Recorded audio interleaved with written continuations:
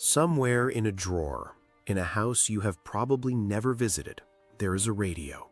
Not a sleek digital receiver, not a smart speaker. A real radio. Heavy, warm-toned, with a tuning dial that moves through frequency bands like a hand sweeping across a map of the world. If you know where to look on that dial, you can still hear something. A faint carrier wave, a station ID in a language you do not recognize. A voice broadcasting into the open air from a transmitter site on the other side of the planet. Those signals have crossed oceans before commercial aviation existed, and the medium that carried them, shortwave radio, once reached an estimated 500 million people worldwide. Governments built empires around it. Militaries used it to fight wars and survive them. Families gathered around living room receivers to hear in real time what the world beyond their borders actually sounded like. Then, in barely 15 years, almost all of it collapsed. The transmitters went quiet. The broadcast towers were sold, dismantled, or left to rust. The audiences moved on, and the frequencies that governments had spent decades and hundreds of millions of dollars to control were quietly handed over to anyone willing to keep the lights on. If you're watching this channel for the first time, I'm Jonathan Reed. This is Beyond History, where we look at the physical spaces, the real infrastructure, and the documented record of how communication shaped the modern world. If that's the kind of history that interests you, there's a subscribe button below. No pressure, no sales pitch. Today, we're going to follow shortwave radio from its accidental discovery through its golden age, its weaponization, its collapse, and the genuinely strange chapter it's living through right now. The truth about what happened isn't a single dramatic failure. It's a series of decisions, budget cuts, political calculations, and technological shifts, each one reasonable in isolation, collectively catastrophic. The story begins with a mistake made by people who were trying to be helpful. In 1912, in the aftermath of the Titanic disaster, the United States Congress passed the Radio Act, the first serious federal attempt to regulate the electromagnetic spectrum. The act wasn't malicious, it was reactive. The Titanic had gone down in part because of radio chaos. Multiple operators on competing frequencies, distress signals lost in the noise, a nearby ship whose radio operator had gone off duty just before the collision. Congress decided to bring order to the airwaves. The order they imposed followed a simple logic. Low frequencies carried the farthest. Low frequencies were therefore the most valuable. Military and commercial operators received priority access to everything below 1.5 megahertz. Amateur radio operators, experimenters, hobbyists, self-taught engineers with homemade equipment were considered a nuisance. They were pushed above 1.5 megahertz, into a band the scientific establishment openly described as electromagnetic wasteland. The frequencies nobody wanted. The signals that would travel, in theory, only a few miles before dissipating into nothing. It took amateur operators less than a decade to prove that assumption catastrophically wrong. By 1921, operators organized under the American Radio Relay League, the ARRL, still the largest amateur radio organization in the United States, had been methodically testing what those frequencies actually did. What they found was not what anyone expected. Under certain atmospheric conditions, shortwave signals did not dissipate. They refracted. They bounced off a layer of the upper atmosphere called the ionosphere, a region of electrically charged particles sitting between roughly 60 and 1,000 kilometers above the Earth's surface, and returned to the ground hundreds, sometimes thousands of miles from where they originated. In December 1921, amateur operator Paul Godley traveled from the United States to Ardrossan, Scotland. Using a receiver he had built himself, he successfully copied signals from 30 American stations. The transatlantic contact was not theoretical. It was documented, verified, and publicly announced. The frequencies the government had dismissed as useless had just demonstrated the ability to cross an ocean. What followed was immediate and predictable. Governments, military agencies, and commercial broadcasters who had barely glanced at the shortwave band 6 months earlier were suddenly filing for licenses, building transmitters, and negotiating international frequency allocations. The spectrum that experts had thrown away was now the most strategically valuable real estate in global communications. The amateur operators who had discovered it were politely thanked and pushed into narrower and narrower allocations as professional interests moved in. The physics that made shortwave valuable, that ionospheric bounce, that skip propagation, is worth understanding because it explains everything that comes later.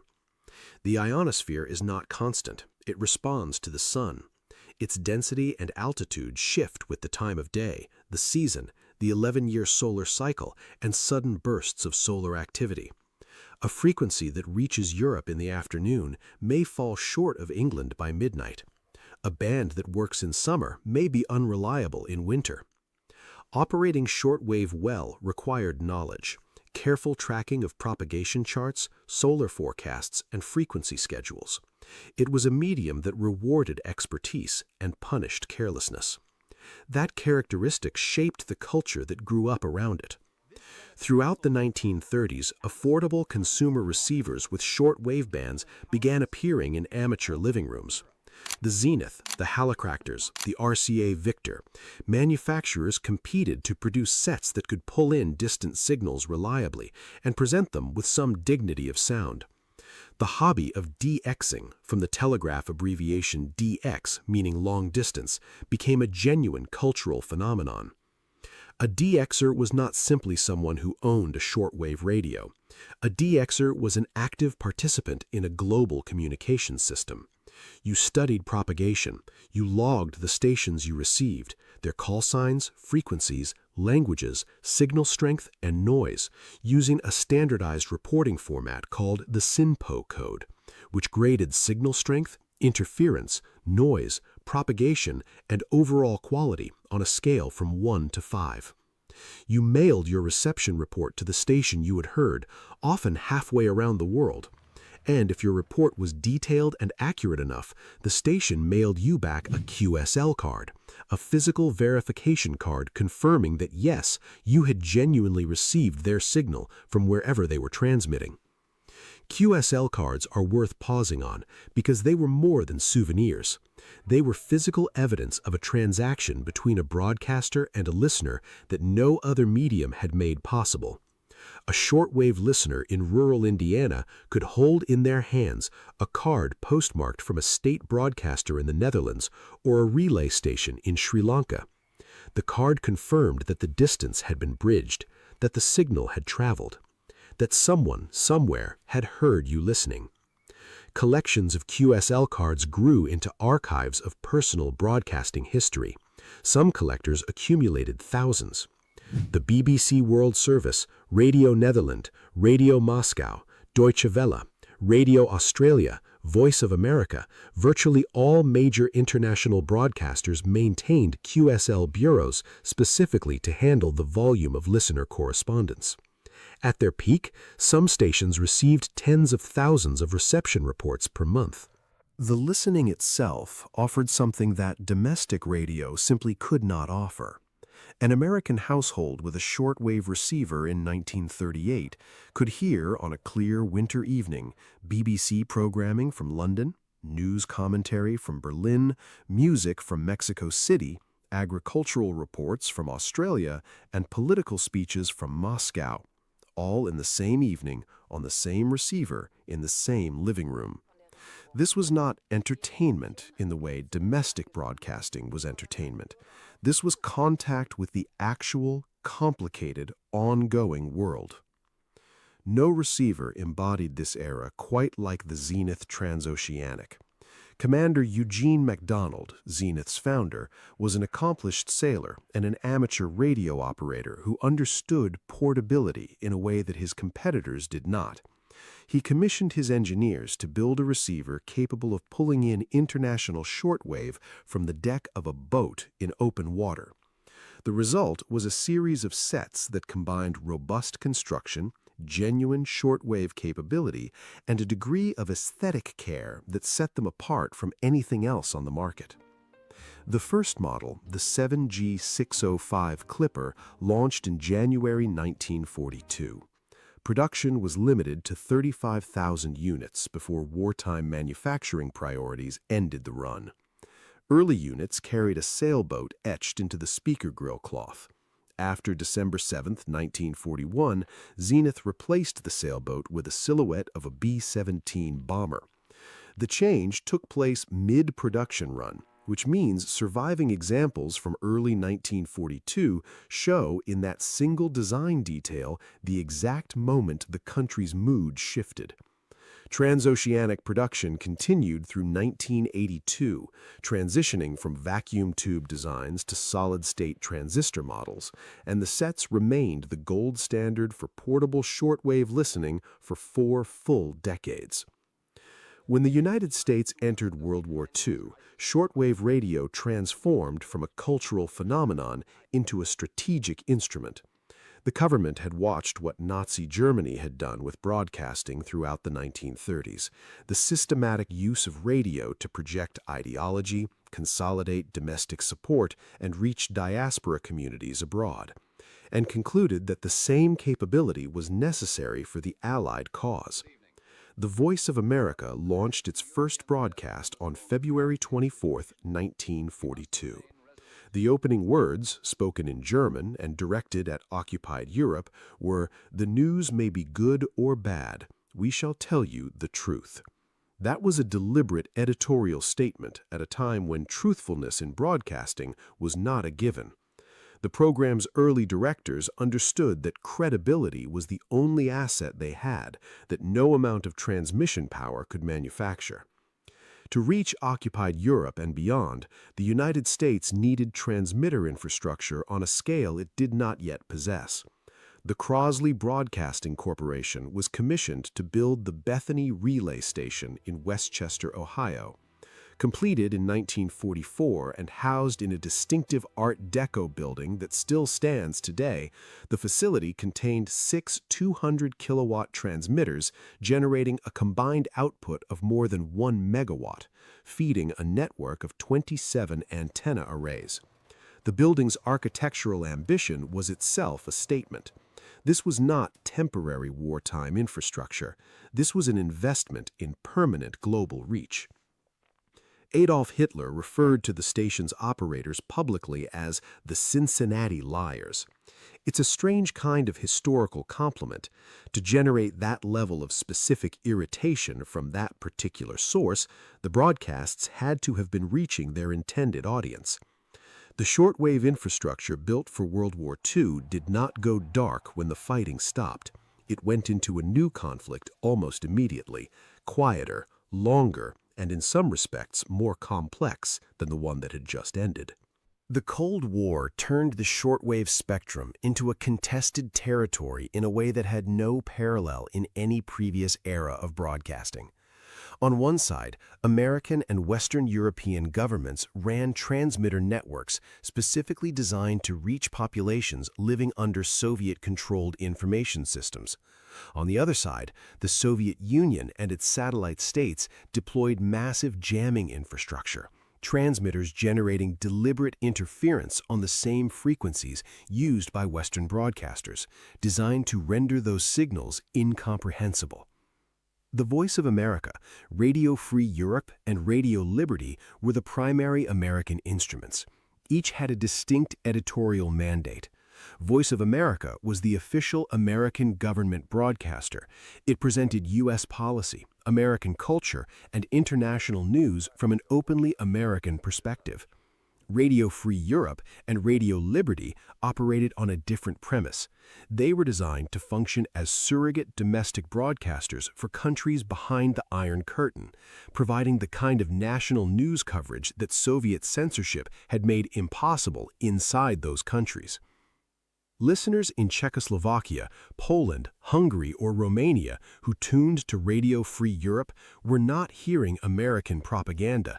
They were hearing in their own language journalism about their own country that their own government would not permit. The Soviet jamming effort was enormous in scale. At its peak in the 1970s, the USSR operated an estimated 3,000 jamming transmitters, a network that consumed more electrical power than the entire Soviet civilian broadcasting system. Shortwave operators learned to work around it, that used multiple frequencies simultaneously, shifted schedules unpredictably, and relied on the ionosphere's variability to occasionally deliver signals that the jamming network had not fully anticipated. The arms race between Western transmitters and Soviet jammers drove both sides to build infrastructure of extraordinary scale. In the United States, the Kennedy administration commissioned the Greenville Transmitting Station in North Carolina in 1963 at a cost of $23 million. The facility covered more than 6,000 acres and produced an aggregate output of 4.8 million watts across its transmitters and antenna arrays. To put that in context, 4.8 million watts is the equivalent of approximately 96 of the most powerful domestic AM radio stations in the United States, all transmitting simultaneously. Greenville effectively doubled the Voice of America's global reach overnight. The BBC World Service maintained its own separate transmitter infrastructure, with relay stations positioned strategically around the world in Cyprus, Hong Kong, Singapore, Ascension Island, and Antigua. Deutsche Welle, Radio Nederland, Radio France International, and the Swedish, Swiss, and Austrian broadcasters all maintained similar global networks. By the mid-1980s, the shortwave spectrum was among the most intensely used communication bands on Earth, crowded with dozens of national broadcasters, thousands of hours of daily programming, and audiences in the hundreds of millions. The BBC World Service estimated its weekly worldwide audience by 1989 of 120 million listeners. That was not a secondary audience, not a supplementary platform. That was the primary means by which a significant portion of the world's population received independent international news. In 1989, the Berlin Wall came down. The Cold War, after 40 years, was effectively over. And with it went the geopolitical justification that had sustained the entire shortwave broadcasting industry. The collapse of shortwave broadcasting was not instantaneous. It was a sequence of decisions that each appeared rational in isolation and collectively amounted to an erasure. The first pressure was purely financial. Shortwave transmission infrastructure is expensive to build and expensive to operate. High-powered transmitters consume enormous amounts of electricity. Antenna arrays require constant maintenance. Relay station leases, engineering staff, frequency coordination, the operating costs of a serious international broadcasting service ran into tens of millions of dollars annually. During the Cold War, those costs were accepted without serious debate because the strategic rationale was obvious. When the strategic rationale dissolved, the budget conversation started. The second pressure was technological. Through the 1990s, the Internet grew from a specialist research tool to a mass medium. Satellite television expanded. FM rebroadcasting, the practice of feeding a shortwave program to local FM stations in target countries, offered better audio quality to audiences who had FM receivers. From a broadcaster's perspective, each of these alternatives was cheaper per listener than maintaining a shortwave transmitter network. The arithmetic was not complicated. The fatal moment for North American and Oceanic listeners arrived on July 1, 2001. On that date, the BBC World Service permanently ended all direct shortwave transmissions to North America, Australia, and New Zealand. The decision saved approximately £300,000 per year, a figure that even in 2001 represented a tiny fraction of the BBC's World Service's annual budget. The BBC's reasoning was that Internet and satellite delivery had made shortwave redundant for audiences in those regions who had reliable access to alternative platforms. They were not wrong about the logic. They were perhaps wrong about what the logic implied. Within 3 years, Radio Nederland-Velverend, Deutsche Welle's English service to North America, Radio France International, Radio Canada International, and Radio Australia all eliminated or dramatically reduced their shortwave services. Each cited the same combination of cost pressure and technological alternatives. Each decision was defensible. Collectively, they removed from the shortwave spectrum virtually everything that had made it culturally significant to Western listeners over the previous 50 years. Radio-Canada International deserves a specific mention. The CBC operated RCI as Canada's primary international broadcasting service from 1945 onwards, reaching Canadian communities abroad, French-language audiences in Africa and the Caribbean, and populations in countries where it provided genuine journalistic value. In 1991, the CBC's federal funding was cut. RCI's shortwave operations were systematically reduced through the 1990s and finally ended in 2012. The transmitter sites were decommissioned. The service migrated to an internet-only presence. The transmitter sites were decommissioned. For communities in remote areas of Africa and Asia where RCI had provided consistent French-language programming, there was no straightforward internet-based alternative. There still isn't. Voice of America began a similar retreat. The agency's transmitter infrastructure, which had peaked at multiple high-power sites across the United States and a global network of relay stations, was progressively reduced through budget negotiations in the 2000s and 2010s. Relay stations in Germany, the Philippines, and Sri Lanka were closed or transferred. The Greenville facility, the $23 million Kennedy-era investment in American global reach, was officially decommissioned in 2015. The towers were cut down. The site was sold. What remained on the shortwave dial in North America after 2005 was a shadow of what had existed a decade earlier. The international journalism was gone. The multilingual programming was gone. The QSL bureaus, the listener clubs, the propagation bulletins. One by one, the infrastructure of shortwave culture went dark. Not everyone left, and the people who stayed tell their own story about what the spectrum became when the governments walked away. As state broadcasters reduced their shortwave footprint, private religious broadcasters moved into the vacuum. The economics made sense for them in a way they no longer did for governments. A high-power shortwave transmitter can reach an enormous geographic area simultaneously without the infrastructure costs of local FM stations in each target market. For evangelical and fundamentalist Christian organizations broadcasting into sub-Saharan Africa, South Asia, or Latin America, shortwave remained not just viable but irreplaceable. Audiences in those regions had not migrated to internet streaming. They had shortwave receivers, often cheap, battery-powered models built for exactly this kind of reception, and they used them. In the United States, a handful of private shortwave broadcasters kept their transmitters running by selling airtime. WBCQ in Monticello, Maine, WWCR in Nashville, Tennessee, WRNO in New Orleans, and HRIS in Cypress Creek, South Carolina. Sold hours and half-hours to religious ministries, alternative political commentators, and anyone willing to pay the rate card. The programming mix that resulted was, to put it diplomatically, eclectic. The internationally recognized journalism and cultural broadcasting that defined shortwave's golden age was replaced by a format shaped entirely by who was willing to pay for transmission time. The single largest institutional rescue of American shortwave broadcasting in recent decades happened in December 2013 in Okeechobee, Florida.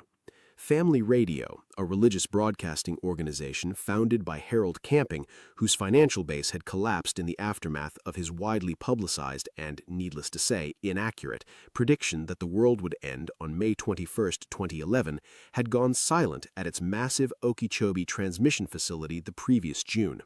The site covered 660 acres, housed 14 high-power water-cooled transmitters, and served 23 antenna arrays. It was the largest privately owned shortwave facility in the Western Hemisphere, and it was sitting dark, its equipment unsold, its future uncertain. Jeff White, founder of Radio Miami International, purchased the entire complex and relocated his WRMI operation from Miami to Okeechobee. The site was preserved, the transmitters were brought back online.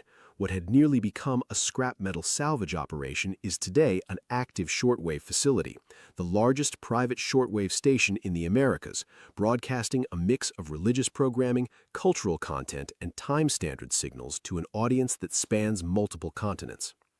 It is worth acknowledging what that rescue actually represents. The physical infrastructure of American shortwave broadcasting, infrastructure built at enormous public expense over decades for strategic purposes that were once considered vital to national security, survived into the 21st century not because of government policy, but because one private individual decided it was worth saving. The Voice of America's story in the years between 2015 and 2026 is, in its own way, the most dramatic episode in the entire history of American shortwave broadcasting, not because of any transmitter or frequency, but because of what happened to the institution itself. VOA had been operating with reduced shortwave capacity for years before March 2025, when an executive order directed the U.S. Agency for Global Media, the umbrella organization that oversees VOA, Radio Free Europe, Radio Free Asia, and several other international broadcasting services, to cut staffing to its bare statutory minimum. The order's implementation moved faster than many observers anticipated. The USAGM's then Deputy CEO, Kari Lake, terminated wire service contracts with Reuters, the Associated Press, and Agence France-Presse. On March 15, 2025, more than 1,300 employees were placed on administrative leave. Approximately 600 contractors were terminated in a single day. A 15-year headquarters lease was canceled. The remaining skeleton staff was relocated to a NASA building with a single functional radio studio. The network that had broadcast continuously into hostile information environments since 1942 effectively ceased normal operations. Federal District Judge Royce Lamberth described the shutdown as arbitrary and capricious. Legal challenges moved through the courts over the following year, with stays and appeals delaying a final resolution. The outcome came in March 2026, when Judge Lamberth delivered a decisive ruling. Kari Lake's appointment as USAGM Deputy CEO had never been legally valid. Every action she had taken under that authority, the layoffs, the broadcasting suspensions, the contract terminations, the lease cancellation, carried no legal force. 1,000 Voice of America employees were ordered back to work. The agency survived, but the year of effective silence had consequences. Audiences in countries where VOA had been a reliable daily source of independent news, in parts of Africa, Asia, and authoritarian-controlled regions where domestic journalism is constrained, experienced a gap in programming that no internet stream or satellite feed could fully cover. For those audiences, shortwave had not been a nostalgic anachronism, it had been functional infrastructure. The broader lesson is one the medium has taught repeatedly.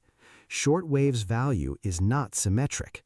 It appears most clearly not when everything is working, but when everything else has stopped working. Internet connections can be severed, satellite signals can be jammed, FM transmitters can be destroyed. A shortwave signal bounced off the ionosphere from a transmitter 10,000 miles away can, under the right atmospheric conditions, still arrive at a battery-powered receiver in a place where every other information channel has gone dark. Shortwave broadcasting is not dead. It has contracted dramatically, restructured around entirely different economic and institutional models, and lost the audience profile that defined its golden age, but the transmitters are still running. China Radio International, now rebranded as China Media Group's external broadcasting arm, operates what is arguably the largest shortwave broadcasting network in the world today. The network broadcasts in more than 65 languages across hundreds of frequencies, reaching audiences in Africa, Asia, Latin America, and the Pacific. China's investment in shortwave is explicitly strategic. It targets populations in regions where internet access is unreliable, where FM infrastructure is limited, and where shortwave receivers remain the most practical means of receiving international broadcasting. The editorial content is unambiguously state-directed, but the reach is real and the commitment to the medium is genuine. Iran's IRB World Service, North Korea's Voice of Korea, Russia's external broadcasting arm, and several other state broadcasters have maintained or expanded shortwave operations while Western broadcasters were dismantling theirs. The pattern is significant. The governments that reduced or eliminated shortwave in the 2000s and 2010s were, with few exceptions, governments whose populations had reliable access to alternative information platforms. The governments that kept broadcasting on shortwave were governments that understood its value specifically in environments where alternatives are absent or controlled. The NIST radio stations WWV and WWVH, operated by the National Institute of Standards and Technology in Fort Collins, Colorado, and Kekaha, Hawaii, respectively, continue their broadcasts as of this recording. They transmit precise time and frequency standards on shortwave continuously, without interruption, as they have for decades. They are not entertainment, they are not journalism. They are utility, a reliable time reference available to anyone with a shortwave receiver, used by navigators, scientists, engineers, and timekeeping systems around the world. Their continued operation reflects the fact that some shortwave functions are simply too useful to replace with anything else. Canada's CHU time station, the North American equivalent operated by the National Research Council, is scheduled to cease transmission on June 22, 2026. When it goes silent, it will end a continuous broadcast service that began in 1923. Its departure will leave WWV as the only continuously operating international shortwave time standard in North America. There is a final chapter to this story, and it is one that would have seemed entirely implausible to anyone who watched the international broadcasting industry dismantle itself through the 1990s and 2000s.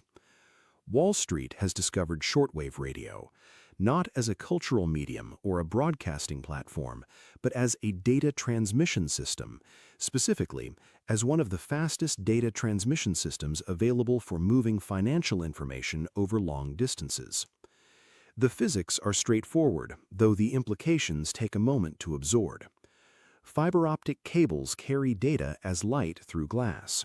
Light moves through glass at approximately 70% of the speed it moves through open air. The glass itself introduces a meaningful delay, small in human terms, but enormous in algorithmic trading terms, where a difference between profit and loss can be measured in microseconds. Fiber cables also route through geographical constraints. They follow coastlines, cross through switching hubs, and travel paths determined by where cable ships could lay them, rather than by straight-line geometry.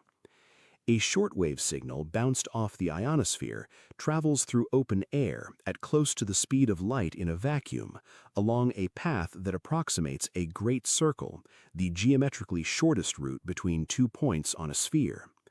For algorithmic trading operations that move large sums between the Chicago Mercantile Exchange and European exchanges like Eurex, the latency difference between a fiber optic path and an ionospheric shortwave skip can translate directly into measurable competitive advantage. A signal that arrives 2 milliseconds earlier than a competitor's signal in a market where trading algorithms execute in microseconds is a signal worth spending significant money to send.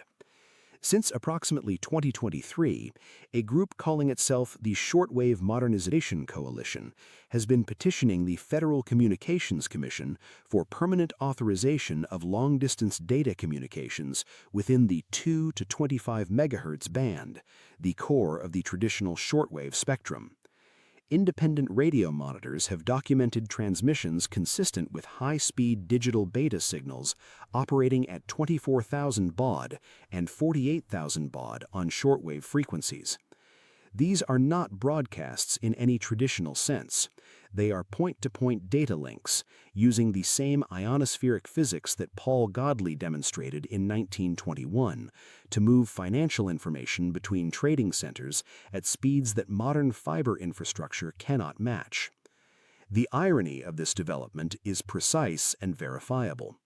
A shortwave receiver designed and built in the 1930s could in principle be tuned to the same frequencies currently used to transmit automated equity and futures trades between Chicago and Frankfurt. The ionosphere that amateur operators accidentally discovered a century ago is now a commodity in algorithmic finance. The electromagnetic wasteland that Congress created by pushing hobbyists out of the low frequencies in 1912 has, over the course of that intervening century, become infrastructure for some of the most capital-intensive operations in the global economy. Whether the FCC will grant permanent authorization for this use, how the existing shortwave broadcasters who still operate in that spectrum will be accommodated, and what the long-term coexistence of broadcasting and financial data transmission on the same frequencies will look like, none of that has been resolved. The petition is under review. It is worth stepping back from the chronology for a moment to say something about what shortwave radio actually is at a fundamental level, because I think the way people talk about it sometimes misses the thing that makes the entire story coherent. Shortwave is not a technology in the way that a smartphone is a technology. It is not a platform that was invented, scaled, disrupted, and eventually displaced by something better. It is a property of physics. The ionosphere has been refracting radio waves of certain frequencies since the planet had an ionosphere, which is to say, since long before anyone on its surface knew the ionosphere existed. What happened in 1921 was not an invention, it was a discovery. The discovery that something the physical environment had always been doing could be made useful by human beings. That distinction matters because it explains why shortwave keeps reasserting itself across different eras and for different purposes. The governments that stopped broadcasting on shortwave in the 1990s did not disable the ionosphere, they simply stopped using it. The frequencies that the BBC stopped transmitting to North America in 2001 did not disappear. They are still there, still capable of carrying signals across oceans, still responding to the same solar physics they have always responded to. The infrastructure that humans built to exploit those frequencies, the transmitters, the antenna arrays, the relay stations, that is what was lost. And that loss is real and not easily reversed. But the underlying capability was never at risk. This is why shortwave appears in places and for purposes that seem disconnected from its history as a broadcasting medium. Aviators still use shortwave frequencies for long-distance, high-frequency voice communication across oceanic routes where VHF and satellite coverage is incomplete. Maritime operations still rely on it for similar reasons. Emergency management agencies in many countries maintain shortwave capability specifically because it operates independently of terrestrial infrastructure. It doesn't need cell towers, internet exchange points, or electrical grid connections at the receiving end. A battery and an antenna are sufficient. None of these applications make shortwave what it was in 1965, but they are a reminder that the medium's decline was a decline in one particular use case, mass international broadcasting, and not a decline in the underlying physics. I've been collecting shortwave receivers for a number of years. There's something about the physical object, the weight of a good vacuum tube set, the way the tuning dial moves through the bands, the sound of a signal fading in and out as atmospheric conditions shift, that carries historical information in a way that a digital archive can't quite replicate. When you tune a 1940s receiver across the shortwave spectrum today, you're using an instrument designed to do exactly what it's still technically capable of doing. The frequencies are still there, the ionosphere is still working. The physics has not changed. What has changed is the world on the other end of the signal. The living rooms where families gathered to listen to London or Buenos Aires at night, the amateur operators who spent decades mastering propagation charts and building receivers from scratch. the QSL card collections that documented in physical form the improbable distances that radio waves traveled, the Voice of America engineers who ran 24-hour transmission schedules into countries where receiving their signal carried personal risk. Most of that is gone. Some of it is still holding on, in forms that look nothing like the original medium. Shortwave radio lost its audience, its funding, its golden age, and most of its institutional infrastructure. It has not lost its physics. The ionosphere does not distinguish between a 1944 propaganda broadcast and a 2024 financial data packet. It simply reflects what arrives at the right frequency and angle. It has been doing so longer than anyone has been alive to listen, and it will continue doing so regardless of whether anyone decides to keep the transmitters running. The question worth sitting with, I think, is not whether shortwave will survive. The physics settled that question before anyone asked it. The question is whether the things that made the medium valuable in its golden age, the independence of transmission from terrestrial infrastructure, the ability to reach audiences that every other system has stopped trying to reach, the connection between a broadcaster and a listener separated by 10,000 miles of open ocean, whether those things still matter enough to enough people to be worth preserving in some form. I don't know the answer to that. I'm not sure anyone does yet. If this kind of history is what you come here for, and you're not already subscribed, the button is below. I'll see you in the next one.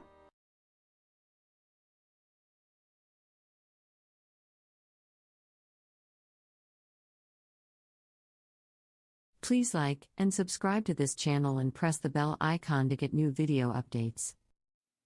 Hello, this is Patrolling the Ether, the FCC in World War II, for the Antique Wireless Museum YouTube channel. We're going to talk about two wartime FCC departments, the first being the FBIS, or Foreign Broadcast Information Service, and the other, the RID, the Radio Intelligence Division. We're going to talk about the radios and antennas and other specialized equipment that both groups used.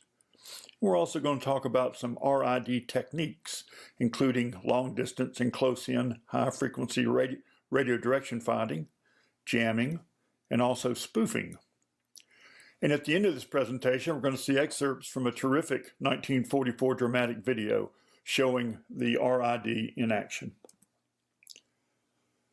This story started for me at the Shelby, North Carolina Hamfest 2013 when a buddy of mine from New Bern, North Carolina, brought what looked like a piece of test gear in a wooden cabinet.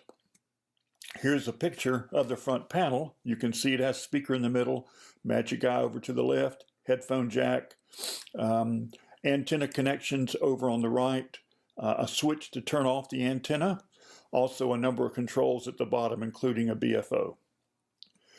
My friend had it on eBay twice, but no nibbles at all, so he brought it to the Hamfest. And he describes it here in the listing as a possible OSS receiver. Now, the only reference that we could find at that time was for a similar unit written up in Wireless for the Warrior, and this was about an SSR 201 that was found in a museum in Belgium. Here's a close-up picture of it. Looks very similar, and it's SSR 201, which stands for Special Surveillance Receiver, Model 201. And of course, the difference is it's in a different Naugahyde case. Now, Wireless for the Warrior said there's very little known about this aperiodic wideband surveillance receiver. It appears to have been manufactured in a relatively small quantity by a small workshop having only semi-professional facilities, and no specific military components are used in its construction. Rather, U.S. commercially branded parts are found. Now, also on the web, I came across this wonderful, basically an online book, large PDF, entitled The History of the Radio Intelligence Division Before and During World War II, collected and put on the web by Dan Flanagan, W3DF, a good friend of mine now. And This was based on some writings from George Sterling, who was the chief of the Radio Intelligence Division during World War II, and also a ham. His original call was 3DF or W3DF, and later in his retirement, he moved to Maine, and at that time you had to change your call if you moved into a different call area, so you ended up with W1AE. Here's a picture of George Sterling in his retirement. He's sending Morse with his right hand and writing with his left hand, which is an example of how the early commercial Morse operators did things. Here's actually George Sterling's early spark key that he used as a radio ship operator in the early 20s. Before that, he'd been a radio instructor with the Signal Corps in World War I in Europe. But the key was given to another RID man late in George's life. Now here's George's early QSL card, and he is the Assistant U.S. Radio Inspector for the 3rd District. And you'll notice about halfway down in the QSL card it says violations. So he's looking for violations and making comments of the quality of the signal, the frequency, and all that. He's also, if you look over to the left under transmitter, he's using a loop experimental. So he was already working with loop antennas back in 1924. Now, George teamed up with a gentleman named Robert Cruz, who was formerly the technical editor for QST, and they produced the radio manual, which was at least as popular as the ARRL handbook, which also started around 1928. The radio manual had 4 editions from 1928 on and was a very popular reference book. Now, the Federal Radio Commission had been created in 1927 to help license broadcasters and minimize interference, and also to do some frequency measuring and transmitters inspections from time to time on ships and also AM broadcast stations. Their main monitoring site at that time was Grand Island, Nebraska. They didn't have any ADCOC high-frequency direction finding capability early on, but as World War II came on the horizon, site expansions began. Here's a postcard from Grand Island, Nebraska, pre-World War II. And you'll notice at the bottom it says, monitors the radio stations of the world. Now, in June 1940, the government decided there would be no more international contacts for U.S. hams, even though we weren't at war with anyone. That same month, W1AW transmitted the first code practice over the air in support of the upcoming war effort to help people practice their Morse. Also in September 1940, a group called the National Defense Operations within the FCC was created. Also, all licensed hams had to submit photos, fingerprints, and proof of citizenship by October 15th of 1940. Now, during World War II, radio skills paid, and paid well. A lot of people were looking for radio operators. The Army, the Navy, and a number of civilian organizations, including the FCC. So the NDO, or National Defense Operations, evolved into the RID and the FBIS. Pretty good money. Median income in 1940 was about $1,000 a year. So a radio operator started off at about twice that. A monitoring officer, 1.5 times that, and supervisor, $3,200. And if you had language skills and could analyze broadcast and write commentary, you could make even more than that. So everything changed on December 7th, 1941. U.S. hams had to go QRT on December 8th. In other words, no more transmitting with anyone on any frequency that was capable of going international. So anything below 56 megacycles was prohibited. They could still receive, though. Also, by March 1942, over 15,000 hams were already in the military. So there was still a need for low-powered communications. So the ARRL helped to create the War Emergency Radio Service, or WERS. It was basically their equivalent of our 2 meters and 440. It was for company use, air raids, national disasters, that type of thing. The government, the organization was licensed with the WERS license, but you had to have a ham license to also operate the equipment. And most of this was low-powered, mostly homebrew rigs. Here's an example of a commercially made WERS radio that you've probably seen at Hamfest and wondered who used it. And that's the Abbott transmitter receiver model TR4. And again, it was on 2.5 meters, super regenerative detector, range from 5 to 75 miles. So during the World War II, the FCC organization grew significantly up to over 100 locations in the U.S., Alaska, Hawaii, Puerto Rico, and even points beyond. Washington, D.C. was the central point. The FCC monitored all foreign broadcast. They also developed high-frequency direction finding capabilities, started monitoring the airwaves. They also developed mobile surveillance capability, and all the monitoring sites were guarded. Here's a picture of Grand Island now in August 1942. You'll notice they have a gate and a gate guard. I want to talk about the Foreign Broadcast Intelligence Service first. So this was set up to record and analyze all foreign broadcasts from as many countries as they could get, looking for any up-to-the-minute news that they could share with other government agencies, any kind of intelligence, any type of propaganda that was being said, so that we could come up with countermeasures if need be. The FBIS was headed by a gentleman named Harold Graves, and they had a number of different translation rooms. Here's by 25 August 1941, the FBMS, which was the Foreign Broadcast Monitoring Service, which they called that, and they switched it to the FBIS shortly thereafter. Notice all the different languages that they had capabilities of translating and analyzing. The FBIS put out a number of different wire services to different organizations, depending on what it was.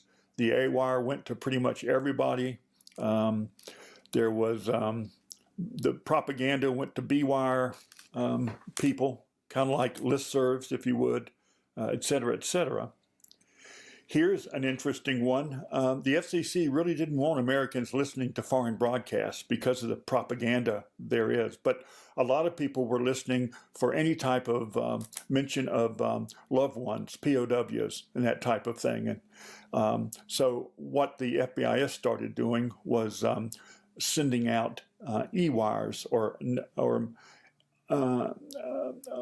telegrams when someone was mentioned as being a POW and that type of thing. And that was to try to eliminate people doing it on their own.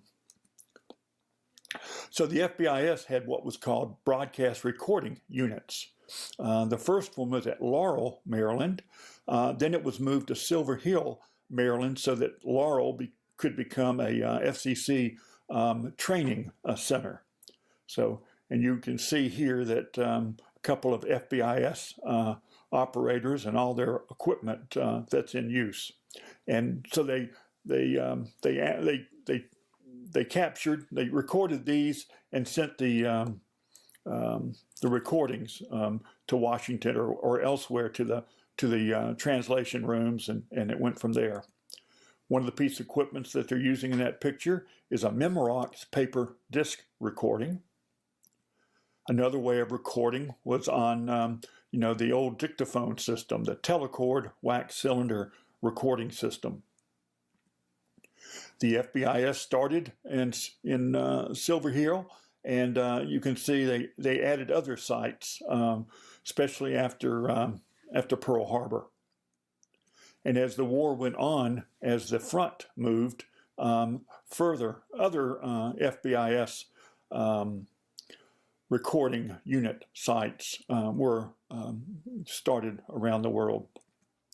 Now, all of these sites had large antenna fields. Here's a couple of pictures of, here's a doublet antenna field at Grand Island, Nebraska.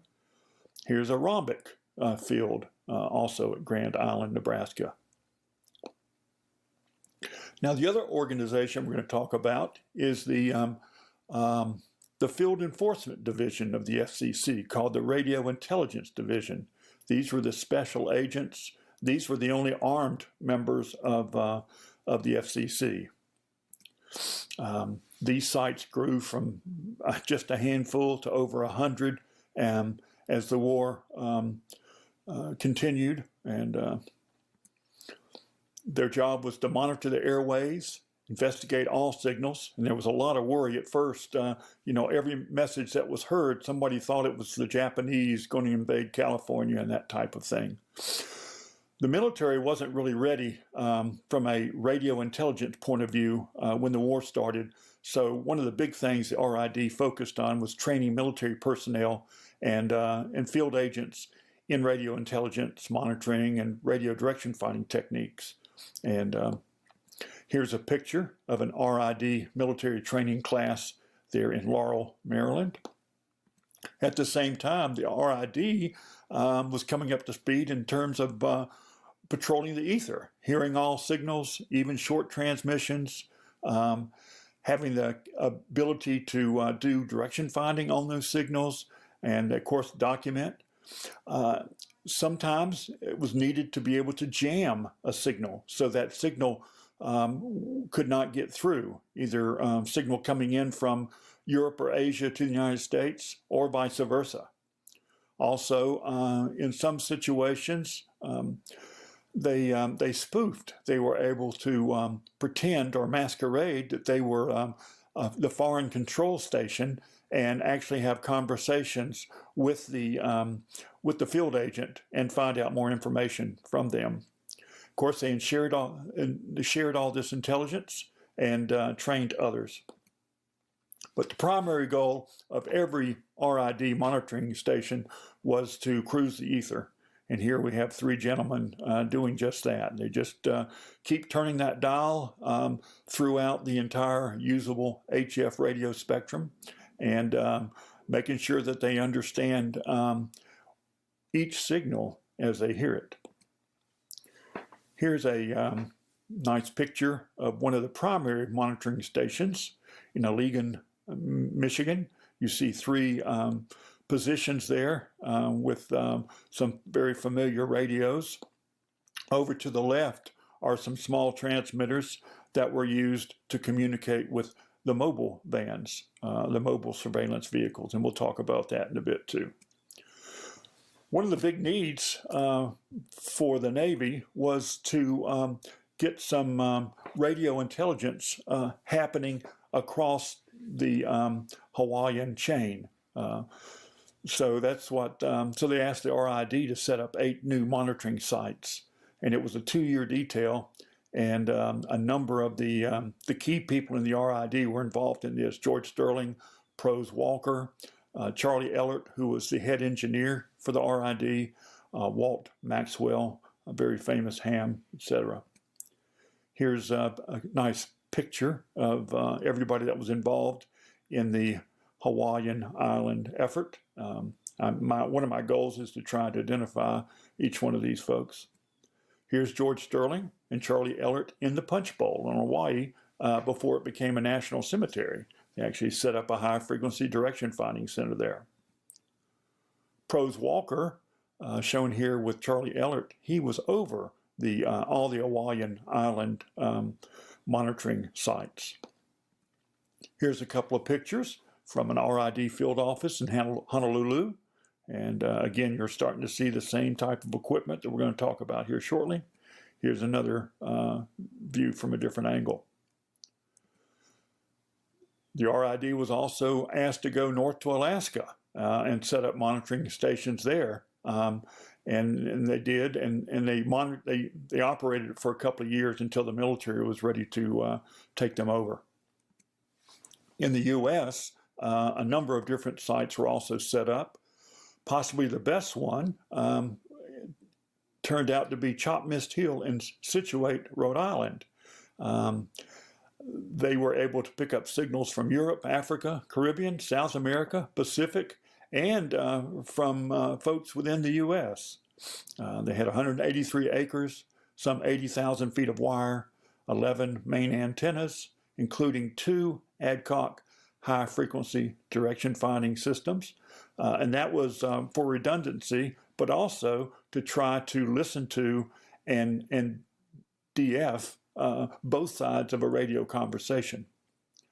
And one of the unintended consequences of all these RID sites was assisting in locating lost aircraft. There was a lot of aircraft flying around, and especially off the coast of the California going to Hawaii, and a lot of aircraft was saved thanks to the radio direction finding at the RID locations.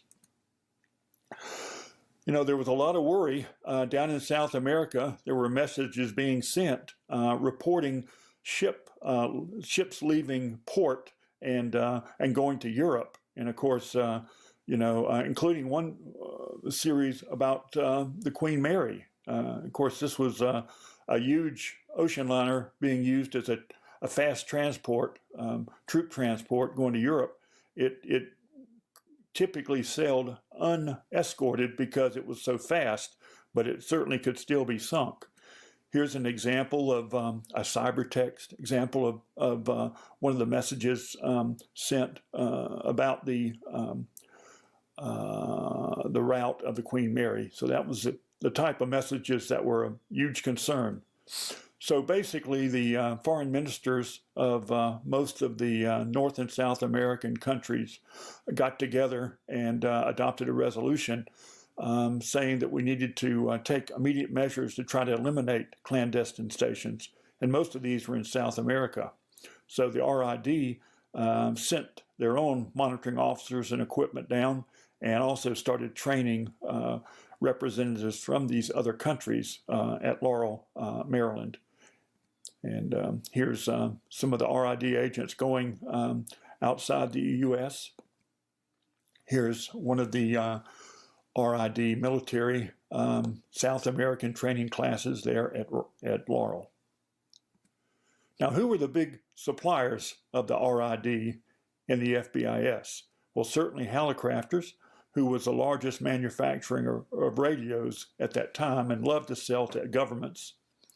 Also the Hudson and Ford automobile companies. The SX-28 high-frequency receiver was the primary intercept receiver used by both the FBIS and the RID during World War II. Also for VHF and UHF, Hallicrafters provided their S-27 receiver, and later their S-36. And these were used at the fixed locations, also in mobile bands, and used portable as well. Now, in the mobile vans, in addition to the SX-28 and the S-27 for intercept, they needed a way to talk back to the base to get information and orders and that type of thing. So they also carried typically an HT6 low-powered transmitter, and also a smaller receiver, the SX-25 SuperDefined. Now there were a couple of special FCC model SX-28s produced, and they have data tags associated with them. One was the SX-28 FCC, and this was the one designed for mobile use. It could be powered by DC, and it also had 12-volt tubes in it. Also, they had a version of the SX-28 called the SSR-202, or Special Surveillance Receiver 202. It had a new dual IF so you were able to either eliminate one sideband or the other, and even the carrier, if you were in a situation where you had a bad heterodyne interference. This special IF was designed by another RID engineer named James McLaughlin, and it was used by both the RID and the FBIS. And here's an article, picture from QST June 1941, where James McLaughlin describes the selectable single sideband receiving system. Now, they also, as I mentioned, for VHF and UHF, they used the S27, and this is a S27 FCC. One of the requirements that they had for VHF and UHF was be able to zero the S meter from the front panel. So Hallicrafters added the hole right below the data tag there called S meter adjust, and later on just left it in the product when they sold the product to other government agencies and civilians and that type of thing. Now, all these sites use very specialized antenna, a lot of wire antennas, beverages and doublets for receiving, rhombics, multiple rhombics for transmitting. They also use some specialized gear. For example, the Memorex paper disc recorder we've already mentioned, and the Telecord wax cylinder recorders. You'll also see some ink recorders that are able to record CW at any speed. And also some new long-distance high-frequency direction finding equipment for long-distance direction finding via skywave, and then also some tools to do it close in, ground wave, which would be loops and handheld devices. Here's a picture of the ink recorder recording the CW. And of course, whatever was recorded had to be transcribed. Now, the long-range direction finding used by the FCC is one built to their own specifications. And it was using a manually rotated adcock antenna in a wooden shelter. And they used a SX28, and they tuned to an aural null. In other words, they're listening and they're tuning until the signal is the minimum. Loops were used in mobile vans, but they were susceptible to night effect errors, skip if you will, but the adcocks were much less immune to this, or much more immune to this, and gave much better bearings over long distances. Here's a picture of the RID Type A adcock system. This one's at Grand Island, circa 1940. You can see the two vertical dipoles, one at each end, that can be manually rotated. This was followed up by the Type B adcock, and this was the one that they used more of. They were built. The shelters were made of wood. They had two per location. One was typically powered by AC, one by DC. They used underground wiring, and each one of these direction finding setups had either a radio, telephone, or a teletype link to the nearest primary center or directly to Washington, D.C. Here's an assistant supervisor, K.W. Miller, taking a bearing with the adcock direction finder. And you can see in the background the SX28. You can also see the Hallicrafters HT7 frequency standard that was used by a lot of these locations. And they tuned the antenna till they got a null, and that meant that the antenna was broadside to the direction of arrival of the signal. Here's another picture of the same type of equipment in use, we think, at Powder Springs, Georgia, which was also a primary RID site. Later on, they actually had new versions of the Type B adcock. They called it the windbreak, and these started showing up in 1943. And certainly out in Nebraska, out in the plains, they had lots of wind, and so it certainly could have been just to block the wind to make it easier to spin the adcock around, or another benefit would be that people couldn't see what was going on. They couldn't see them in use, couldn't see the equipment, and that may be another reason why they added the windbreak. Now, during the war, the RID was constantly testing themselves, and other people were testing them as well. One time, a portable transmitter was set up at the Pentagon, and with an antenna out the window, just to see how long it would take to be reported. And Situate, Rhode Island, reported it within 7 minutes. Here's a test where the Navy put out a small boat out in the Gulf of Mexico and started transmitting. And the RID took some long distance direction finding fixes, and it took about 20 minutes to get these, and very close in terms of latitude and longitude of the actual ship's location. And here's a mapping showing the various bearings coming in from the various RID locations across the country. The RID also developed mobile surveillance, and these were either Hudson or Ford automobiles with SX-28s, S-27s, SX-25s, HT-6s, telecoil wax recorder, a loop to help zero in on a transmitter. And they also had some handheld equipment called snifters that they would use on foot. Of course, these vans had heavy-duty batteries and some power supplies. One interesting addition in all the mobile vans and also at the fixed sites were amateur call books, which back then had listings of all the U.S. and international hams all in one big book. And of course, they also do just what all the hams do these days when they ride around. They look for antennas. Here's the inside picture of a 1939 Ford Deluxe direction finding car being outfitted for the RID.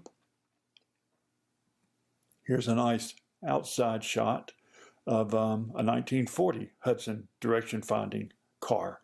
The loop at the top was removable. In fact, here, this picture here shows a number of different loops being available to be used for different frequencies that are stored underneath the primary intercept receiver there, the SX-28. Of course, here's a picture of the trunk. They've got an extra battery. Looks like got some power supplies mounted there, etc. And here's a fully fleshed out 1941 Hudson sedan with driver. You can see the intercept receivers there in the back seat. And in the leftmost picture, you can see the intercept operator manually turning the loop. And he's got recording equipment right there if he needs it as well.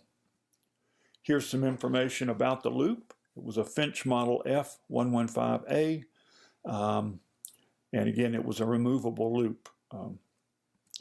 I think the loop also needed a loop coupler that looked like this. Charlie Ellert, who was the chief engineer for the RID, came up with a handheld field strength meter that they would carry on them. And of course, it picked up signals across the spectrum from 200 kc up to 60 megacycles. Here's a picture of the last call book, pre-World War II. It was the winter 1941-42 issue. These were used throughout the RID. Another piece of specialized equipment that was used first by the RID was the panoramic display from Dr. Marcel Wallace, who was a French ham, F3HM, and he also was the founder of Panoramic Radio Corporation in New York City. Here's Dr. Wallace with a follow-on product radio spectrograph. It had 100 kc display bandwidth. And certainly this would help in signal and fist analysis and transmitter fingerprinting. But the fact remains, how can we monitor all HF frequencies at once? The fear was, missing a transmission, especially a short transmission. The pan adapter, while a good tool, was not the answer. So there was actually need for some other specialized equipment that wasn't on the market. So the RID had to invent it themselves. And this was the receiver that showed up at Shelby. The Series K aperiodic receiver, manufactured by the Kahn Manufacturing Company, Baltimore, Maryland. AC powered, can be used for unattended monitoring of a nearby transmitter. So there's no radio dial that needs to be turned. It's actually receiving signals from basically any frequency usable for long distance communications, from 50 kc up to 60 megacycles, all at once. And so it provided an indication of anyone transmitting nearby on any frequency. And the range depended on the antenna used. You could also turn off the antenna if you were really close. These were used fixed locations, portable. They were used in the mobile vans. Anytime they were going to do a stakeout of a prison camp, for example, or a detention center, or outside the German embassy, that type of thing. The RID nickname for the aperiodic receiver was the watchdog, because the operators could lay back and do something else, and they'd only become concerned if the signals started coming through the aperiodic receiver. And these were designed and built in-house. One of the friends of the RID was another ham manual Kahn W3ZK of Baltimore. And they, most of the radio manufacturers were full up with orders, so they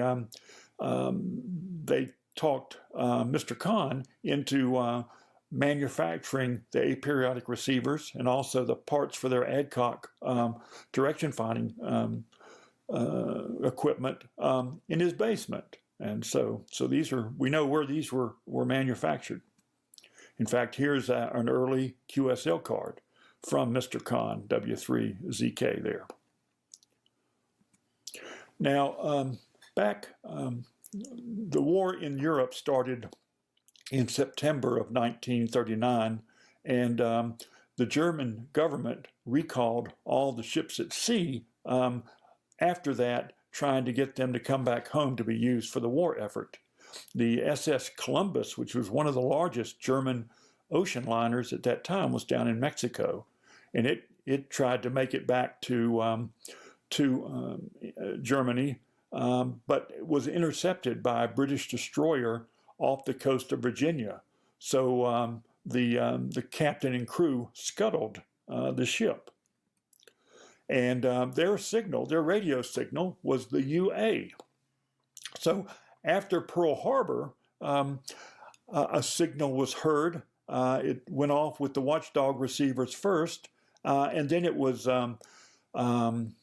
DF'd by the long distance sites across the country.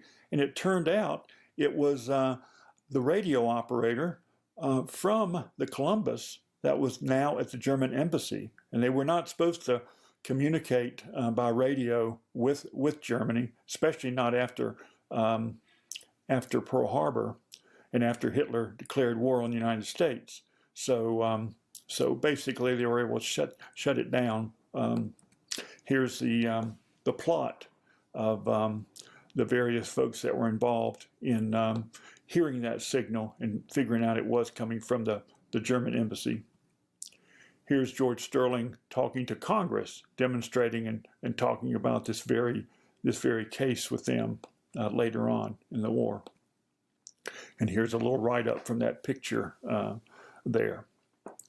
So how did the RID do in World War II? Well, they investigated over 9,000 signals. They shut down over 400 stations that shouldn't have been transmitting, and that included a couple hundred spies rounded up down in South America. And also, they assisted over 600 military aircraft, mostly flying between the West Coast and Hawaii, saving the aircraft and crew and thousands of lives.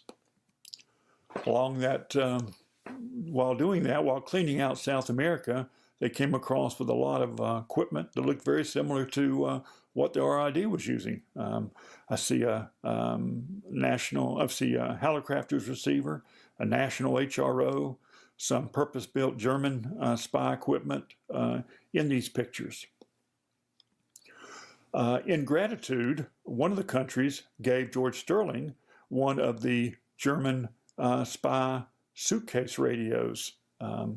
And we're not sure where this radio is, so it's probably out there somewhere.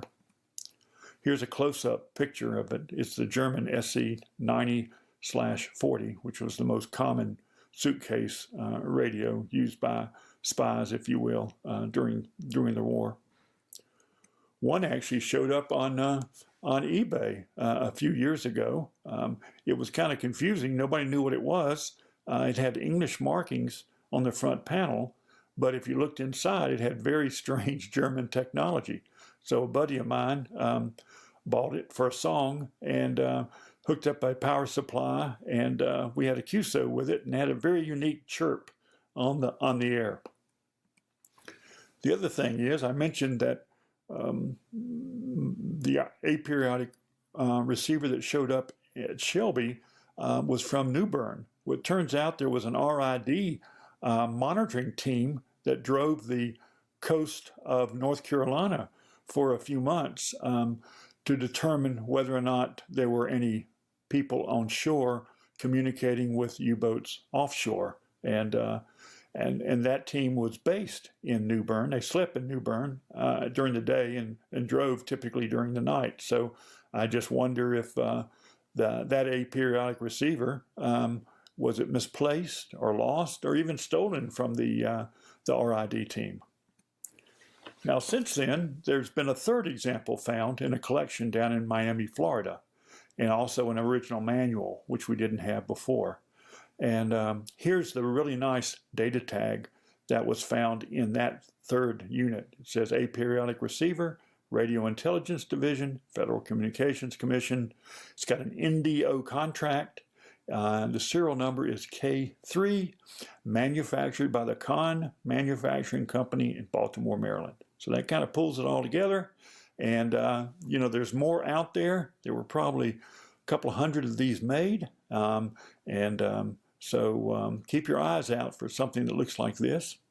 And if you happen to live in any of these cities where they had RID sites in the past, you might have a leg up on other folks, and there might be some equipment out there.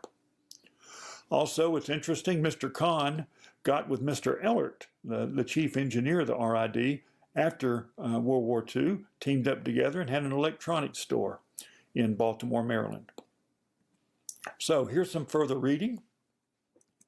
The Foreign Broadcast Information Service history, that's out there on the web. There was also a nice QST, January 1945, with an article about the hams in the FBIS, and also the hams in the RID. And of course, don't forget the wonderful free book, The History of the Radio Intelligence Division, before and during World War II. It's out there on the web. George Sterling also wrote a number of articles for the AWA Review.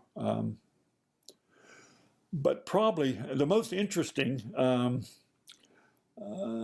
thing we have left talking about the RID is this video called Patrolling the Ether.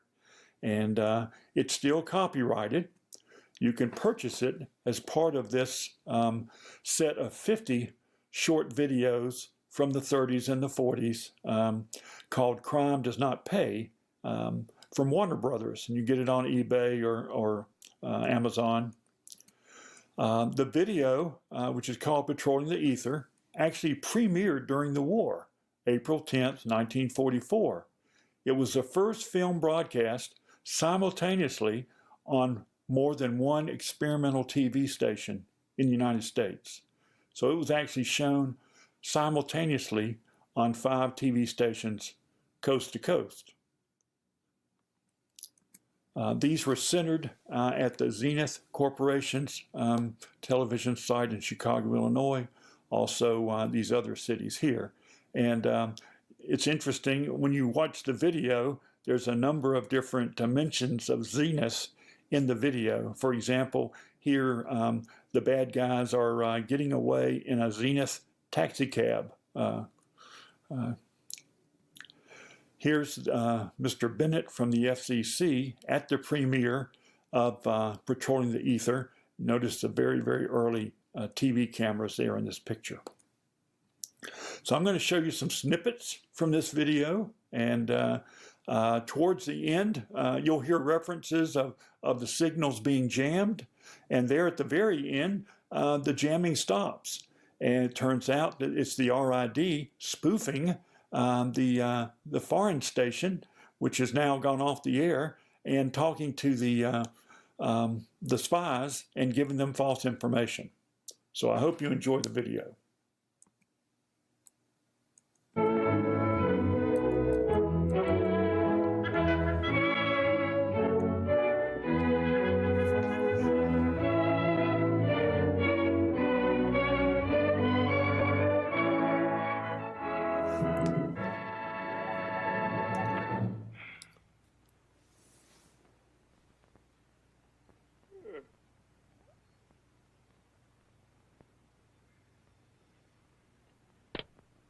W3 RTS calling PY2 UWV. W3 RTS calling PY2 UWV. Come in, please. PY2 UWV, back to W3 RTS. Good evening, Philippe. You're putting in a good strong signal here. PY2 UWV up to W3 RTS. Look, this is Mr. Beck. Bill Beck. Hi. Hi. He's from the government. FCC, Radio Intelligence Division. FCC, Federal Communications Commission. That's right. Well, did you want to see me? Well, there's nothing wrong, is there? Philip, why don't you let him... Alfredo, excuse me just a minute. Please, Thank you. W3 RTS calling PY2 UWV. Hello, Alfredo. I've got a visitor. Afraid I'll have to sign off until tomorrow. Oh, I'm sorry. Well, later in the week then. Adio. W3 RTS off and clear with PY2 UWV. Afraid you'll have to write him a letter, Philip. Well, what do you mean? All amateurs are affected. There's to be no more transmitting out of the United States. I don't get it. We're not at war with anyone. No, we aren't.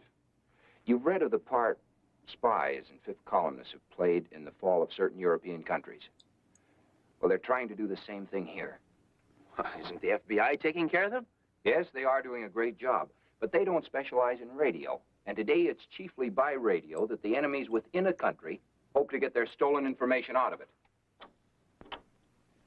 That's why the RID was born, the Radio Intelligence Division. It is our job to police the ether. Hey, that's a pretty big job. You're sort of an FBI of the airwaves. Well, you might put it like that. How old are you, Philip? 16. Almost 17.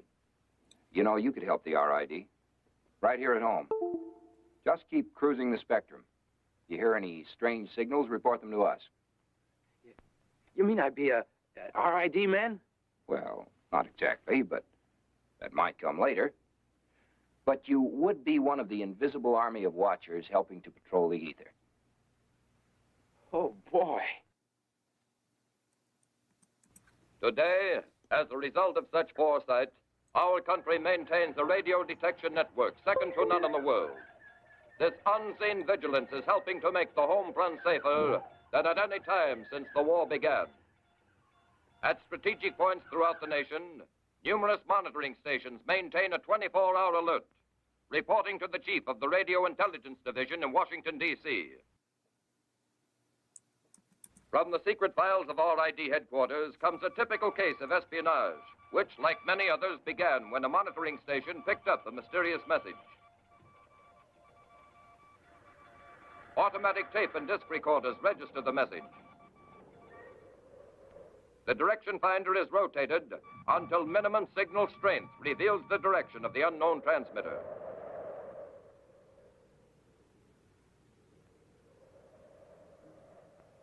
Headquarters gets the flash. Bearings from this and other monitoring stations converge on a map. At the point of intersection or fix, the enemy station is spotted. The RID chief contacts the station nearest the fix. Instructions and voice code are transmitted. 21XY, calling 22XY. And the cruising mobile unit receives the location of the fix. 21XY, calling 22XY. 22XY, back to 21XY. 17Q, R3, 9J8L, 9.1. 17QR3, 9J8L, 9.1. Right. 9.1 megacycles. 9J8L. Hey, that's over on the west side of town. Yeah, it's between Hammond and Kingsley Avenues. Hey, do you think it's big stuff? Maybe. Not a sound on that frequency now. Maybe. I've been an RID man 2 weeks now. When am I going to catch a spy? Be patient, Junior. I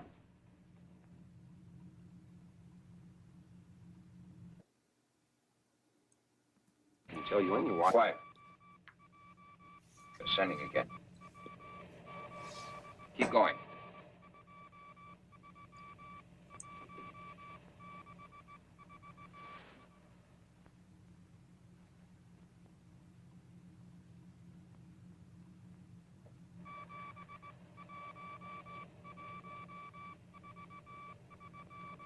The loop's hitting to the right.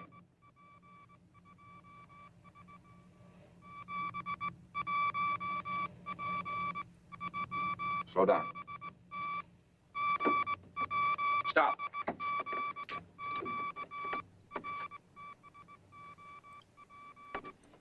Hey, there's an apartment house over here.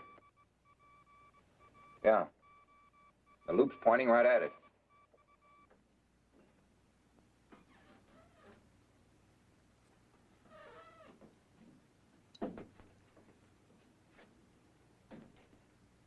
Got your sniff? Oh, yeah, you bet.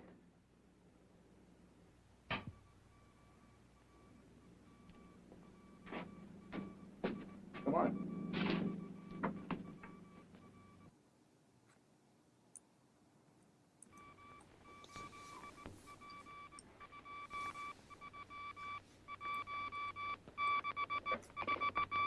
Sounding stronger.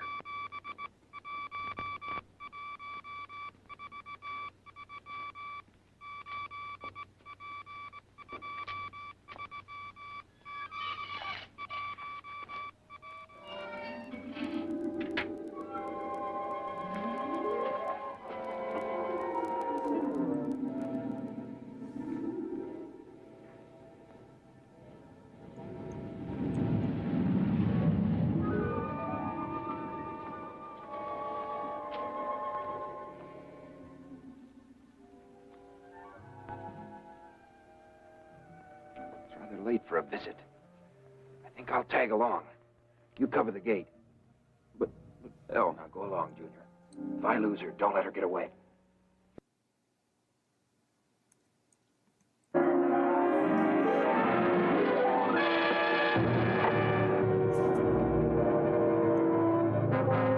Bill.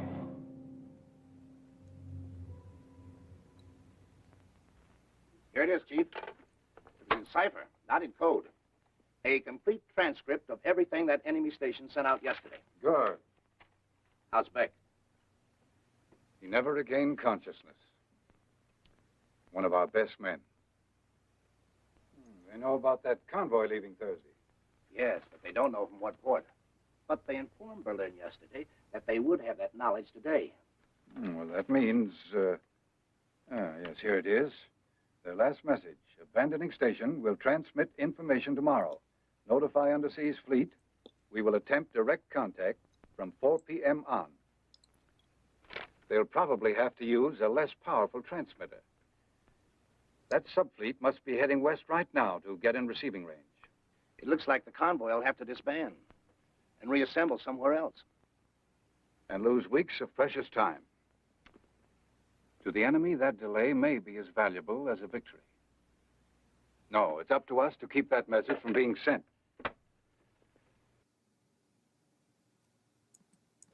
Throughout the nation, the monitoring crews are alert, standing by for the enemy signal. Far out in the Atlantic, in the radio rooms of the German wolf pack, men are also waiting. Somewhere in the streets of the city, somewhere in the stream of traffic, the enemy is on the move.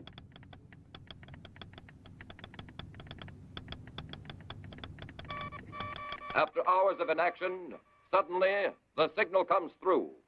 Got it. 240. Settle in.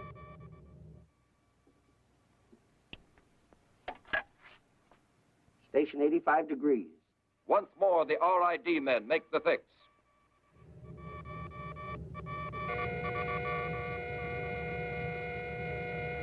The Yankees. They're jamming the wavelength. Looks like we can't get through that barrage they're putting up. Stick with it. We've got to get through.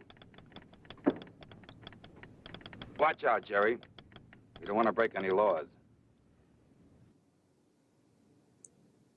Still on the alert, the RID men gradually locate the enemy transmitter. They're still moving, but we've narrowed them down to 4 square miles. Area bounded by 8L, 8R, 6K. 19XY to 21XY. 21XY back to 19XY. 8L, 8R, 6K. Police stand by to cooperate. All cars, this is it. 8L, 8R, 6K. 8L, 8R, 6K. 8L, 8R, 6K. We've got to search all cars coming out of that area.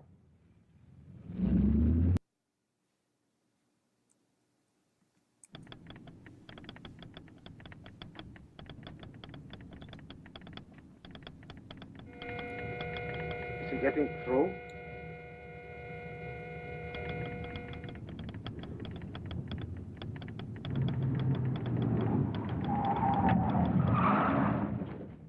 What's the idea? Take a look.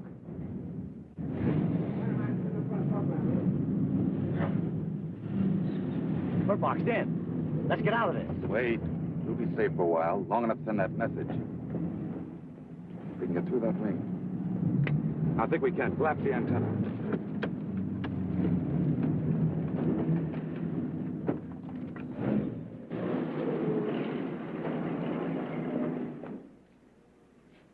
Go ahead. Pull over.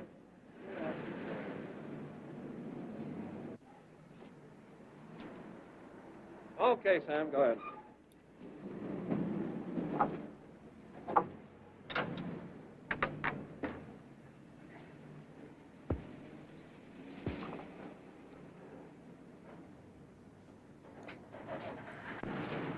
Pull over to the curb.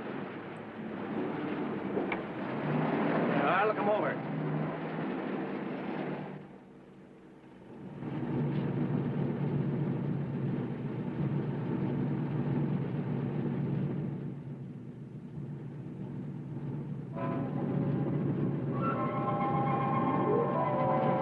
Hold it a minute.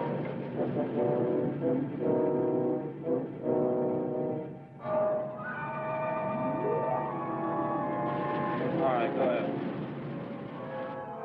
Go on, Junior.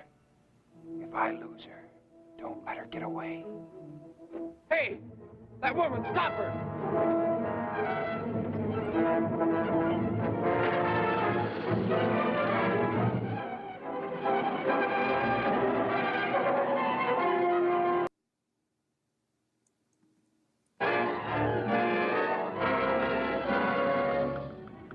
It's now or never.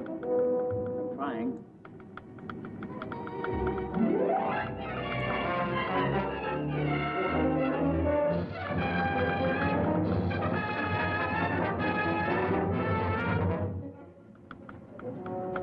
I think I'm getting through.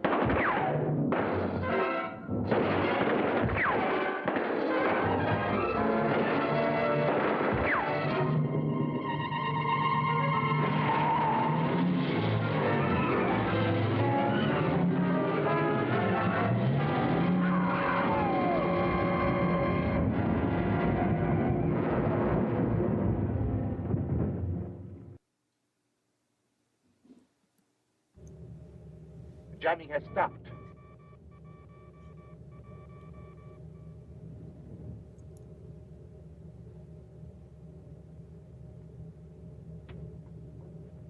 Exact latitude and longitude of the American convoy.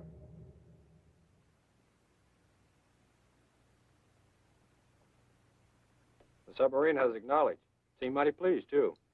I wonder if they'll still feel that way when they get to that position. Well, they might enjoy coming up in a nest of our destroyers and bombers, but I doubt it.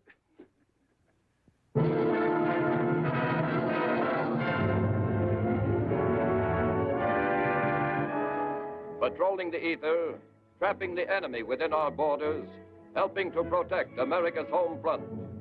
These are the men of the RID, harnessing radio to help fight the global war.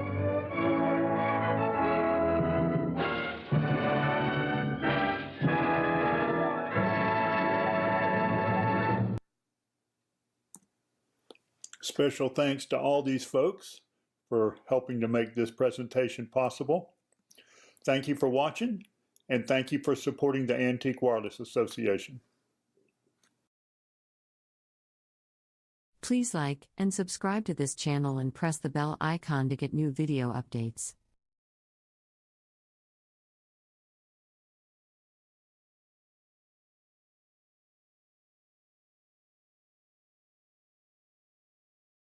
Please like and subscribe to this channel and press the bell icon to get new video updates.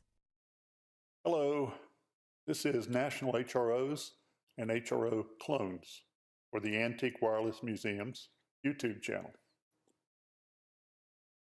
I'm going to give you an overview of national HRO evolution up through World War II. We're going to talk about the characteristics of the various models of HROs. So if you're at a ham fest or a swap meet, you should be able to tell the difference without even touching them. We're looking for very early HROs. The first one's serial number D1, and it's missing in action, so we want to find it. And also, it's been said that imitation is the sincerest form of flattery, so I'm going to give you an introduction to the many HRO lookalikes manufactured by other companies worldwide. So in the beginning, National was started by 3 Stone and Webster engineers. Their day job was designing peripherals for power plants. But in 1914, they started making toys for F.W. Woolworth and became the National Toy Company. Now, around 1923, they started making household appliances and radio components, variable capacitors and coils. Their name changed to the National Company. And later on, it was National Company Inc. and then National Inc.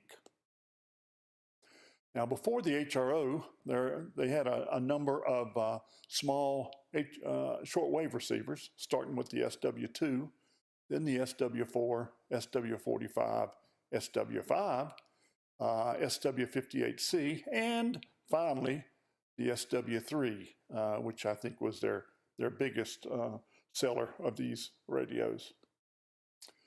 Most of these early radios before the SW3, they're brownish in color, and you can see a few of them here. That's also a very rare metal coil box up on the top left on top of the SW4.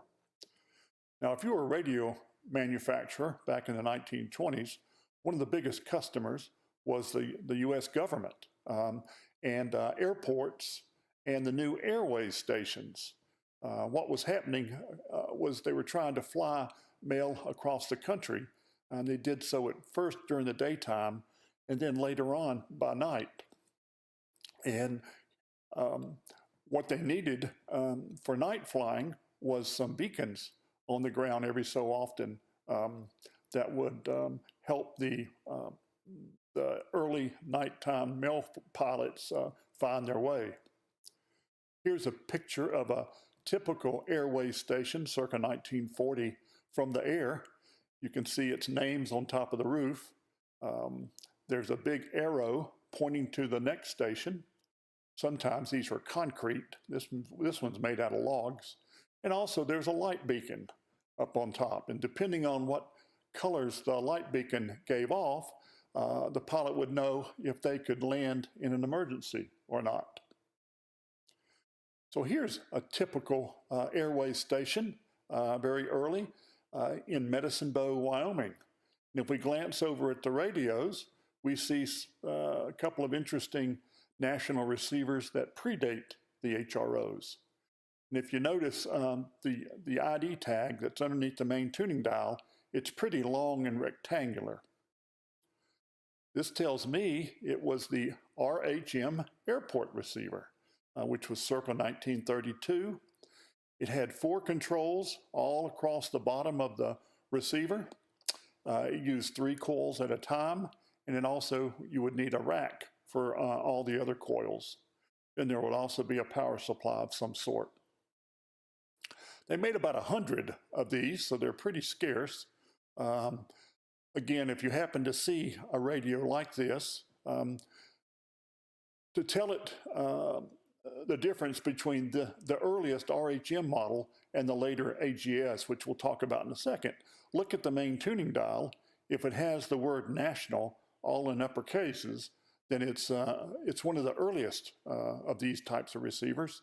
Also, the data tag underneath should be long and rectangular and actually say type RHM. Now, my RHM is missing the data tag, but I can see from the holes that it's again this shape, and hopefully I can get one manufactured. Here's the follow-up receiver called the AGS, or Airport Ground Superhet. In addition to the 4 controls across the bottom, there was also 3 new controls. One was BFO, variable BFO, one was some selectivity, and one was a way of turning off and on the radio from the front panel. So when you change the coils, you wouldn't get a big pop in your ear. Also, if you notice the main tuning dial, it no longer says national in uppercase, it says velvet vernier. And the ID tag of the AGSs is much smaller rectangle. It doesn't extend out past the diameter of the knob. Now, National also tried to sell these to hams circa 1933, but it was a pretty expensive situation. They also tried to make it a little more attractive. They sold a few in mahogany wooden cabinets. And they had a crystal filter option, and also they were offering some ham band coils at that time. Most hams instead bought the National FB7, which was a cost-reduced AGS. It used 2 of the same coils instead of 3. It was a 7-tube set, and it came with 1 set of coils, no power supply or speaker. So you had to come up with all that for $55, or about a quarter of what an AGS would cost you. Now, in addition to airway stations, National tried very hard to sell their radios to airports. Here's a picture of the Fort Wayne, Indiana airport radio, a beautiful radio, and it's actually got 2 receivers in the rack. At the bottom, we can tell it's an AGS because the data tag is more squattier than the long RHM. Also, one of the earlier SW58Cs, which was a medium wave receiver, and then the power supply above that, and then 2 sets of coils, one for the SW58 and one for the AGS. And now at the top is a early National rack speaker, and the earliest ones did not have any type of grill protection on them. Now here's sort of an evolutionary radio as they moved toward the HRO. One of the big complaints was the coils, that too many coils, too hard to put them in the right order, that type of thing. So This follow-up receiver that was also built for the Department of Commerce, Aeronautics Branch, Airways Division, Lighthouse Service, to use on the airways, not to use in a lighthouse, has this plug-in module. And that's actually, it looks like 2 coils, but it's actually 3 coils with 2 finger pulls. So instead of dealing with 3 individual coils, you had modules instead. So they were moving toward the HRO coil model. Now, the AGS replacement design team was actually handled by 2 groups. On the East Coast, you had James Millen, who was the chief engineer and general manager of National. And he was a mechanical guy more than anything else. Then you had Herbert Hoover Jr. and his electrical design team out in Pasadena.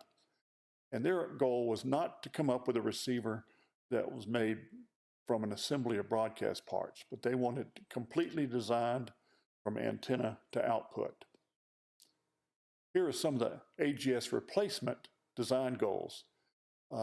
Good sensitivity and low noise floor, and they thought that could be obtained best by still using plug-in coils.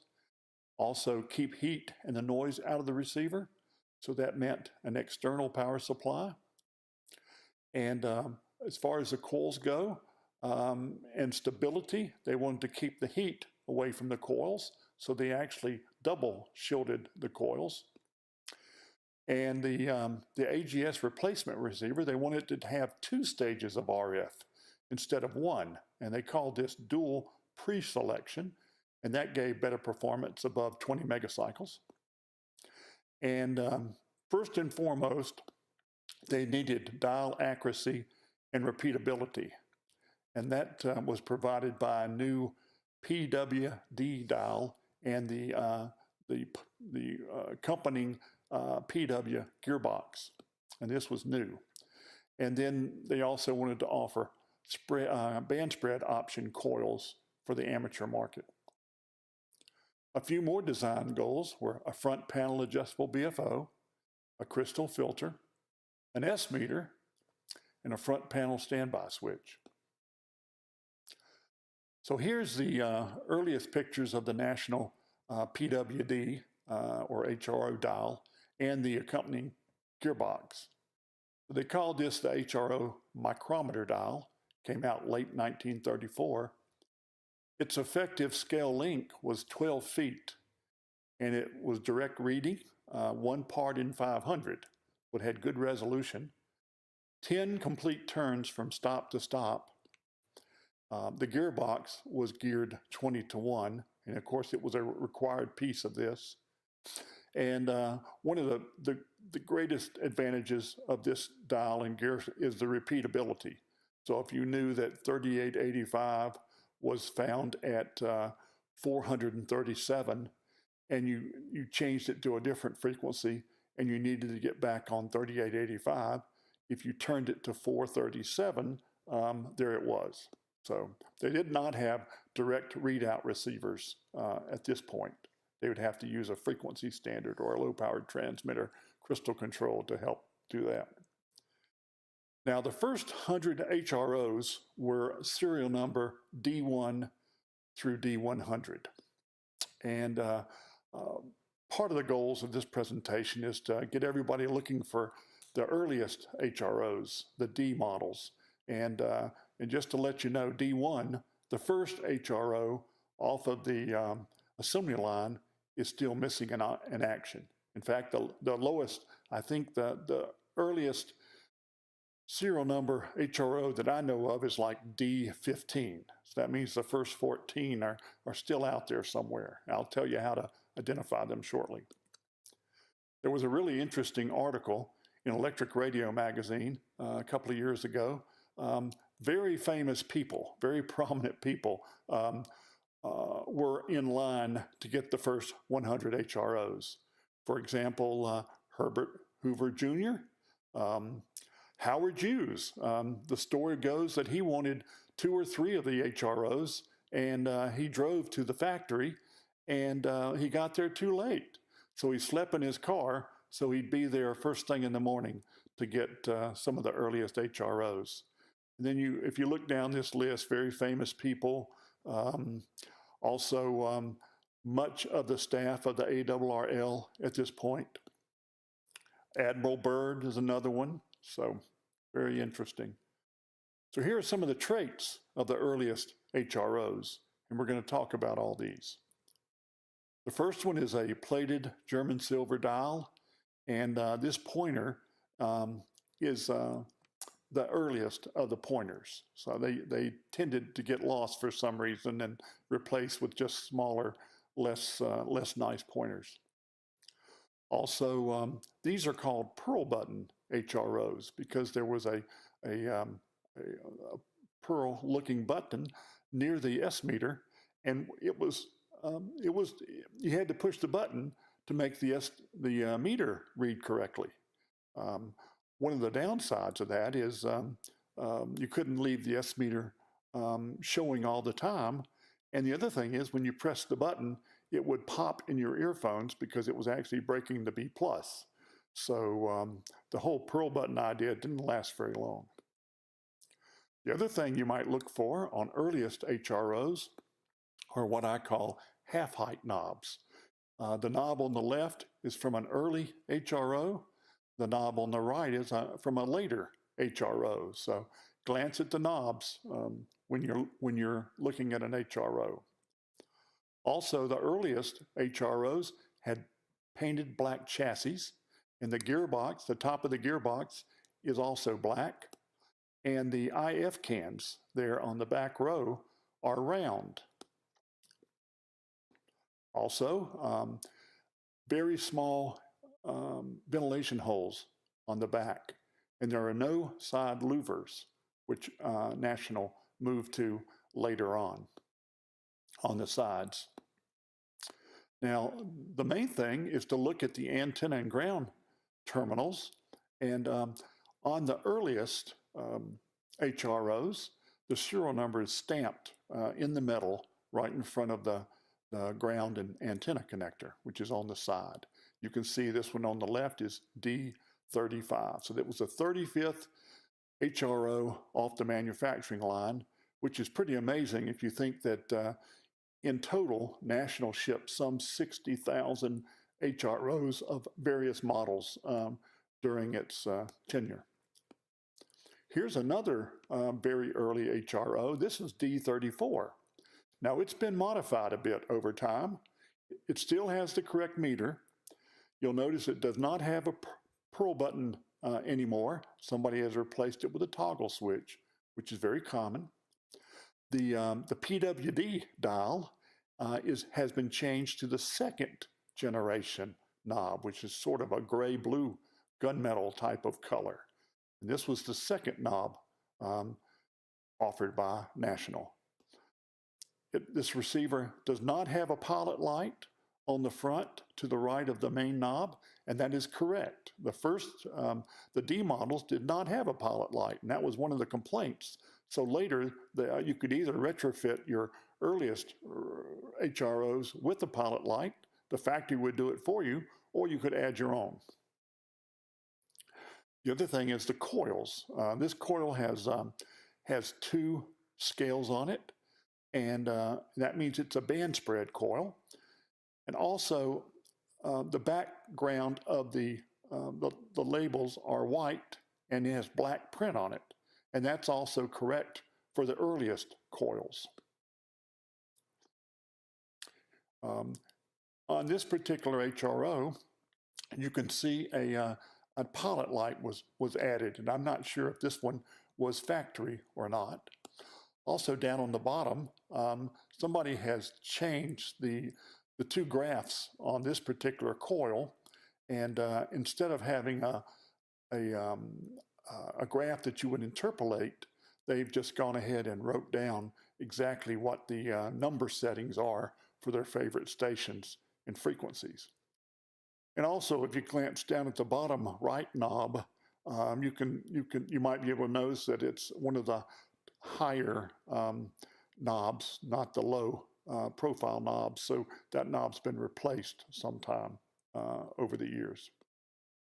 And here we're looking inside of D35, and you can still see the round IF coils, the black chained back painted chassis, black gearbox, etc. And that's the crystal over on the far left. That's a plug-in crystal, so those crystals tended to get separated over time.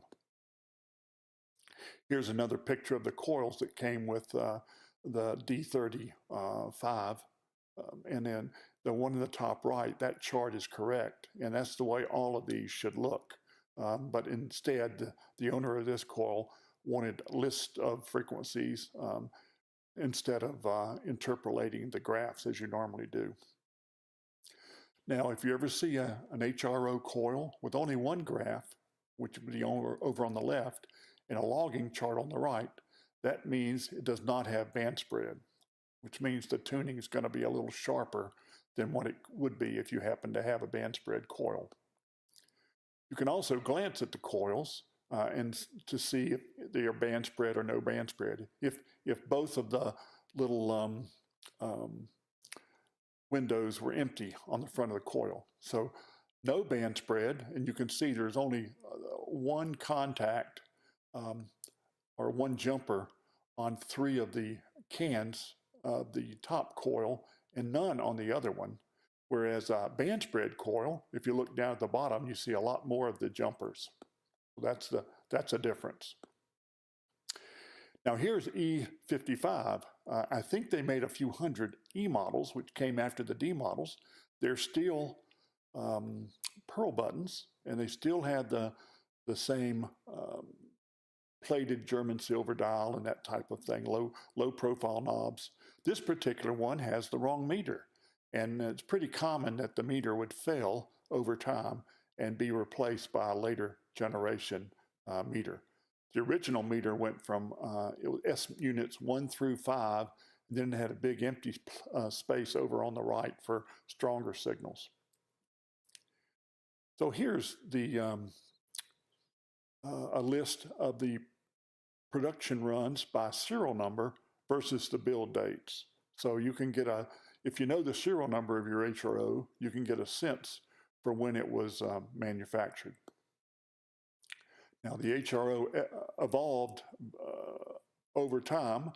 For example, starting with the F serial numbers, the pearl button changed to a push-pull switch instead of a toggle switch that a lot of people put into it. Also, with the L serial numbers, the chassis paint changed from black to gray.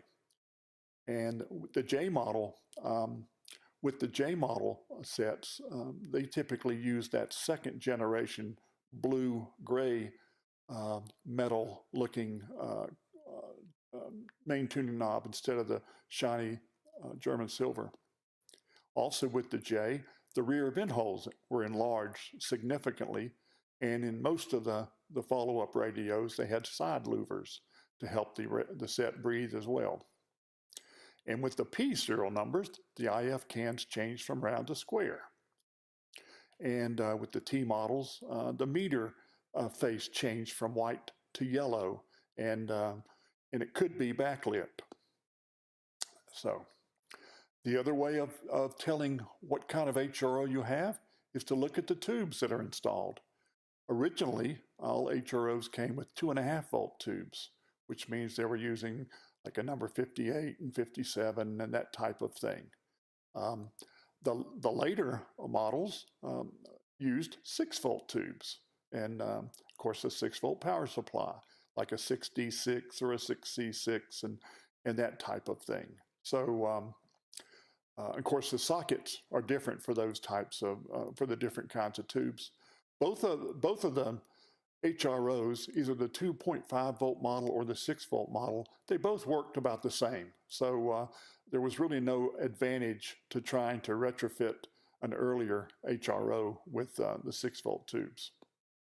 And then you can see onward, the RAS was a big military set we'll talk about. The later HRO 5s and 5As, they all used different tubes. They had a different number of tubes, and they also used different tube in those positions. Now, sometimes you'll hear the term HRO senior. Well, that's just an HRO, okay? It's just the ones we have seen. They typically have a S meter, a plug-in crystal. They have phasing and selectivity controls. They came with A, B, C, D coils with band spread. And again, they could use 2.5 or 6.3 volt tubes. And the reason why they started calling regular HROs seniors is because National came out with a cost-reduced model called the HRO Junior. And you can see it's very plain on the front. Fewer controls, no S meter. And if you look at the coil, there's only one graph on that coil. So these did not have band spread. These coils will work in other HROs. In other HROs, coils will work in the HRO Junior, but you won't get the benefit of any band spread coils. So the HRO Junior was introduced in February 1936 as a cost-reduced HRO. No crystal filter, no S meter switch, no phasing or selectivity knobs, no band spread on the coils. The serial number started with J, and they had black painted chassis, or P, which had gray painted chassis. And again, now that the Junior was out there, they started calling regular HROs HRO seniors. Now here's a very early HRO Junior. It's serial number J125. If you look inside, it's still got a black painted chassis, black gearbox, round IF coils. No crystal filter, of course. And the serial number is still stamped in front of the antenna and ground connections. And this particular one is J125. So that means that it was the 125th HRO Junior off the line. And here's a small set of correct coils for the HRO Junior. And these did not have any band spread if you look at the connections up on the top of the coils. Now these are rarer, by the way, than HRO seniors. So in fact, significantly rarer. Here's another HRO in my collection. It's used by American Airlines. The data tag says it's a receiver type AA HRO, and it also has a serial number, J245. So that tells me it's an HRO Junior, not an HRO. And looking at the front panel, I see minimal number of controls. I don't see an S meter switch, and that type of thing. So it's actually an HRO Junior. Here's an inside picture of an HRO Junior, the P serial number range. You notice it has a gray chassis and a gray gearbox, and the IF cans are square, not round. Now, the serial number, I believe, is still in front of the antenna and ground switches. At some point, they started stamping or painting the serial number on the top of the chassis instead. Here's an interesting, what I call an OEM HRO Junior that showed up on eBay not too long ago. It was sold by Northern Radio. And looking at the coil frequencies and the nomenclatures there, it was used in the Alaska fishing industry. The high watermark of HROs, I think, was during World War II. They were widely used. In fact, some people say that HRO means hell of a rush order, and that the national company was told by the government to start making HROs and don't stop until we tell you to. So, and they could not fill the worldwide demand, and that's why some of the clones were also introduced, and we'll talk about that later. So here's some more HRO evolution. In the late 1930s, 6-volt glass tubes came standard. In late 1941, the crystal the plug-in crystal actually moves inside that filter box so that it can't be easily removed or can't fall out during shipment. Also, late 1941, there was ID rings put around the B plus and ABC switches, the switches on the left and the right, for identification. Also during World War II, it was very common to see HRO-Ms and HRO-MX. So they were sort of cost reduced. They didn't come with band spread coils. It just came with regular coils. Sometimes they had a 1 milliamp meter instead of a nice national meter. And the push button switch that was introduced a while back right beside the S meter was changed to a ball toggle switch. So here's a typical HRO-M and HRO-MX. And they were a lot of times they were rack mount radios. And this tells you all about that. You can see the two rings around the two switches on the left and right side. Now, on this particular HRO-M, the serial number is no longer at the antenna terminals. It's painted on the top of the chassis. And so here's a couple of pictures. So this serial number is A144A, it looks like. And so what happened is you would think A came out before D, but it didn't. And also they made so many HROs during the war, they were running out of serial numbers. So they went back and started over with the alphabet again. So it gets a little weird on serial number.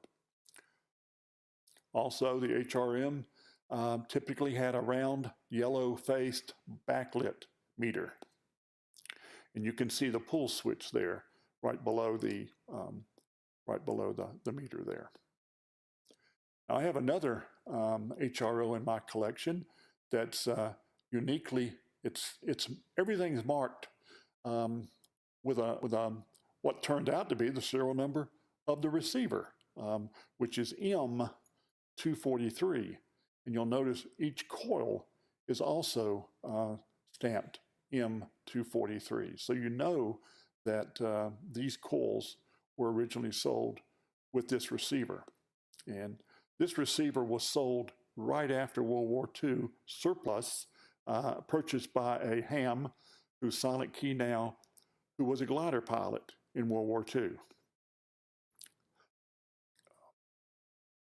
Here's a close-up of the M243 stamped on both the radio and the coil. And sometimes the serial number is stamped on the coil, usually not on front. Usually it's actually on one of the sides of the coils or whatever. But what I've been told, this radio, because everything was stamped, it was meant to be an export model. So it probably was destined to go to the UK or something, but after the war ended, it was surplus. And here you can look inside. You have a gray painted chassis, square IFs. The crystal has not yet been put inside the filter box. It's still plugged in at the top. Now, one of the earliest ads for the HRO actually showed this configuration, which it's called the HRO SPC, or the special. It's an HRO senior, and it's combined with this SPC unit, which is actually the power supply, coil, container, and the loudspeaker, all built into one rack mount unit. So you see the receiver at the bottom, and then you see everything else is in this SPC unit. Here's one that I have that I use daily. You can see an HRO at the bottom, and then in the rack, you've got a coil box and a power supply, and you can't see the coil box and the meter and the speaker with the nice Clisson there, national Clisson emblem, and you'll see a picture here in a second of the power supply that's actually behind the speaker.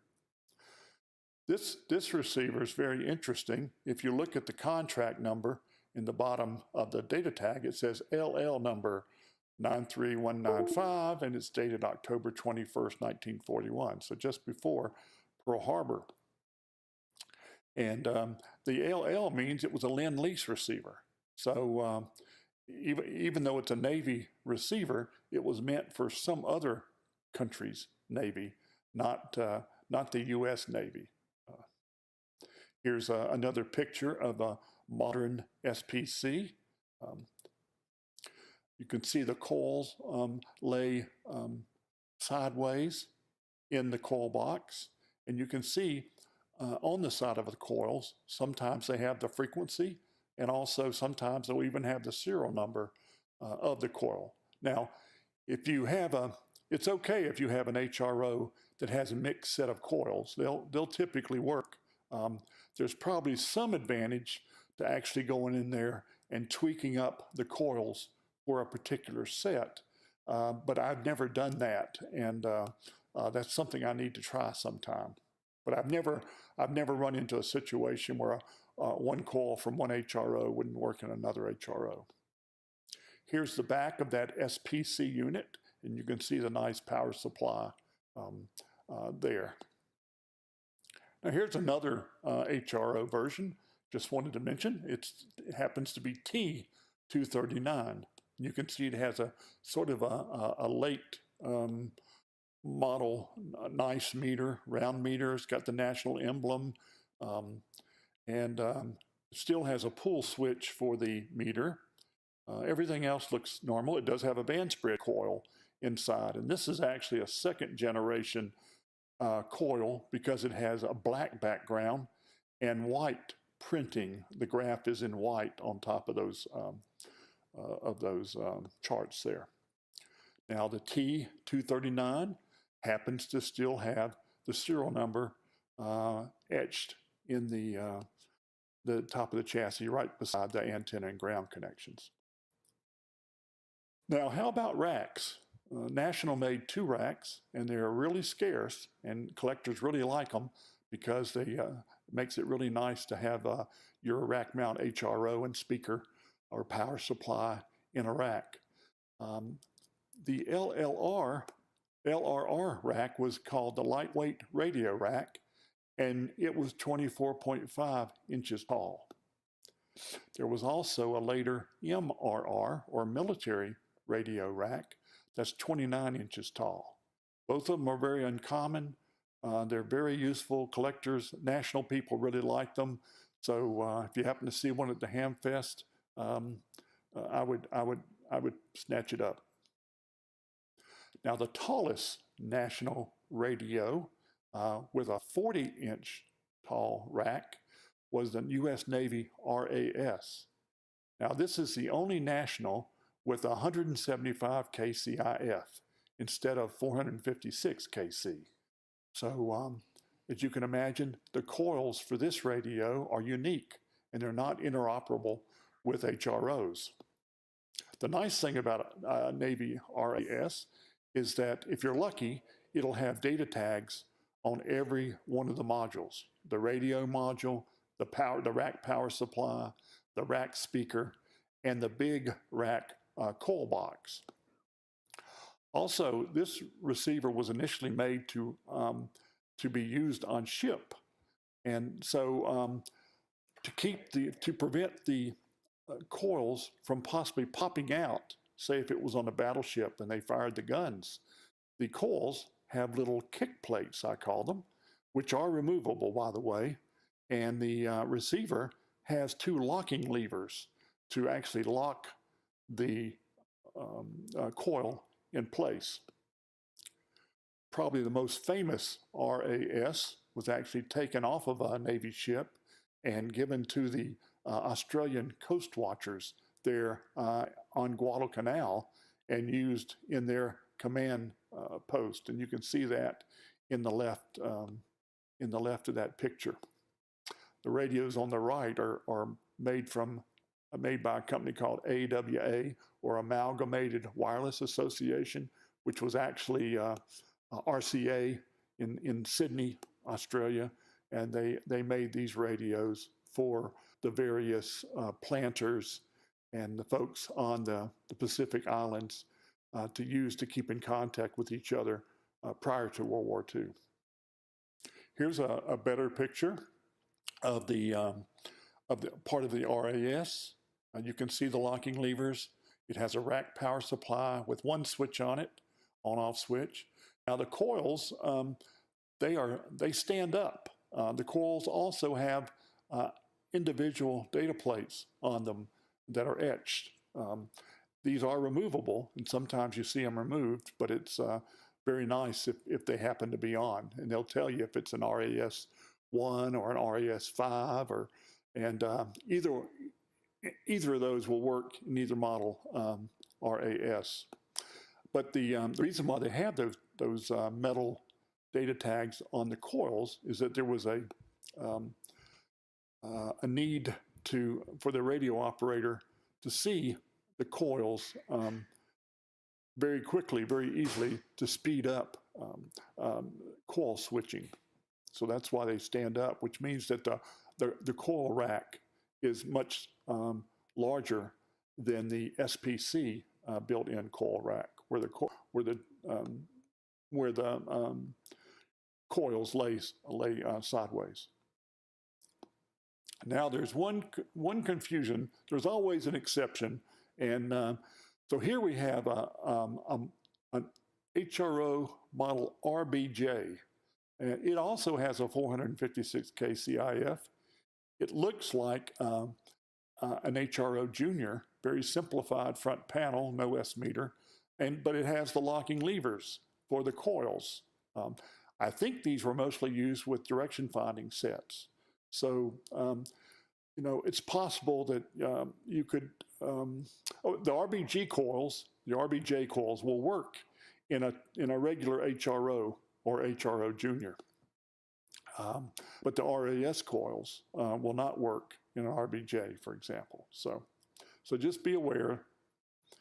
Now here's HRO 5s or HROW. So these are typically military sets, sort of the latter part of World War II. If you're lucky, you'll have a nice long rectangular data tag in the top right-hand corner, and it'll tell you what the model of it is. These typically also are stamped MFP, and they have a golden color to them.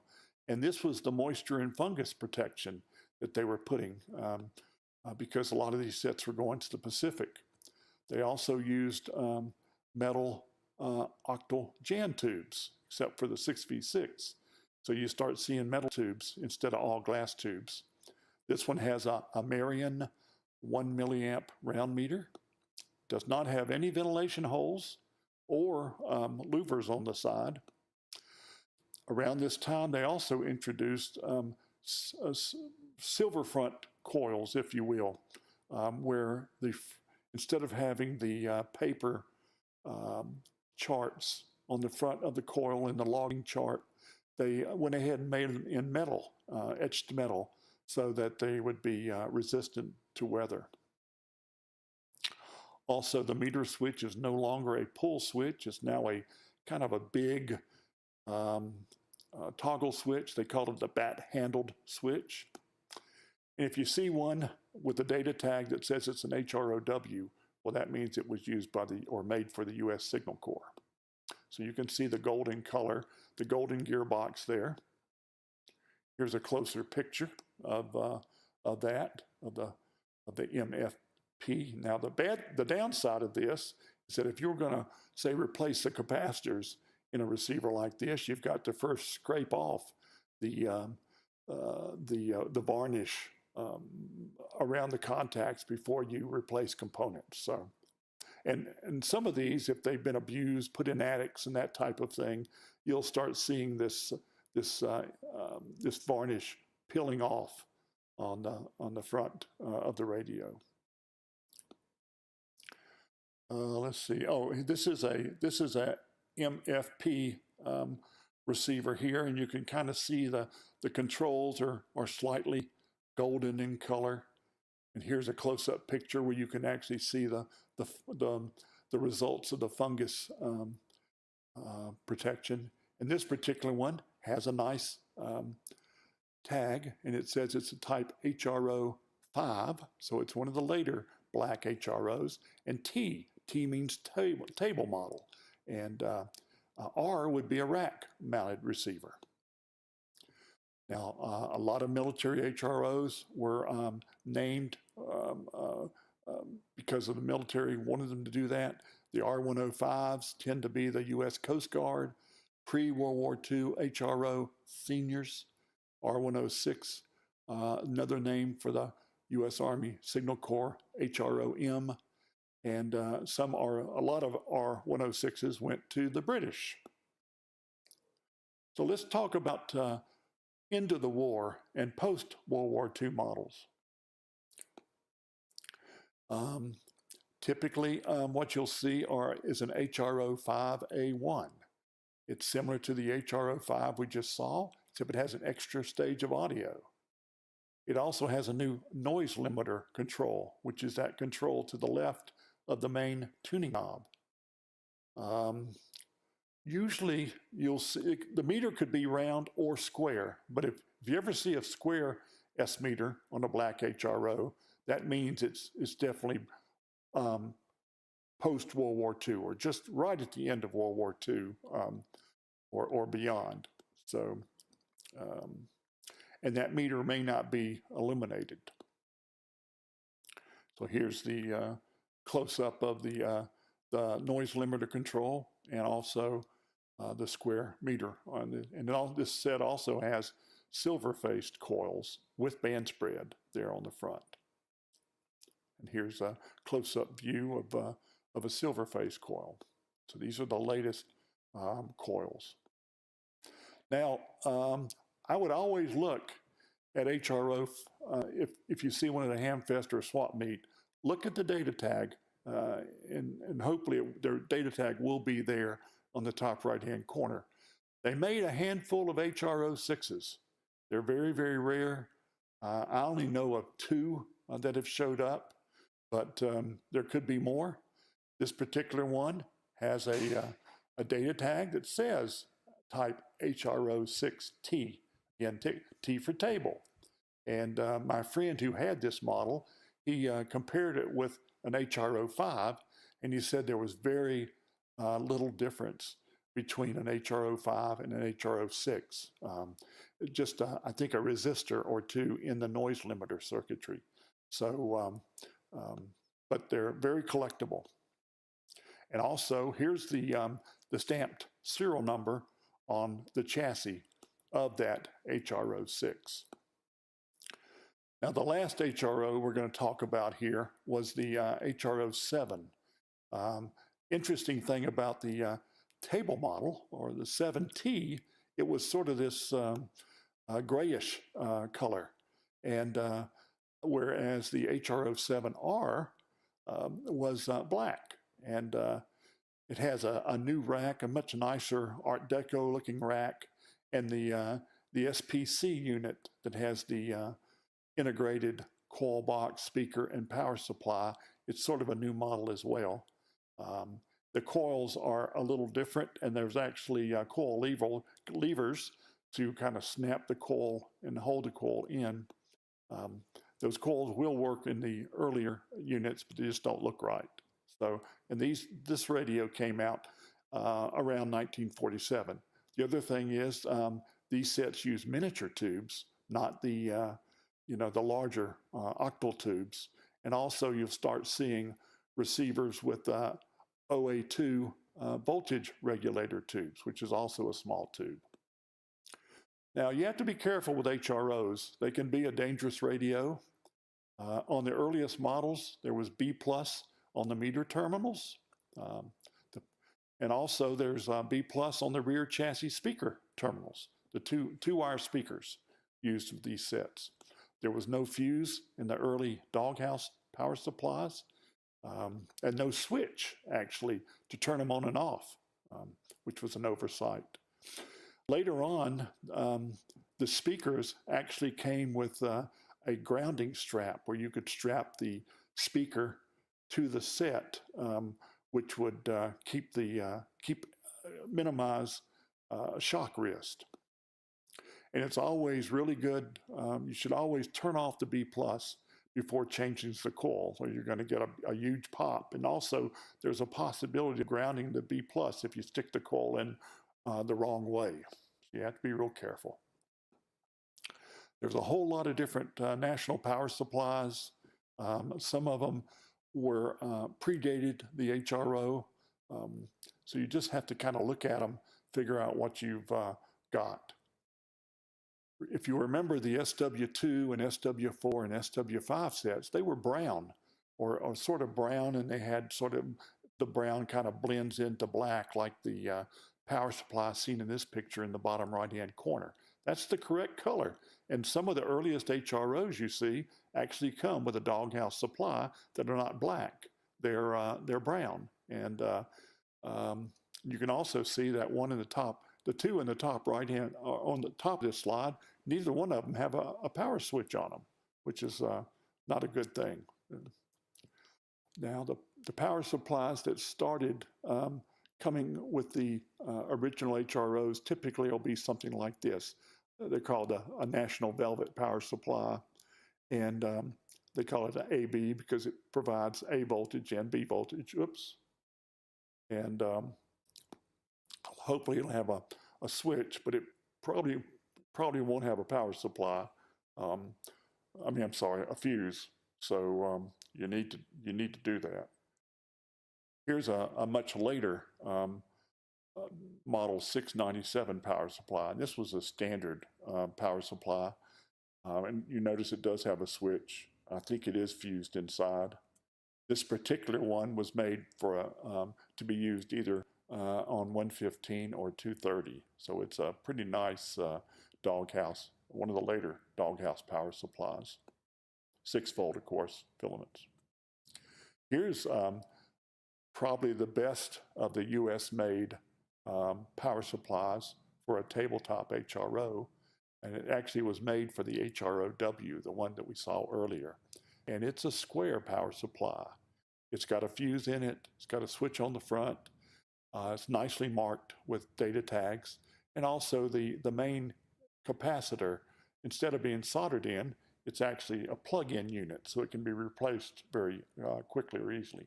So this is a nice power supply if you can find one. Now, the British did not like our doghouse supplies, so they actually made their own HRO power supplies in a lot of cases. And they're also square, and they show up on eBay from time to time, and they're marked usually with a data tag as well. And here's a good look inside the back of it. It's made very nicely. It'll work on a number of different voltages. You can see the fuses there. And it's also louvered so it'll breathe and that kind of thing. So that's a good power supply too. Now, rack mount power supplies, if you see one with a single switch, power switch, it's probably a World War II version. But if you happen to see one with two switches on it, that's quite possibly one from the very earliest rack mount HROs, or even the AGSs. If you'll remember that Fort Wayne airport receiver, the big tall thing that had two AGS-like radios in it, this would be the power supply for that type of configuration. So pretty rare, and a dual power unit. Glance at every black rack power supply you see, and if you see one with two switches, I would recommend you pick it up. Now, HRO speakers were two-wire speakers. That means they have a transformer in the mounted on the speaker to match the impedance. They came in different sizes. I think these are 10-inch on the right and 12-inch on the left. National also had a number of rack mount speakers. This is a smaller National speaker, and they typically have Jensen speakers inside. Here's a dual National speaker, and you see a lot of these types of speakers used in the in the 30s or the 40s at airports with Nationals. This is the most common rack speaker. This is a World War II era national rack speaker. It has the nice cloisonne national emblem on the front. A lot of times that's missing. It's a bigger speaker too. If you see a speaker like this, this is the earlier national speaker. If you look, it's actually got a stamped national symbol in the top. It's actually metal over a wood frame. Most of these are 4-wire speakers, which means they worked with the AGS or the FB7, the ham receiver, the cost-reduced ham receiver, and they'll be 4-wire. So they also work with the later moving coil receivers, and we'll talk about that in just a second as well. So this is earlier. If you do buy one of these speakers, make sure it's a 2-wire speaker as opposed to a 4-wire speaker if you plan to use it with an HRO. Now, HROs were very popular. The style of the radio was popular. So a lot of people made HRO-looking radios, either using the same PWD dial and the same gearbox and the same capacitor, or they might have made their own that looked similar. Let's talk about these different HRO clones. Probably the rarest is one that was made for the New Zealand Post Office. And of course, you don't see many of those over here. There's a really nice YouTube video. If you Google New Zealand Post Office 1939 YouTube, there's a great video that shows a number of these in action. Now, Australia had one called a Kingsley AR7, which was also called the Army Reception Set 1. And I think the Army Reception Set 1 model has a black painted front panel, whereas this particular one, which was used by the Air Forces, usually has a much shinier front panel. And the coils are also shiny as well. So, and it has a very similar PW dial in it. Now here's an interesting set also made in Australia by Amalgamated Wireless, which was RCA in Sydney, Australia. National couldn't make enough HROs, so they took it upon themselves to actually make a version of the HRO that they called the AMR, or American Radio 100 or 101. The 101 is a rack mount receiver, and the 100 is a tabletop model. And I'll show you both of them. But these show up quite frequently.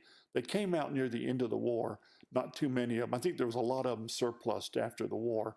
These are actually very good performers because they're late model HROs, if you will, but they don't get much respect in the collector community.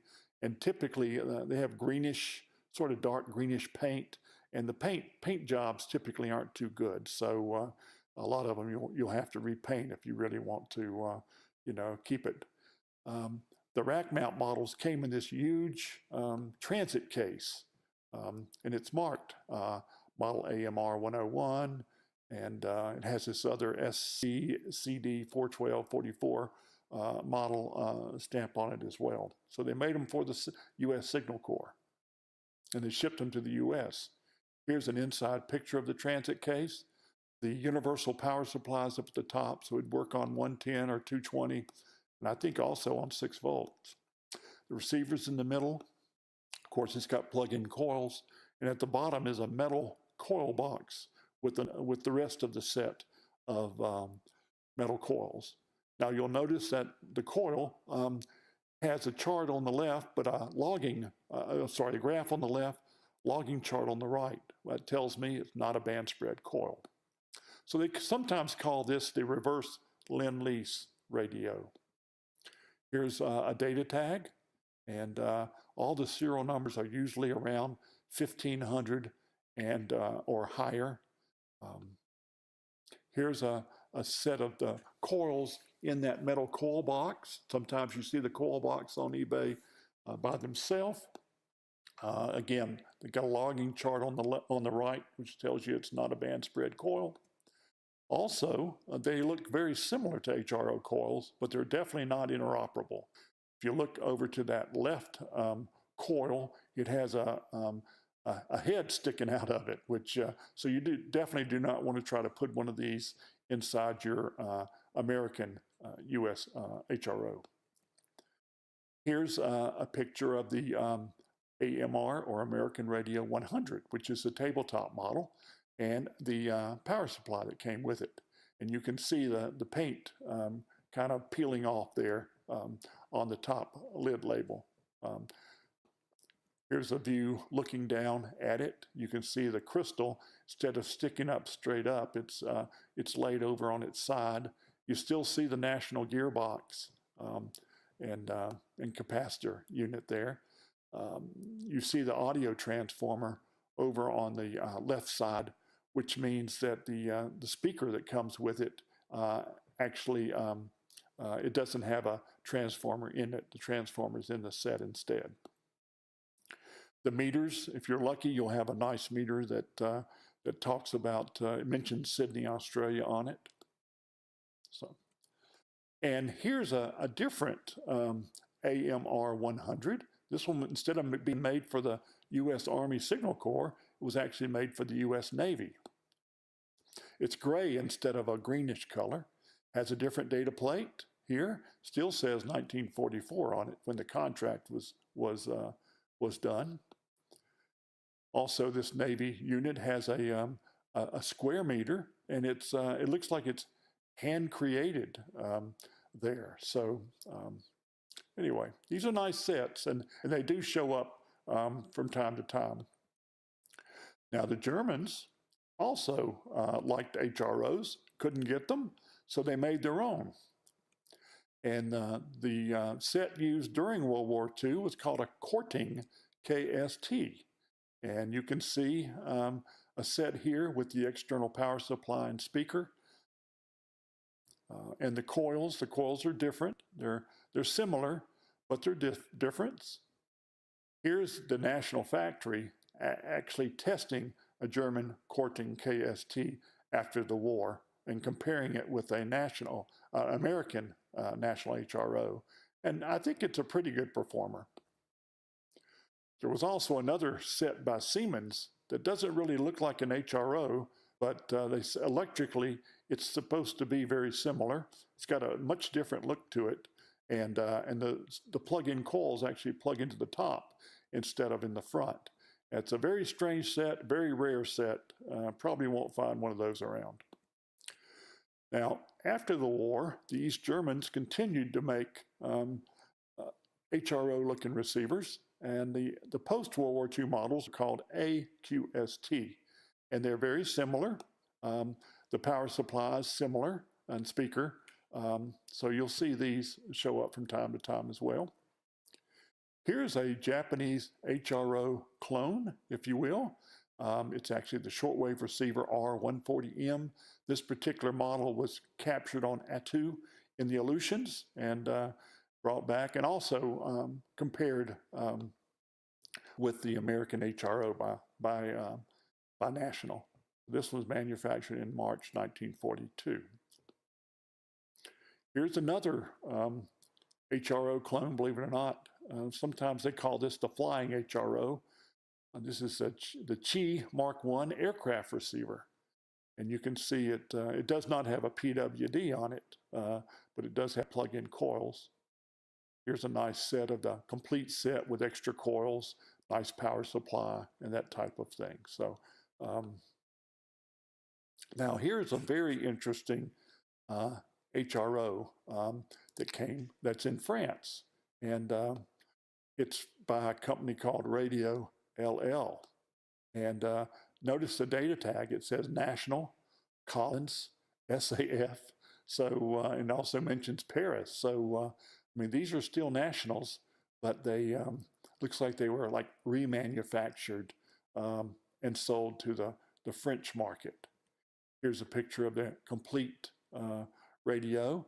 Inside, it looks very much like an HRO, and on the front, it does too. Actually, it looks more like an HRO Junior because it doesn't have an S meter, for example.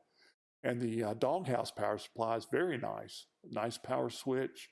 Also, it's adjustable for different voltage, different line voltages. Here, looking down, it's got a gray National gearbox. So here's a close-up picture of that nice doghouse supply with the variable line voltage, and it also has a radio LL data tag up on the top. Very rare. The Swiss use some German receivers that were built prior to 1939, and this one actually is a 1939 model called the E39, and a small quantity of these were used by the Swiss. They're very nice looking sets. Here's a closer view of the data tag and also the PWD. Now, where do you find these? Well, you find them at Hamfest, swap meets. Here's a nice set, speaker, doghouse power supply, and the normal 4 A, B, C, and D coils in a nice wooden coil box. And it was on Craigslist some time ago for $200. And that's a rack mount receiver too, by the way. Now, this is a later HRO. The only reason why I bring it up, a friend of mine said he picked this up at a Hamfest in Oregon about 2 weeks ago for $5. So you can get some real bargains. These heavy radios, you know, we're all getting older, and it's getting tougher to handle these all-in-one type of radios. One of the nice things about a national HRO is that everything's separate. Speakers separate, the power supply is separate, radio separate. So there's nothing that weighs too much. So even if in our advanced years you can still manipulate and handle a nice tabletop HRO. So further reading, the best site that I know of is Henry Rogers Radio Boulevard website. If you just Google National Cream of the Crop, it'll take you to this wonderful site, which has just terrific information on all sorts of different models of HROs. I also have a follow-up presentation called the National Moving Coil Communications Receivers. These were in the product line from 1936 to 1949. Here's probably the most famous of the moving coil receivers.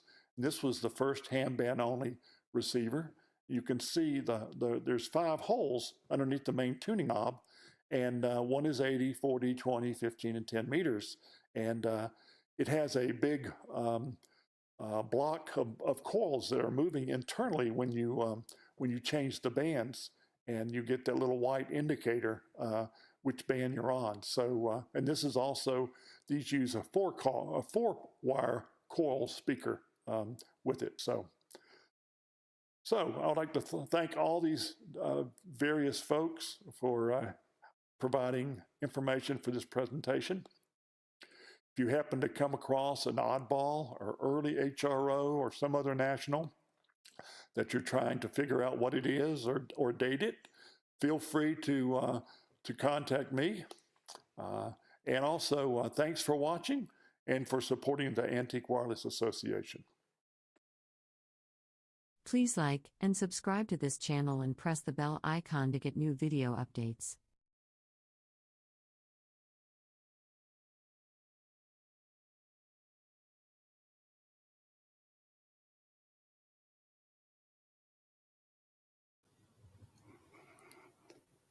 A B-1 pilot made a $456 million mistake when he was trying to land and touch down 100 feet short of the runway, skidding across the ground as all 4 crew members ejected.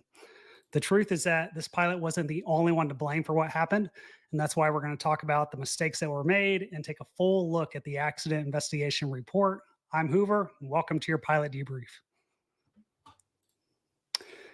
For those of you that aren't familiar with this mishap, this took place back on January 4th this year, and the Air Force just released a 58-page accident investigation report That's, a lot of shocking details about what went wrong, but also how all the holes in the Swiss cheese lined up, leading to this crash. And as some of you might know, when I was in the Air Force, one of my last jobs that I did was the Wing Chief of Safety at Seymour Johnson Air Force Base. So the safety investigation process is something that I'm very familiar with. And kind of looking at that process, comparing it to how the NTSB does things is one of the things that got me so interested in doing these debriefs, and really one of the reasons why I started the channel, trying to get these lessons out there.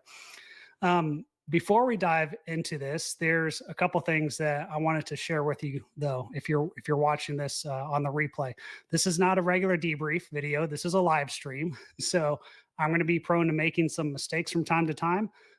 It's not going to be as polished as my other videos, but it's still going to be in a similar format that most of the other videos are on the channel. And I'm going to try to keep it as efficient as possible. So if you have questions, feel free to drop them in the chat. I'll try to get to them, but if I don't, then I'll go ahead and cover those at the end and save a lot of those for the end if I need to. And if you're watching this on the replay, if you have questions, drop them in the comments below, and I'll go back afterwards and go over all of that. Now, all that being said, in order to understand how this happened, it's important to have a little bit of understanding of the Air Force safety investigation process and the board that's responsible for creating this report. The Air Force Safety Center website has a lot of this information if you want to dig into the weeds on it. But overall, the summary of it is whenever there's a mishap in the Air Force, whether it's aviation related or an occupational health issue, and a job injury, that sort of thing, they're going to classify those mishaps from Class A through Class E. A Class A mishap, which is what this is going to be something that involves a fatality, a permanent disability, destruction of an aircraft, basically things that cost a lot of money or result in loss of life. And Class E is way down at the opposite end, so things that cost less than about $25,000 or something. I think that's the number for that. Now, when you have a Class A mishap, a serious mishap like this B-1 crash, what's going to happen first is they're going to start an interim safety board, and that's going to be comprised of individuals that are safety trained on the base that's closest to where the incident happened. And usually it's going to be, chaired by like a 06, so a colonel or maybe lieutenant colonel from the base. And then they're going to have some different members there. And the important part that they do is they collect and preserve all the initial evidence, and they're going to take witness statements and things like that. And in the meantime, while that's going on, the Air Force is putting together through the higher headquarters a safety investigation board. Now, the safety investigation board is really looking at the root causes and lessons learned type of thing, and I'll talk about that here in a second. But the other thing that is going to run concurrently sometimes is the accident investigation board. So there's really two separate components to a mishap. You're not always going to have an accident investigation board, but you will always have a safety investigation board when you have a mishap of this magnitude. The SIB, it's a little bit different than how the NTSB runs things. Their sole purpose is mishap prevention, kind of like the NTSB. Root cause and recommendations is what they're after, but they operate very quickly. And so, that report should come out not long after the mishap happened, usually a few months afterwards. But the big thing is it's safety privilege. So you're not going to see that report anywhere online. You're not going to be able to find it, and it stays within the DoD community. And it's going to be actually exempt from disclosure outside of the DoD safety community. And so you can't do a FOIA request for these or anything like that. It's completely non-punitive, and they don't want to punish anybody. Really what they're getting after is, why did this happen and how can we prevent it from happening again, which I think is probably one of the most important things there. The accident investigation board, completely separate. You have to remember it's a legal investigation. It is a public report. So that's what we're looking at for this. And it usually is involved or contributes to potential disciplinary action when it comes to what happened. This report, 58 pages long. The accident happened in January, so we're only about 7 months later. So I like the fact that they get these out pretty quickly and they go through and figure out what happened much faster, I think, in some cases than what the NTSB does. The aircraft that was involved in the crash, obviously, you've got the B-1B Lancer, nicknamed Bone. So B-1 spells out bone, and kind of that's where that came from. It's a supersonic variable sweep wing aircraft. It's a heavy bomber used by the Air Force. These things can carry a lot of bombs, about 84 500-pound bombs or 24 2,000-pound bombs. And according to the Accident Investigation Board, there was nothing mechanically wrong with the aircraft at the time of the crash. So the next thing they want to start looking at is the crew that were flying it on that day. The crew for the aircraft consists of 2 pilots. You've got an aircraft commander and a co-pilot that are sitting up front. And this is just a stock photo from the Air Force site here, showing you kind of what those displays look like that they have available to them. So they've got, pretty high-tech equipment available to them, but a little bit different in how they operate this aircraft when it comes to flying an instrument approach compared to how an airliner would fly that approach, which we'll get into in a minute here. Behind those 2 pilots, you're going to have 2 combat systems officers. You've got a defensive and an offensive officer. Now, you can kind of see in this picture here, this hole in the middle. The big thing is they don't have visibility out at the front of the aircraft. They each have a small window on their respective sides. They play a very vital role in the mission. The B-1 couldn't do the mission without them. But, the big thing here is the crew coordination is going to be crucial when working with the pilots up front, because they're not in direct line of sight of each other, and they're not able to look out the front of the aircraft to see what's going on. So that's going to be something that's going to play a role in what happened here. Just real quickly, the offensive systems officer, he began flying in 2015. He's got over 1,000 hours, and he was a weapons instructor course graduate in 2022. This is the course that's out at Nellis Air Force Base in Las Vegas, where it's basically the Air Force Weapons School. So he's kind of the top, one of the top instructors, if not the top instructor in the squadron, and has a fair amount of experience. Over on his left, you've got the defensive system officer who started flying the B-1 in 2020. He's got about 368 hours. Now, the one thing that the Accident Investigation Board does is when they start looking at these individuals, as soon as they start seeing a thread, they're going to start pulling on it to figure out what else, they can find and what else they can dig up from that individual's past, or how those human factors might have contributed to the mishap that we're looking at. In this case, from his training records, they discovered that his most recent flight, was a couple weeks prior to the accident. So he flew right before the Christmas break. But they said that during his initial qualification course, they noted negative trends, including not backing up pilots with airspeed, altitude, and cross checks during the landing phases of the flight. Now, the one thing I want to say about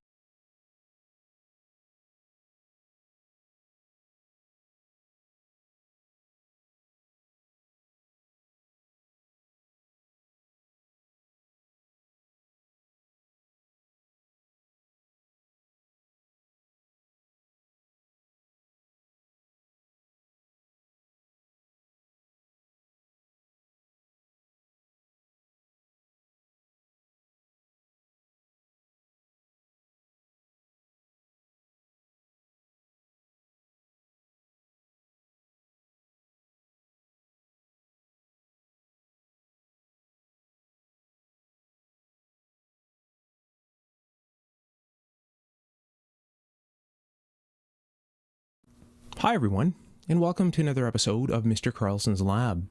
Today we're going to restore an old DeForest Crosley from 1938. Now, in my own opinion, this radio has one of the nicest looking dials I think I've ever seen in an older radio receiver, and I've been saving these restorations for that special time. And that special time has come, so I'm going to share that adventure with you. Let's get started. This is the DeForest Crosley radio that we are going to restore today. You'll see that I've removed the chassis from this radio because the radios themselves are identical. And the reason that I'm going to restore the chassis out of this one and put it into this case is because this one here, the radio chassis, is much more of a challenge than this one here. This one is in way worse condition, so that gives us more of a challenge to do.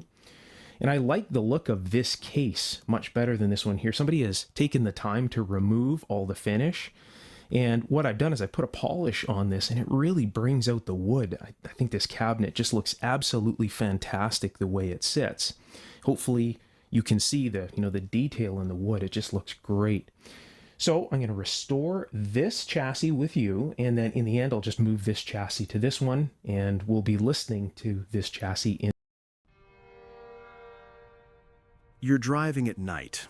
2 lanes, no median, the kind of road that goes straight long enough to make you wonder if it's going anywhere at all. You reach over and turn a dial, not for music, not for news, just turning, listening, static.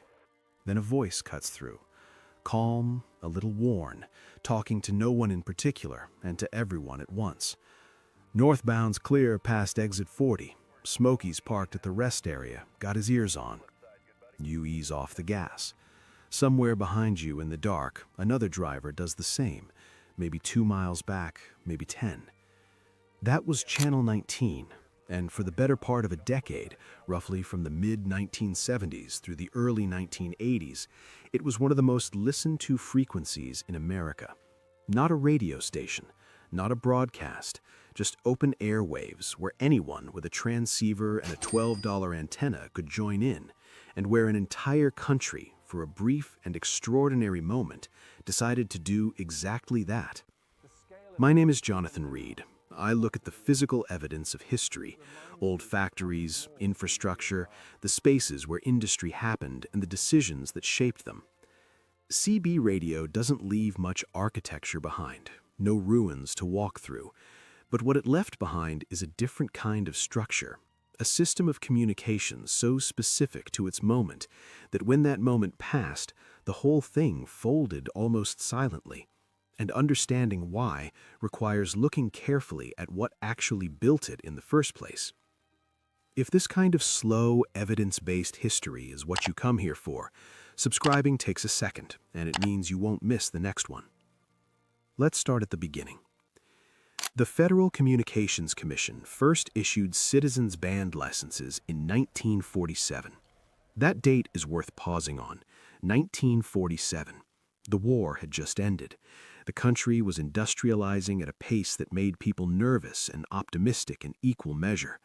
And the FCC, managing a radio spectrum that was suddenly crowded with commercial stations, military frequencies, and amateur operators, carved out a small band of frequencies, later settled at the 27 megahertz range, and designated them for private, short-distance, non-commercial use by ordinary citizens.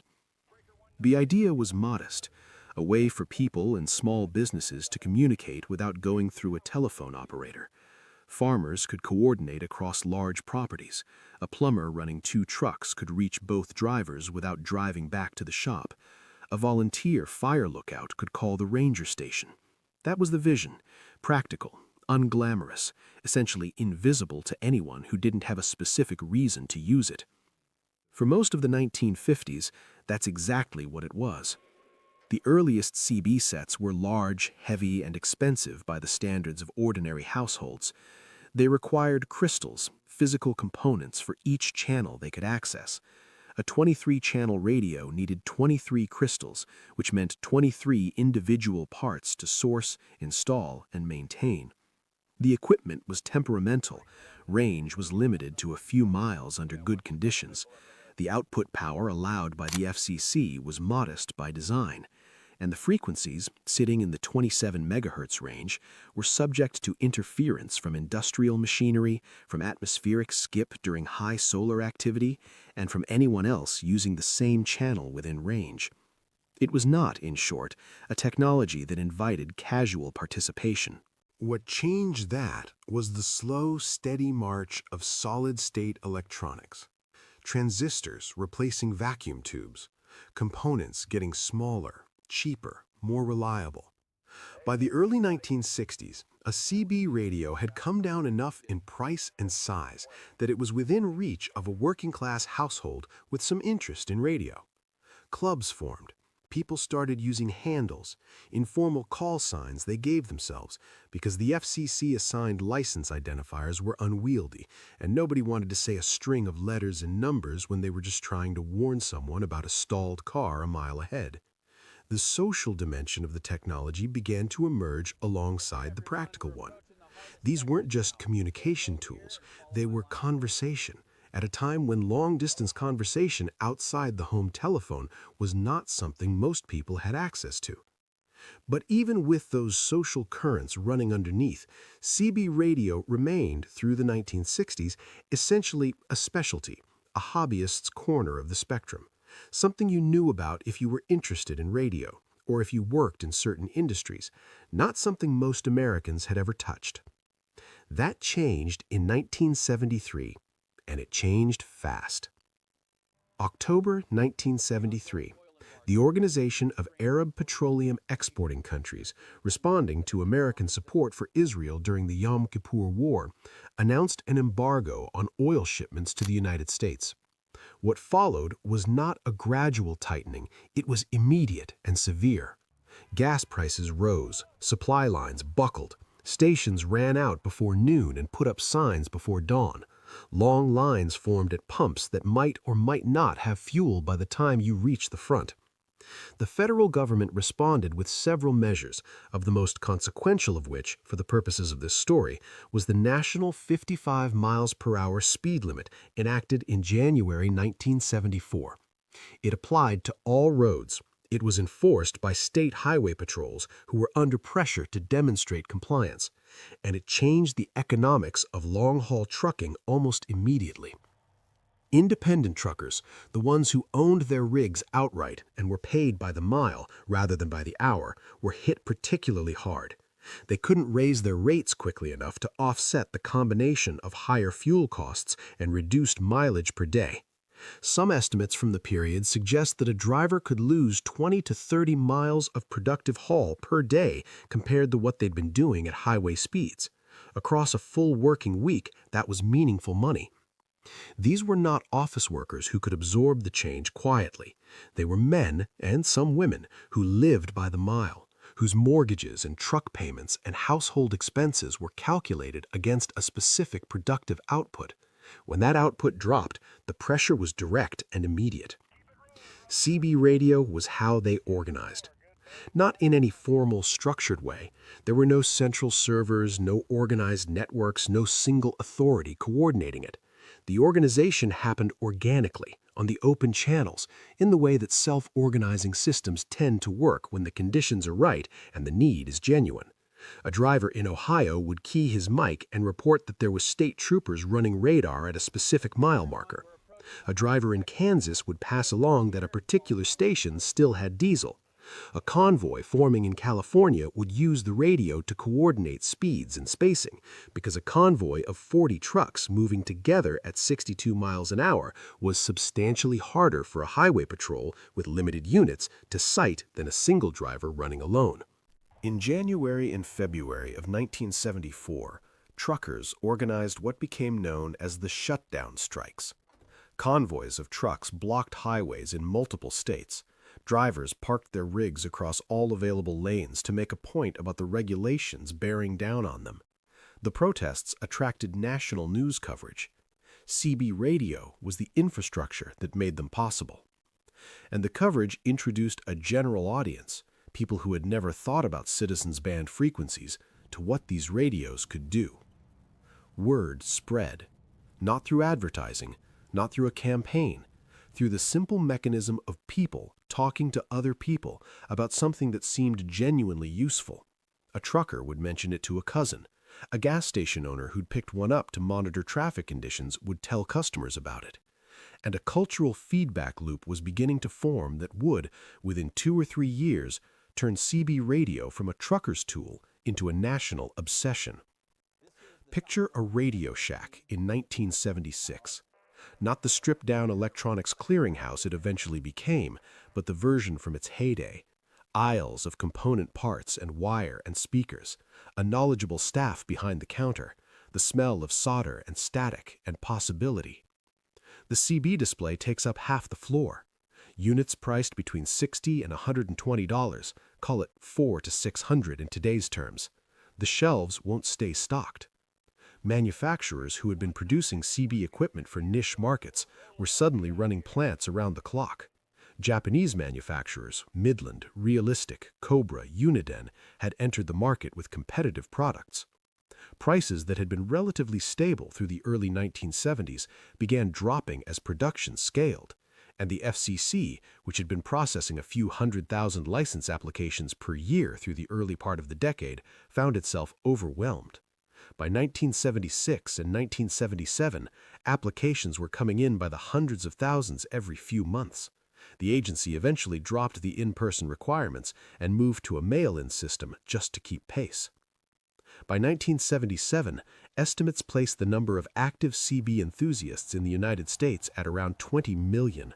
The peak year, generally acknowledged as 1979, saw approximately 14 million licensed users, with total radios in operation estimated between 20 and 30 million when you account for unlicensed sets, base stations, and units that changed hands without anyone filing the paperwork. Those numbers are worth sitting with for a moment. The United States population in 1979 was roughly 225 million people. 1 in 8 Americans was, by some measure, a CB radio user. In households with a working driver, a farmer, a small business owner, or simply someone who drove a highway regularly, the penetration rate was probably considerably higher than that. The physical infrastructure of the boom was visible everywhere. Mobile units mounted under dashboards, installed between the seats, wired into the electrical system of cars and trucks that were never designed to accommodate them. Base stations in kitchens and garages, stationary radios connected to long antennas mounted on rooftops or fence posts, capable of talking to drivers 10 or 15 miles out. Magnetic mount antennas on sedan roofs, coax cable running through car door frames. The technology had moved from truck cabs into the ordinary American home with a speed that surprised nearly everyone, including the people selling it. And then there was the culture. The handles. That's where the culture lives in retrospect. Your handle was your identity on the air. Not your name, not your license number, your chosen alias, the one you'd given yourself and the one other regulars on your channel would know you by. Rubber duck, night owl, silver fox, moonshine minx, cottonmouth, midnight rider. The list is long and specific and tells you something about the people who used them. Working people, many of them, who appreciated a kind of anonymity that let them be a little larger on the radio than they might have been face to face. The handles mattered because the channels were public. Everyone within range heard everything said. That openness, which would later become a liability for commercial trucking operators in a deregulated market, was, in the context of CB's boom years, what made the whole thing feel like a community. You didn't have a private line, you had a shared one, and within that shared space, people developed conventions, courtesies, and a vocabulary that served as the connective tissue of the culture. The language is worth examining carefully because it didn't emerge from a committee or a manual. It grew the way all living language grows, from practical need, from humor, from the desire to communicate quickly and clearly, and with a certain style. Smoky, state police, from the Smokey Bear-style campaign hats worn by many state troopers, flat-brimmed and distinctive from a distance. A Smokey with ears was a patrol officer who had his own CB radio in the car and was listening. Bear in the air meant police helicopter running radar.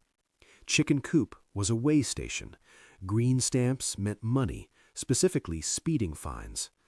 Keep the shiny side up and the rubber side down was how you wished someone a safe trip.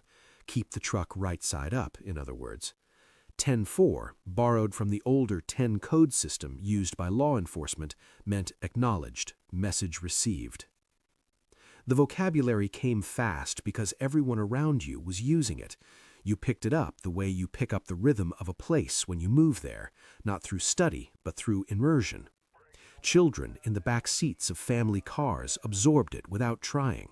Mothers who kept a base unit in the kitchen for practical purposes learned it by listening. A CB radio in a household was, among other things, a continuous low-grade education in a specific American dialect. And then there was the entertainment. In November 1975, a song called Convoy reached #1 on the Billboard Hot 100. It spent 1 week at the top of the pop charts and 6 weeks atop the country charts, which was remarkable for a novelty record built almost entirely around CB slang and trucker culture. The man behind it, Bill Fries, working under the stage name C.W. McCall, was somewhat improbably an advertising copywriter from Omaha. He'd originally created the character for a bread commercial. The song was a dramatized CB radio conversation between drivers with handles like Rubber Duck, Pigpen, and Sodbuster, moving from Arizona to Illinois while evading law enforcement. People who had never touched a CB radio bought one because of that song. Convoy created a feedback loop between the radio culture that was already growing and the pop culture machine that was now paying attention to it. Smokey and the Bandit arrived in 1977.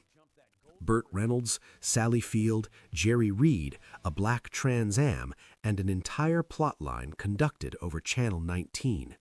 The film grossed over $300 million internationally and was the second highest grossing picture of that year, behind only Star Wars. Television followed with The Dukes of Hazzard, BJ and Bear, Movin' On. Every major American car manufacturer began offering CB-compatible features as optional equipment. Jeep released a special 10-4 package for their pickup trucks.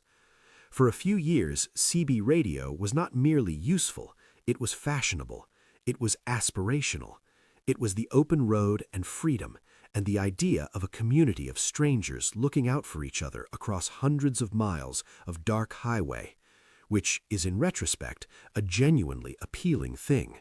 Even the parts that were slightly fantastical were appealing precisely because they were slightly fantastical. But there was another dimension to the CB boom that doesn't fit as neatly into the cultural narrative. The one that mattered most in the long run to the people who were using these radios before the movies and the songs arrived. Long-haul truckers used Channel 19 the way sailors had historically used ship radio, not just for information, for company. The loneliness of a long haul is real and specific, not the social loneliness of someone who wants to be around people and isn't, but the particular isolation of being alone with your own thoughts across a flat, empty stretch of Kansas at 2 a.m, with hundreds of miles still in front of you, and the knowledge that then created a brief, chaotic period where the market was flooded with both old inventory and new product at steep discounts. The expansion helped in rural areas in smaller markets. In the major cities, it made relatively little difference. The problem in Chicago, Los Angeles, New York, Dallas, anywhere with a dense population and heavy highway traffic was not a shortage of channels, it was a shortage of airspace. The physics of radio propagation at 27 megahertz meant that a strong signal could carry 15 or 20 miles under good conditions. In a city, that meant every major highway corridor had dozens or hundreds of transmitters within range of each other simultaneously. Channel 19 became wall-to-wall interference. Voices cut each other off. Conversations were lost in static that had nothing to do with weather or distance. The community that made CB radio worth using was slowly being crushed by its own size. At the same time, a secondary problem was emerging from the bottom of the market. The manufacturers who had flooded retail shelves during the peak years had done lasting damage to the reputation of the equipment. A $60 radio in 1978 performed exactly like a $60 radio, which, at the power output levels permitted by the FCC and with the antenna quality that typically came bundled with budget units, meant poor audio, poor range, and poor durability. People who bought into the boom on the strength of the cultural enthusiasm rather than a genuine communications need found that the experience didn't match the advertisement. Units went into closets. Base station antennas came down. The license renewals that were coming due for the wave of new applicants from 1976 and 1977 were not, in substantial numbers, being renewed. The boom was not collapsing, but the air was coming out of it. The popular narrative of CB radio's decline focuses on the cultural side, the fan passing, the novelty wearing off, the cell phone arriving. Those things are all real and all contributed, but there's an earlier, less discussed structural shift that mattered more to the core user base than anything that happened in consumer culture. In 1980, the Motor Carrier Act was signed into law. It deregulated the trucking industry in ways that fundamentally changed the economics of long-haul freight. Prior to deregulation, trucking had operated under a regulatory framework established in 1935 by the Motor Carrier Act of that era. Rates were set by collective agreements and approved by the Interstate Commerce Commission. Routes were assigned and protected. There was a degree of cooperation among carriers that the regulatory structure both required and permitted. Drivers and companies knew roughly what a haul would pay before it left the dock, and competition, while real, operated within defined parameters. After 1980, that structure was gone. Carriers competed directly on price, routes were open, rates were negotiated, not assigned. What you were hauling, where you were going, and what you'd agreed to take for it, that was now proprietary business information, a competitive advantage, or a negotiating position, or simply a piece of information you didn't want your direct competitors to have.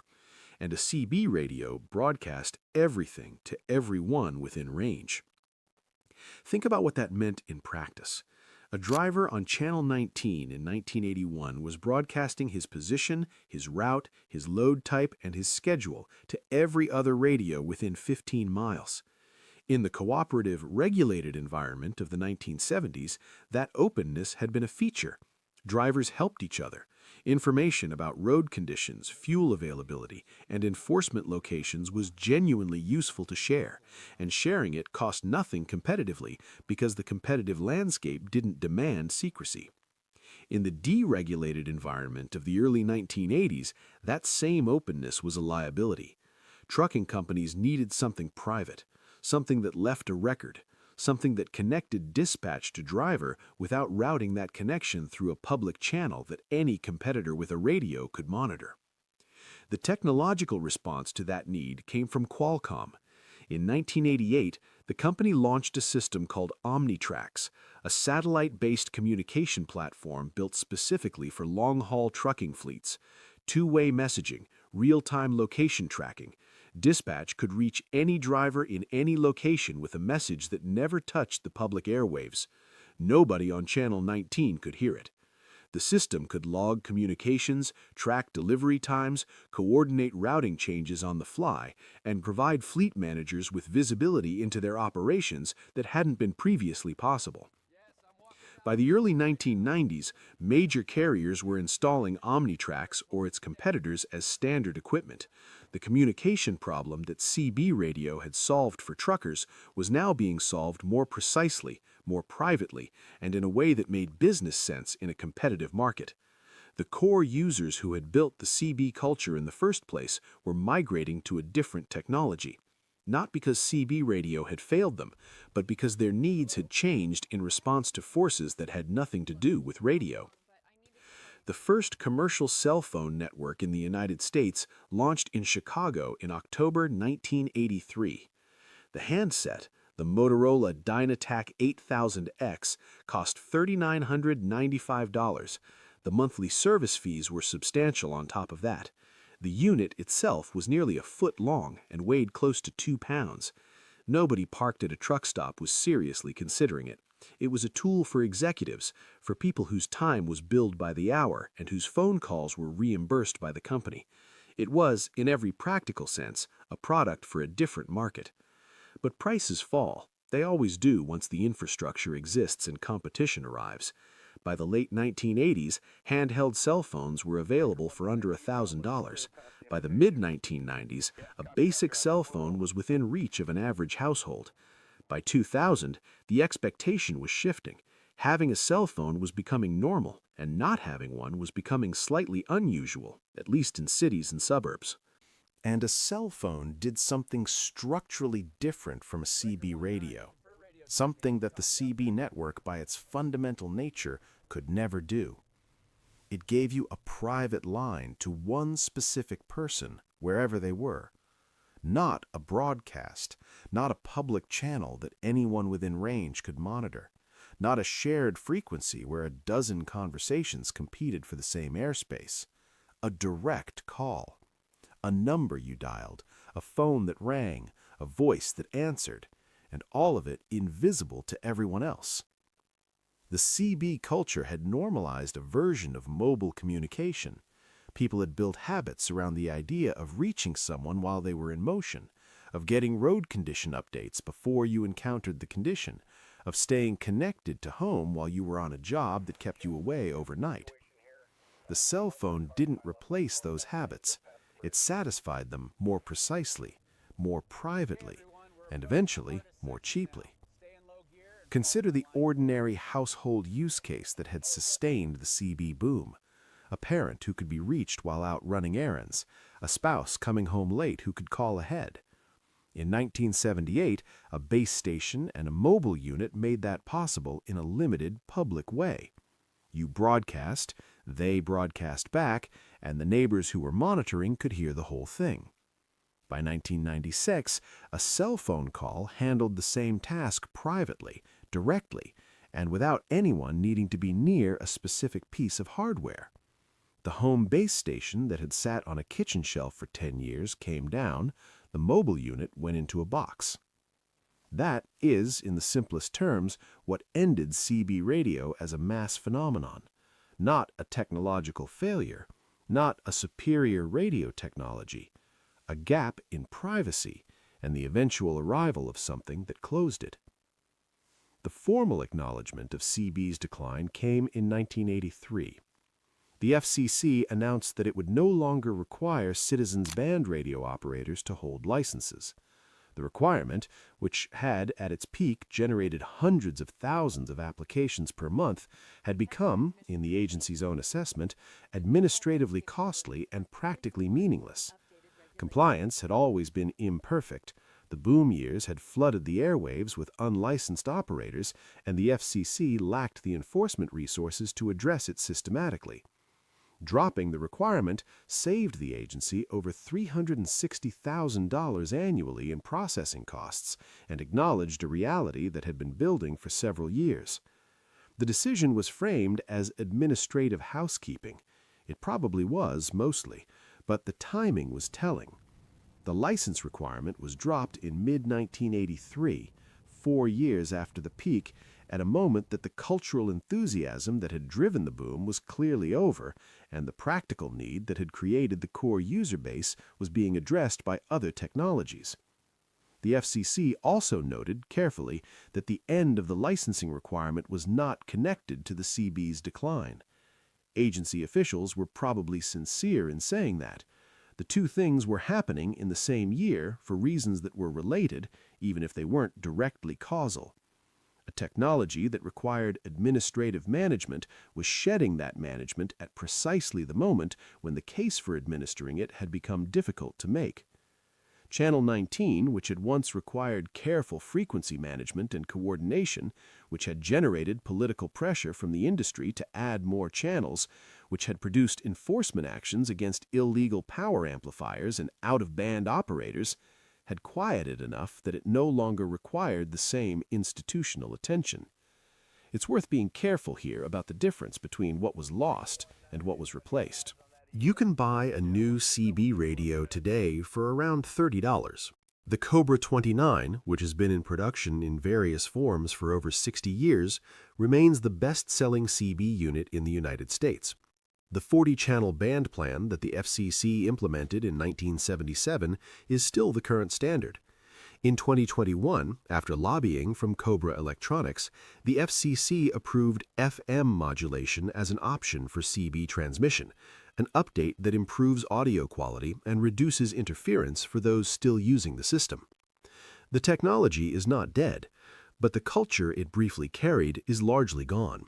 The 40 channels of open public conversation that once stretched across every American highway, the handles, the slang, the strangers keeping each other company through the long, dark miles, the families staying in loose contact while a parent drove home, the brief and genuine sense that you were part of something larger than yourself just by turning a dial, that is mostly over.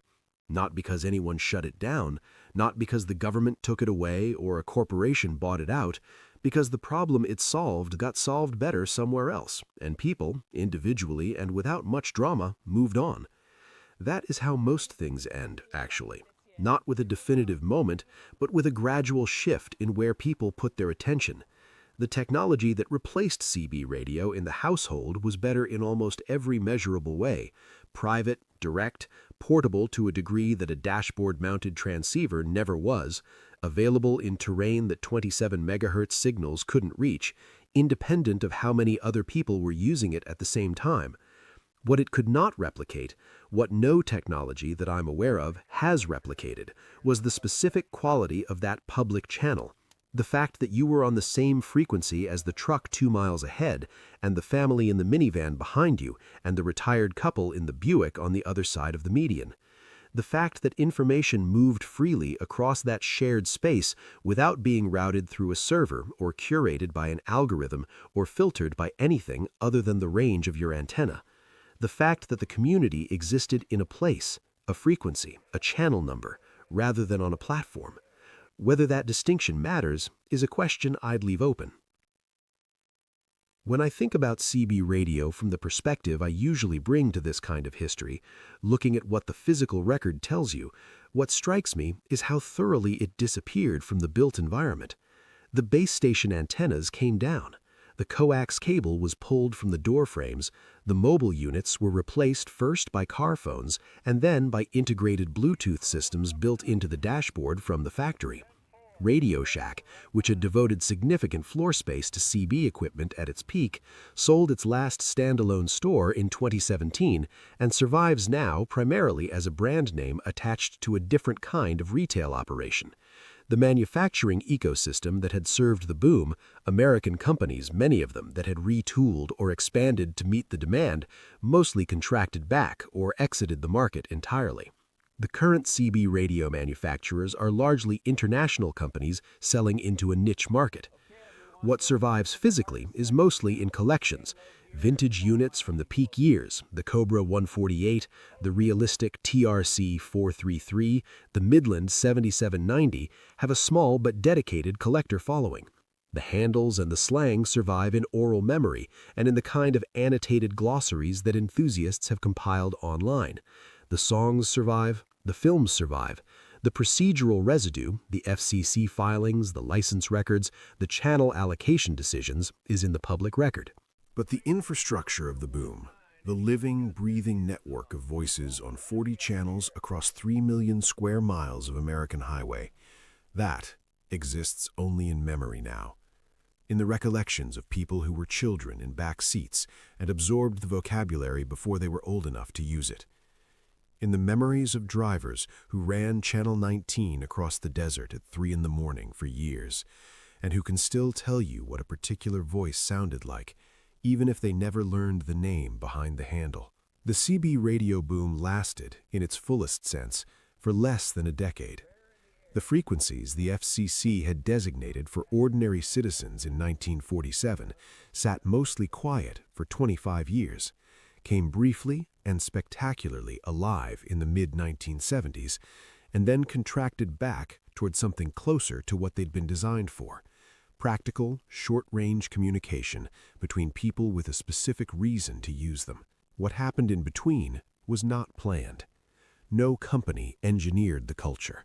No government program created the community. No technology firm designed the slang or the handles or the informal rules of who talked when and on which channel. It grew the way things grow when conditions are right and the need is genuine and enough people are paying attention at the same time. And then the conditions changed. The urgency that had built it, the oil crisis, the speed limit, the specific vulnerabilities of the trucking industry in a regulated economy, eased. The privacy that it couldn't provide became the thing that people wanted most.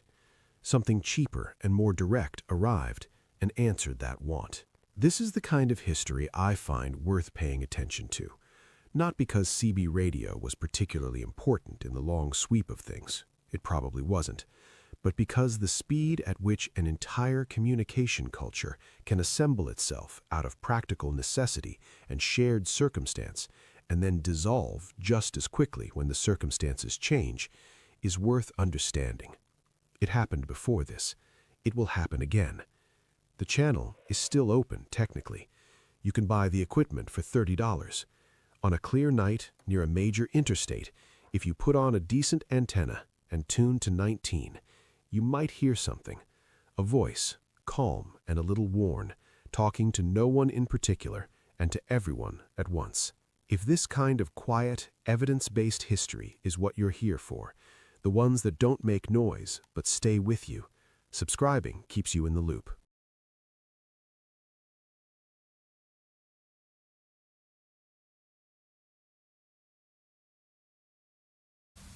Hi everyone, welcome to Mr. Carlson's Lab. Today I'm going to repair and restore this Beckman Instruments Model 702A regulated power supply. This power supply supplies elevated voltages for working on things like guitar amplifiers and test equipment and, well, anything that really requires an elevated voltage with a substantial amount of current. So let's get started. This is a variable bench supply. So this will create 0 to 600 volts DC for B+, and this will also create bias voltage 0 to 200 volts. The bottom scale is bias and also milliamps as well. I'm going to be repairing this thing and restoring it so this thing can be used in daily service again. This isn't one of those things that's going to be fixed and of course put on a shelf and just looked at. So yeah, this is going to be definitely used. So I want to make sure that this thing is going to be good for the long run, and of course when I put the case back on it, I want the case to stay on it. Getting the case off this is relatively easy. It's basically just 2 screws on the top. So I'm going to do these. It's a nice thing about this older equipment is it's designed to be serviced very easily. So I'll take this, lay it on its back.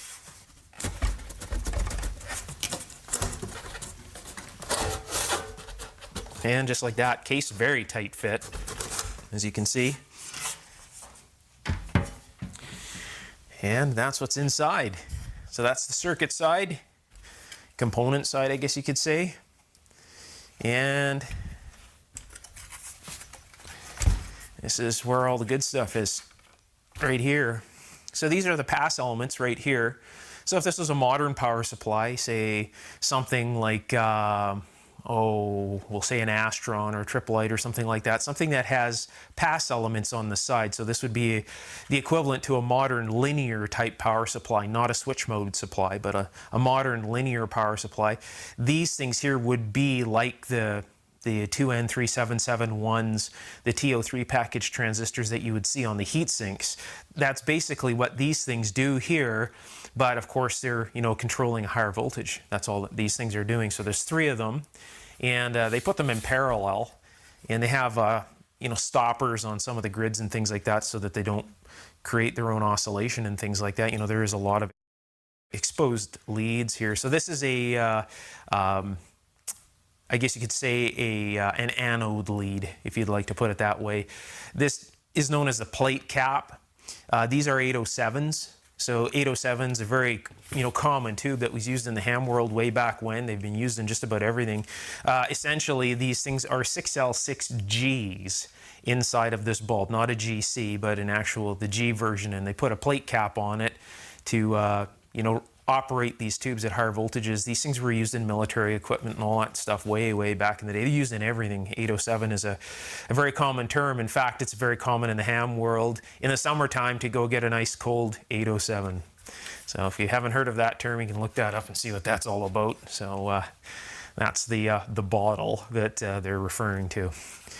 So there you go. This is the rectifier tube down here. This will be a bunch of regulators, basically glass versions of Zener diodes, and a bunch of control elements for those right here. Filter capacitors, which is going to be the target today, and you know, some filter chokes or filter reactors, if you like, down on the bottom. One there, and one here.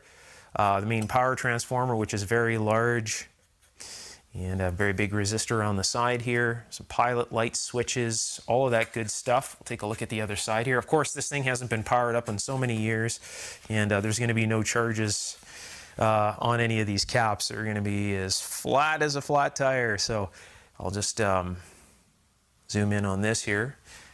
Add forward so you can see. So wax capacitor here, definitely a problem. All of these caps are problems. This thing has got a lot of capacitors in it that need to be changed out to make this thing dependable. So capacitors like this one here, this one here, these are in series, and these are in series, and so are these down here. These all need to get changed. This wax capacitor needs to go. This one here, even though it's a light value, will need to go. Same with this one right here. Yeah, things like that. So the discs are fine. Discs are usually very, very dependable. So the discs can be left behind. Mica capacitors are very dependable as well. So that one would be 3000 picofarad. That's what that one would be.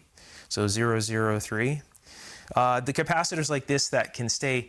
I did an entire lesson on all of the different types of capacitors and how they fail, and I talk a little bit about them. I did that in my electronics course. Well, here's the picture of the capacitors that I talked about in that electronics course. So if you're interested in learning all about capacitors and components that fail and all that kind of stuff and the things that are dependable, again, that is in my electronics course. You can check that out. I'll talk about that at the end of the video, and I'll put the link below the video's description and under the Show More tab. So anyways, so all of these caps need to be replaced here. Selenium rectifiers, I'll go after these as well, get rid of these things. And again, this thing's going to be used, right? So I want to make sure that I can turn this thing on, leave the room, go get a coffee, and not have a room filled with smoke. And that's what ends up happening when you leave the old caps in.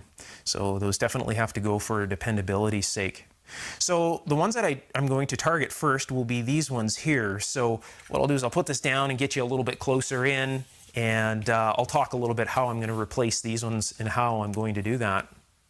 To remove the leads on some of these old caps, it's sometimes beneficial to add solder. So it makes contact between the iron tip and the terminal just a little bit better. They fold all the wires in a lot of this old equipment. So getting them undone without a desoldering tool is relatively easy. Go in a circular motion and you'll see it just unwind. See that? See how it's unwrapping? Like so, and you can just pull the lead out. That's how that works. For a lot of the older equipment, there's a little trick. Okay, I've got all three of the leads out of this terminal tie post right here, and it'd be kind of interesting to see what condition these capacitors are in. A lot of the times, these power supplies have very low time on them. So, meaning that they are turned on, used, and then shut off again. It's not like a radio or a television that's left on for long periods of time. You know, these power supplies usually just get used briefly and then shut down again. And you can really tell by the way that this chassis looks inside and the capacitor's condition itself, like they look relatively fresh. Now, would I trust these things ever to leave them in service? No. People talk about reforming these capacitors and just using them. Definitely not worth it. Reason being, as mentioned before, you go get yourself a coffee, you come back into the room, and now you've transferred a smaller problem into a much larger problem. So, you know, the capacitors, they end up shorting, and then a lot of the times they'll burn out the power transformer. Capacitors nowadays are cheap, and it's just not worth taking the risk, especially for something that's going to be used regularly. So if this is going to, you know, if you have a piece of test equipment or something like that that's going to be used on a regular basis, it's not worth trying to reform capacitors and take that risk. So, of course, unless you want to. But in my case, I really like this power transformer, and I'd like to keep it in here and not have to look for another one. So I'll replace the capacitors instead, and I'll even increase the values just a little bit. So, you know, it'll be even better than what was in here. Again, these are rated at 800 surge. The capacitors that I'm going to put in here, 2 of them in series, will make a continual 900 volt stable capacitor. So that's not even surge, right? That's just, you know, continual at 9, it would work. And then, of course, that would be its absolute max. But it would be very comfortable working at 8 you know, all the time, 800 all the time, right? And, you know, you're still 100 away from the deadline. And yeah, so just, you know, just little things like that. Nowadays, you can do those things. As I go through this, I'll share all of these little thoughts and hints and tricks with you. A lot of these little tips and tricks that I share with you can be used, you know, in radio and television servicing and repair and whatever piece of test equipment, whether it's modern or antique. These tips are valid for a lot of this stuff as well. A lot of the really neat pieces of test equipment that you'll come across nowadays, a lot of the stuff is older. It'll have a CRT in it or some nice linear power supply, say something even from the 80s. You really need to start thinking about capacitors and that stuff now. And if it's been heavy use, you know, 90s and 2000s even need to be recapped now. So it's an important thing to do. You got to remember, capacitors have electrolyte inside of them, and they're, you know, sitting on, you know, some basically foil wound plates and stuff like this.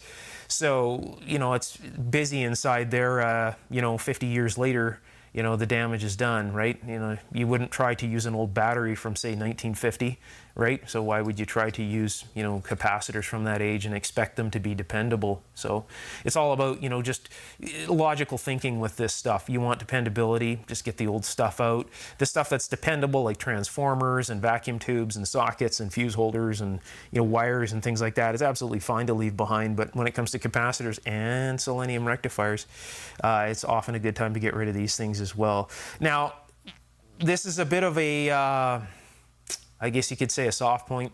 A lot of people like to leave the selenium rectifiers behind, especially if they work, because they have a little bit more drop across them than, say, a modern diode. In this case, this is a power supply, and the modern diode would be absolutely fine. If you're concerned about the drop across the selenium rectifier, what you're going to want to do is work out the resistor that you would need to put in line to do that.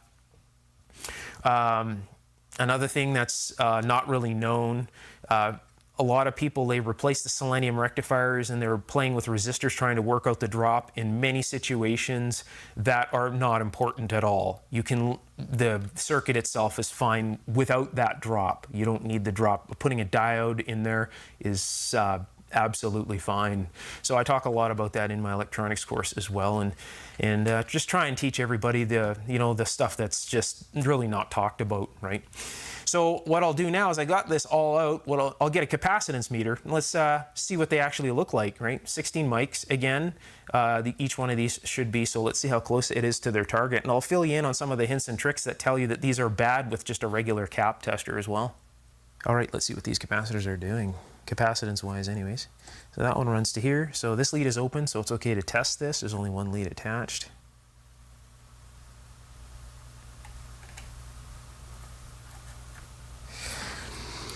So that's supposed to be 16 microfarad, and the capacitance of this capacitor is a whopping 175 nanofarad. What does that tell you? Well, the thing's basically open. All right, let's test the next one.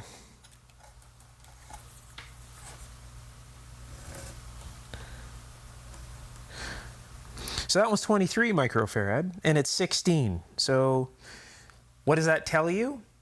Well, if you've been on this channel for a while, you would know exactly what that means that capacitor is doing already. So I'll fill you in. So what is happening here is these capacitance meters measure the amount of time it takes to charge a capacitor to a set rate, and then it takes that time that it's taking to charge it and turns it into a capacitance reading here. So if it takes longer to charge, you're going to get a higher capacitance reading. Why would it take longer to charge? Well, because it's leaky. So if this is 16 microfarad and it reads 24, that doesn't mean you have an overachiever. That means you have a problem in another area of the capacitor. And that's known as parallel resistance, not equivalent series resistance. It's known as parallel resistance or leakage. So this one's leaky. Let's see what this one is. This one runs to the bottom of the selenium rectifier, it looks like. It does. Nope, it doesn't want to even take a reading there. What do we got? And again, another 22 microfarad. So very high. Again, it's supposed to be 16, right? So that would tell us that those capacitors are bad. So we have one that's open completely, you know, well, pretty close to in the nanofarads, and then we have two that are incredibly leaky. So for the fun of it, let's find out how bad that leakage actually is. I've opened up the capacitors completely in order to do the leakage test because the leakage test is much more sensitive. Now I know there's going to be one of you or a few of you that are going to say, but the tests are different than one another. You'd had the leads connected up for the other test. All right, if you're saying that right now and say you're thinking to yourself, well, the tests differ, you should really be in my electronics course. So I'll test the caps again. Nanofarad, all right.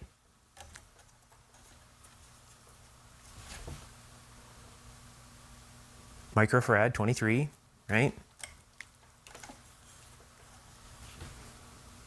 Okay, so there you can see 22, right? Now, of course, heat and everything will affect these caps. They'll move around a little bit with heat.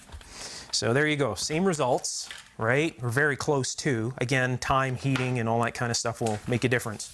So the very slight differences you see are absolutely nothing. Again, so for this test, I need to have these leads open. That's the reason I didn't bother opening the leads for the other test, because I wanted to show you that it's completely fine to test capacitors. That way you open one lead for a standard capacitance test.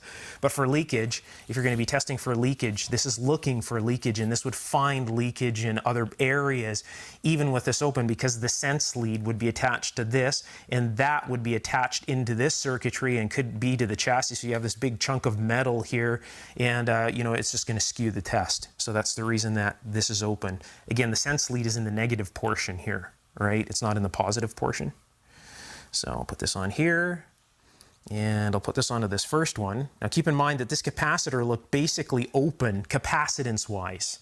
All right, so let's take a look at how it looks electrically. So even though it's in the nanofarad, this is in an electrolytic test, and as you can see, it's red and it's still in the red scale. It might creep down another LED or two over time, but it's that's a very bad cap, so it's leaking very bad. So the capacitance is relatively open, but the leakage is there big time. So I'll shut this off. Let's test the next electrolytic. See what that one tests as. Okay, get that over here.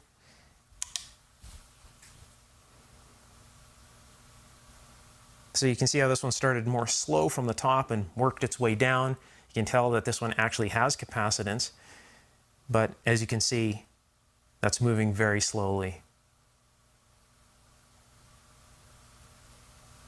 Again, very, very leaky. Not something that I would want to trust. Let's try this one here and see if we can trust this one. Somehow I'm not thinking so. Okay, so here we go. Now keep in mind these capacitors have aged pretty much the same, so the leakage is probably going to be somewhat similar, even though the other one is open.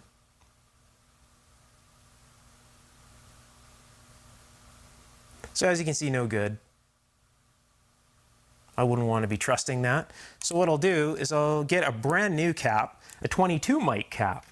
So it even has more capacitance than these, right? At least brand new it does, 22, right? At 450. It's a very good high quality cap. I'll clip it into the test leads here. I'll hold this up so that I'm not, you know, touching the boots because it's sensitive enough to read the resistance of my body. Okay, I'll turn this on.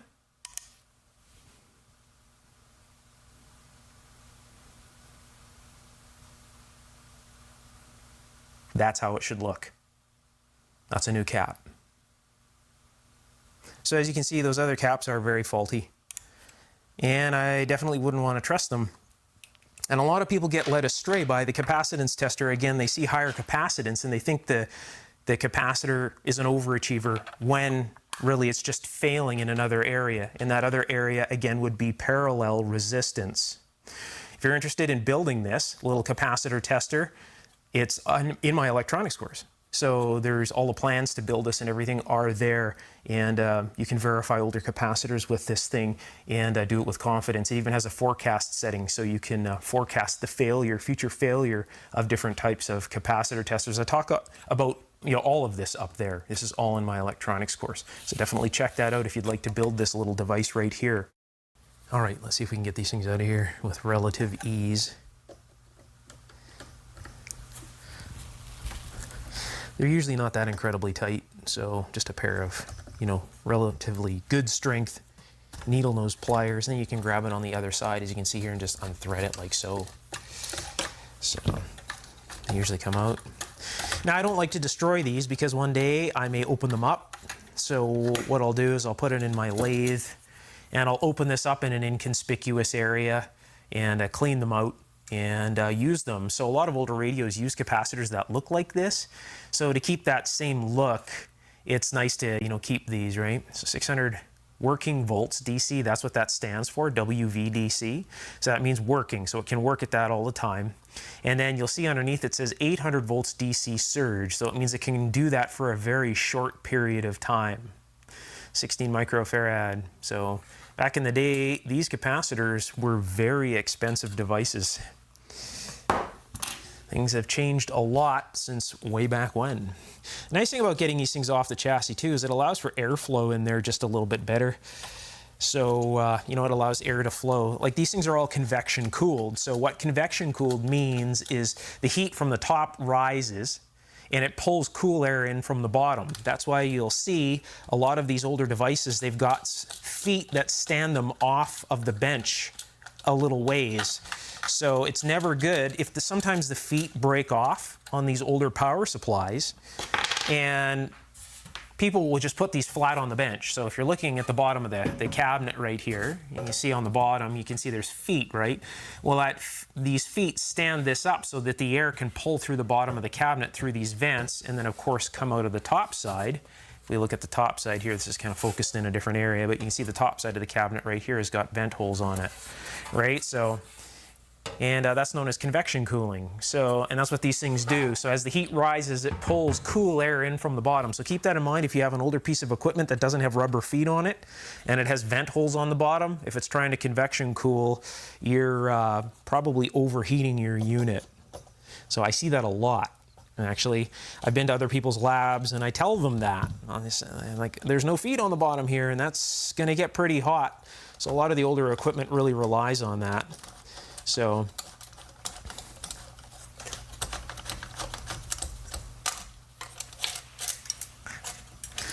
again, the caps are in really nice shape, you know, like physically anyways. So yeah, nice to put in an old restoration or something like that. So I've seen these in older radios where these tops are just popped right off, right? So they don't vent very well. You can see there's a nice crimp seal on the bottom here with a rubber boot and the wires come out, you know, so they don't vent very well, let's put it that way. And when these capacitors go away, yeah, they go away in a dramatic way. So nice to save those. So again, now I got a lot more area down here. So now what I need to do is figure out how I'm going to fit the new caps in here. I'll share the new caps I'm going to put in here, and we'll take a look at the best way to fit them in. Now that I have all this extra room, what I'll do is I'll take a terminal tie strip that looks like this. I'm going to actually be using a bunch of these throughout this build to put the new components on. Now I've had these things kicking about for quite some time. In fact, I have a whole bin full of them. And I find that these don't like to take solder very well. So a trick is if you find any of these old terminal tie strips, and even though they're plated, they don't like to take solder so well, soaking them in a product called Tarnex. I'm not sponsored by them, but it just works very well. A product called Tarnex, of course, you know, using the appropriate precautions, wear gloves and all that. I get a Q-tip and I just put it into Tarnex, a little pool of it, and then rub the contacts, and these things drink solder up like crazy after that. So just a little tip for you that have a lot of these things. These can often be found at ham radio swap meets and online auctions and surplus sales and things like that. Very handy to have around for working on any type of older equipment. You can cut them down. You know, I'll put a cut here if I only need a few of them. You know, so I have one standoff and there's a cut. So you get two of these, one that's, you know, out this way and one that's out this way. So just, you know, they're very universal, very handy to use. In this case, I'll leave both of the little mounts on here, right? These can also be used as a ground lug. What I'm going to do is I'll mount this in here. So I'll drill a couple of holes, two small holes here. So a hole here and a hole over here. And I'll mount this over here, either that way or this way, depending. And move this resistor again out of the way. And I'll put the capacitors in here. So I'll basically take a bunch of these caps right here. So I got one right here, kind of bent up already. So if I want to make, say I want to get 4 caps on this strip without touching the actual grounds, what I would do is, let's see, I've got another one here as well, depending on where I want to make the ground and the positives, right? The positives all hook together, so I'll try and make this as universal as possible. So I put one in here like so it's not touching this, so it's jumping across these leads. And then if I want to put these 2 caps in series, right, you know, I would have them something like that. And then I have another area to do the exact same over here. So if I aim the positives together, we see that all the positives were connected at one terminal. I can run one wire out and do that. So just a little bit of pre-planning. And I can also fit those series resistors across here and make that voltage divider. And again, once I have this all put together, I'll explain why I have used those resistors. So in here you can see that they've done the same thing across their caps. And I'll explain the process. It's very simple, and it's needed. It's a definite needed thing whenever you're putting 2 capacitors like this in series to make 1 capacitor. All right, I think I will mount it this way. That way I can kind of, if I need to, I can put this 1 tab right in the middle of this resistor's opening here, or close to it anyways. So just a little bit less movement. I'll make sure that that's pretty much straight. That looks like that. So I'll put my light center punch here. I'm looking forward to the year center punching that with vacuum tubes in it comments. I'm looking forward to those, just so you know. So anyways, there we have those 2. I'm also looking forward to the you're drilling the chassis with vacuum tubes in it comments. I'm looking forward to those as well.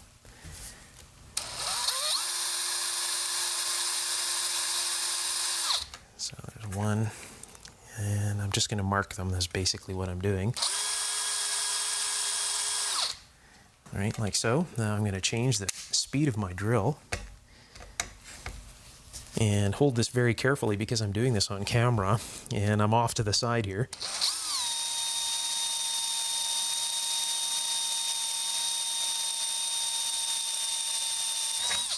Now keep in mind that this drill is very sharp. It's just that I'm trying to feel the bit.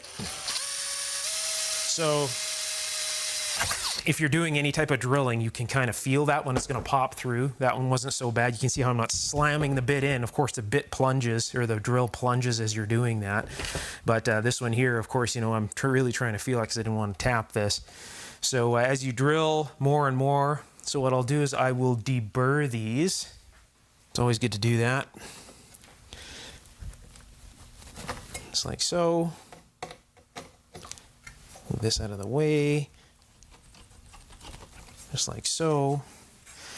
And I'll do the same thing on the top side. I'm also going to put another one of these on the top. So there'll be capacitors on the top side again, but of course they're going to be much, much smaller. So I will deburr these right here. So give me a second and I will touch up the focus so you're not staring at a blurry screen. So just the same kind of deal. Hard to get my hand in up here. Yeah, this can also be done with a drill bit as well. If you have a very sharp drill bit, the deburring is very easy to do. Just like that. And then get rid of all of the little burrs there. Now that allows me again to put one of these on the top like so. And I can put some capacitors, the same that I explained on the bottom, on the top here. Because there are many other capacitors in here that need to go in a series arrangement. These 2 here are in series as well. So I don't even know what the rating of these is. Why do they put these cardboard covers on these caps? Well, because the case of one of them is live. That's the reason they do that. You'll notice that all 3 cases of these were grounded to the chassis. Well, one of these is suspended because they're both in series, so the can is negative, right? So one of these is going to be above ground.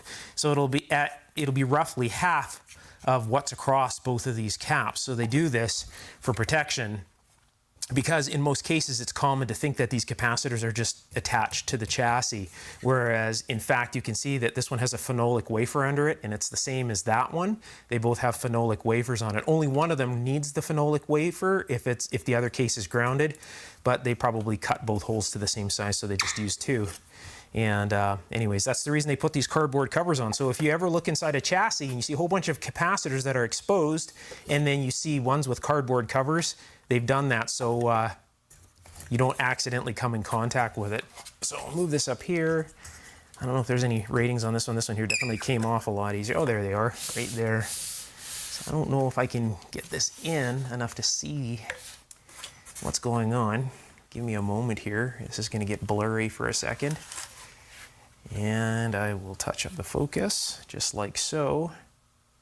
So these are 80 microfarads at 450 volts DC. So the other one, since it's in series, which would be, you know, this other one over here, it'll be the same rating. So another 2 there. So lots of capacitors. Because this power supply runs at an elevated voltage, you know, getting electrolytics, a single electrolytic, let's move this down, getting a single electrolytic that is going to work at that voltage is definitely not a common thing. So it's much easier just to put a bunch of them in series, and then of course put those those resistors across it. That's actually, I thought those were little pieces of shaving, but that's actually where the lock washer has bitten into the chassis of the old, from the old capacitors there. So I'll get these terminal tie strips installed and some capacitors soldered onto them, and I'll show you exactly what I've done. Here are the 2 terminal tie strips sitting in some of that Tarnex solution. If you look carefully, you can see all the little bubbles coming off. So after a short period of time, I'll take them out, wash them down, clean them up and dry them up, and these things will take solder like they're brand new terminal tie strips again. So it really does get rid of all the corrosion and all that. Makes these older parts and pieces very nice to work with. 2 of the 3 CAN capacitors have been replaced by these 4 capacitors here. So if you recall, 2 of these capacitors makes 1 of these cans. So we have 1 can and another can right here. I'll talk about what's on the top side of the chassis here in just a moment. So you'll see that the rating, the capacitance rating is relatively high, and that's because when you put 2 capacitors in series, this rating drops in half. So we're roughly at 23.5 microfarad with these 2 capacitors making 1 of these cans. The voltage rating doubles. So I have a 900 volt capacitor rated at 23.5 microfarad or around that. So much better than what was in here. The little bit of extra capacitance is only going to be beneficial in this power supply right here. You'll notice that I've chosen 390 k ohm resistors for the voltage divider that runs across these capacitors. Again, these are here to basically equalize any of the leakage current that might be present within these capacitors. So we want both of these capacitors to charge evenly or close to evenly. You know, we don't want more voltage basically on one cap and the other one just kind of hanging around. That's why these voltage dividers are so incredibly important. A very crucial step that needs to be done when any capacitors like this in a power supply are, you know, put in series. So you can see I've got 4 of these resistors here. So 2 of these make a voltage divider for these 2, and 2 of these make a voltage divider for these 2 here. These 2 are wired in already, and basically everything is ready to go. What's on the top side of the chassis has not been wired yet. So I'll move this around here and show you what's going on here. Put this down. So this here consists of the other capacitor right here. Put this into focus a little bit. This consists of the other capacitor, so that would make the 3rd metal can, and these 2 larger caps here are going to replace these 2 right here, and there's also voltage dividers across all of these as well.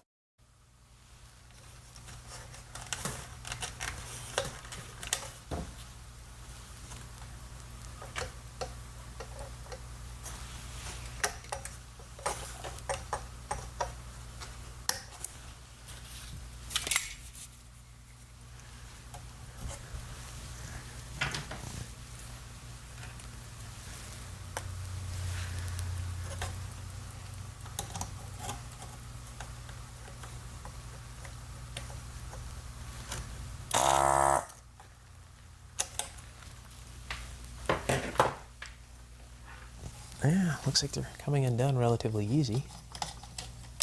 Look at that. Shake all the screws out later on. All right. Looks like that's happening.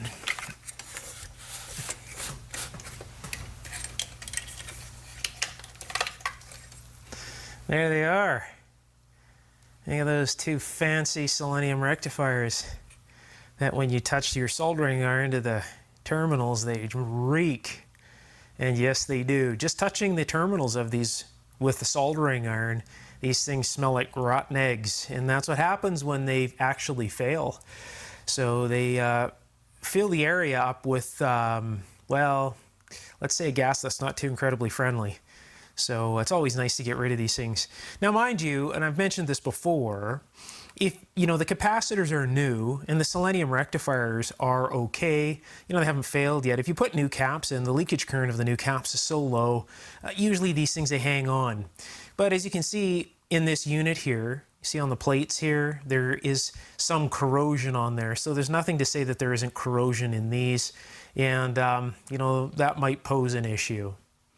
So better to be safe, just get rid of these and put a modern diode in. Again, this thing is going to be used a lot, right? So, you know, just leaving stuff like this in is, you know, just asking for issues. All the electrolytic capacitors have been replaced in this power supply at this point. These two capacitors here replace the two that were in here, like so. These two capacitors right here replace these two capacitors that were in here. You'll see I've mounted another terminal tie strip in here that holds the replacement caps, and it also holds the UF 5408. That's just what I had in my junk bin. So I was originally going to use like a 1N 5408, but this is a UF. UF just means ultra fast, so that's absolutely fine. So I'm using the UF 5408 here. The negative bias rectifier is what this is. So that's in there. These three caps still have to be replaced. I will replace those next. These capacitors here are unhooked, so I'm just using this one as a tie point, so the negative on this is unhooked.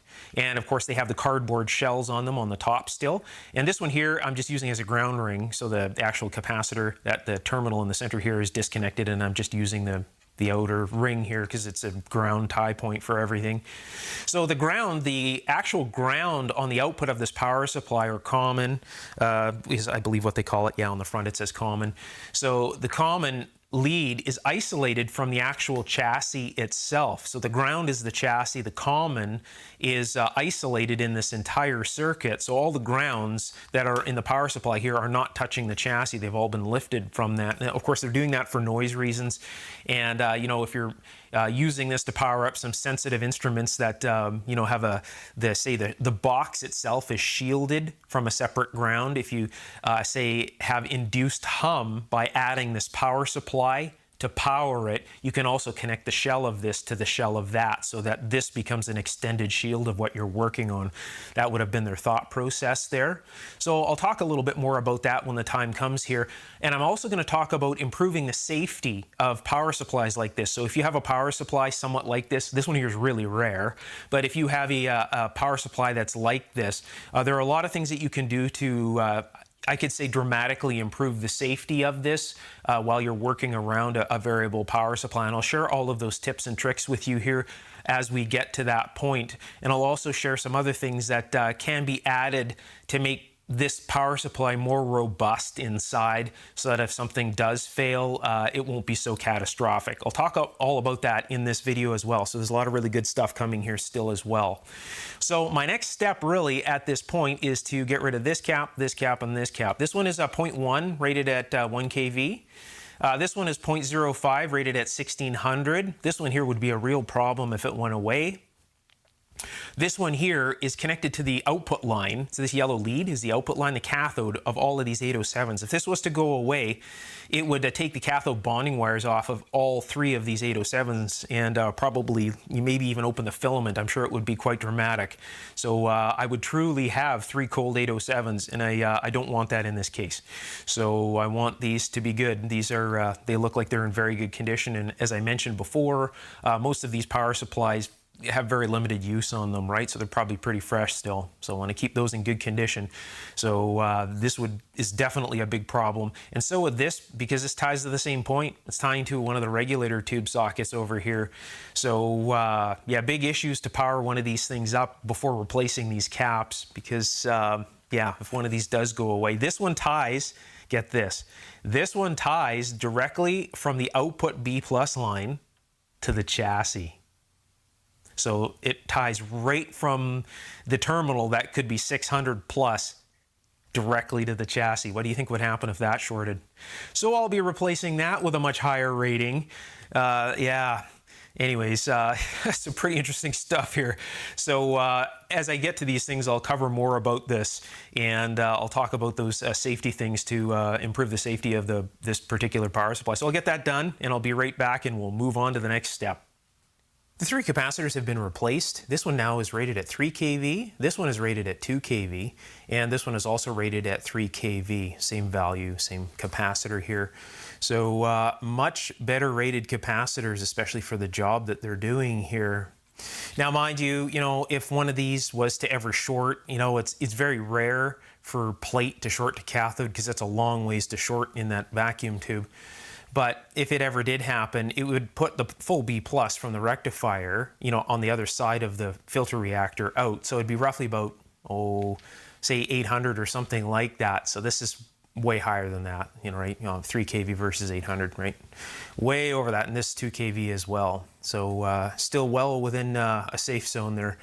When I removed this capacitor here, which it had a mount on it, it's mated over here on the bench. It had a mount on it, was held in place. So you'll see I've installed yet another terminal tie strip. And that is to enhance the safety of this power supply. So basically, you'll notice these two leads coming out of the transformer here. So the pilot lights in this power supply have their own winding. So that's all this winding does. This winding just powers the two lights. Now, since this is a power supply that supplies elevated voltages, if this light was to ever burn out, that could be a little bit misleading, right? So all you really have is a toggle up and down on the front of it. So in order to make this safer, what I want to do is remove the bulb. So just a kind of a twist and, basically twist it and then pull it out, right? Not a thread base or anything like this. So anyways, this bulb here shines through a little hole here and then of course lights up a thing called a jewel light on the front here. And you'll notice red, which is common for plate, in green, which is common for heater. That's just the way it's been way back when. So the old transmitters, if the B plus was on, it was always red, or that would be sometimes known as plate. And then green is the filaments for the unit itself to turn the filaments on and off, or the heaters, right? So now, in this case, the hole is about the right size for a standard 5mm red LED. What I want to do is I want to get a really bright red LED and put it in that hole so that little jewel light on the front is blazing bright, right? So when the switch is on the front and basically these are active, the terminals on the front are active, I want that light basically to just scream red. That's what I want it to do. I want it very, very bright red to let me know that this is on. So what I'm going to do is I'm going to make a DC supply for this, for the LEDs. So what I'll do is I will open these leads up and I'll put a diode in here. Basically it'll be half wave rectification and a filter capacitor. And then that filter capacitor will supply two LEDs. So I'll put a red one in the red and a green one in the green side. And that way you don't have the chance of the actual bulb burning out. We're in a time where we have some nice technology now, and why not utilize it? Again, this thing is not going to be a shelf queen or anything like that. This thing will be somewhat of a daily driver, right?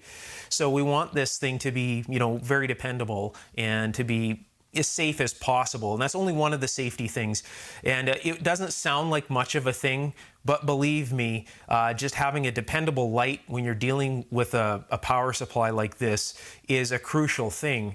And I'm also going to talk about the line cord here in just a moment, increasing the safety with the line cord as well. So I'll get this little rectification scheme done here. I'll put this all in and get the LEDs, and I'll show you what I've done there and explain that, and we'll move on to the next safety improvement for this power supply before I even power this thing up. The power supply for the LEDs is now installed here. So there's a UF5408 down at the bottom here. A diode is a half-wave rectifier. There is a 1000 microfarad capacitor here filtering that supply. It's a 35 volt rated cap. Why did I choose this cap? Well, because it's a stubby cap and it fits between the terminal tie strip on the front here. That worked out really well.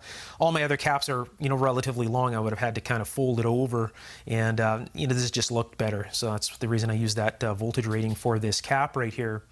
I've put a bleeder resistor across this capacitor here. The reason that I use 1000 mics and a bleeder resistor here is because I do not like flickering LEDs, and this makes a nice clean DC supply. Of course, yeah, it's a little excessive, but it makes a nice clean DC supply.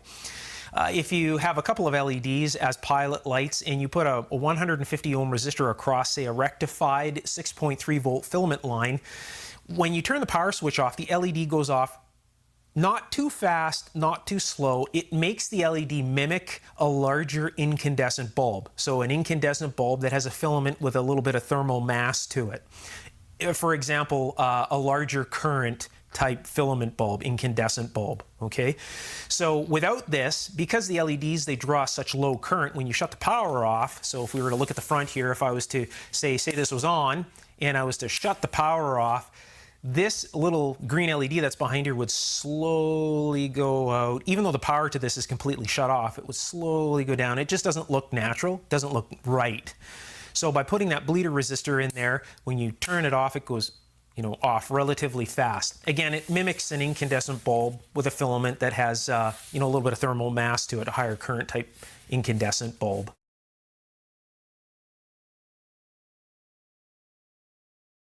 So I found that this works. I've done this to so many pieces of equipment over the years. I found that this is seems to be about the magic number. So 150 ohms, between 100 and 150 ohms, whatever you've got kicking around on your bench that's, around that area. I've got a disc style capacitor across the UF5408 just to keep things quiet. Again, this is a fast diode. Oh, which brings me to these here. You'll see that I've taken that UF5408 out here and I've put these two diodes in. Why did I do that? Well, I'm thinking, they've put a 600 volt, 800 volt surge rated cap on this particular circuit here, and they don't put those, they don't put caps with that rating, again, 600 volts, 800 volt surge on a line here for no particular reason. They're not going to overrate them that crazy. So I'm thinking to myself, if it is around 600 volts, and chances are it's going to most likely be there, I like to always go double the PIV. And 15408, the UF5408, only has a 1 kV PIV, peak inverse.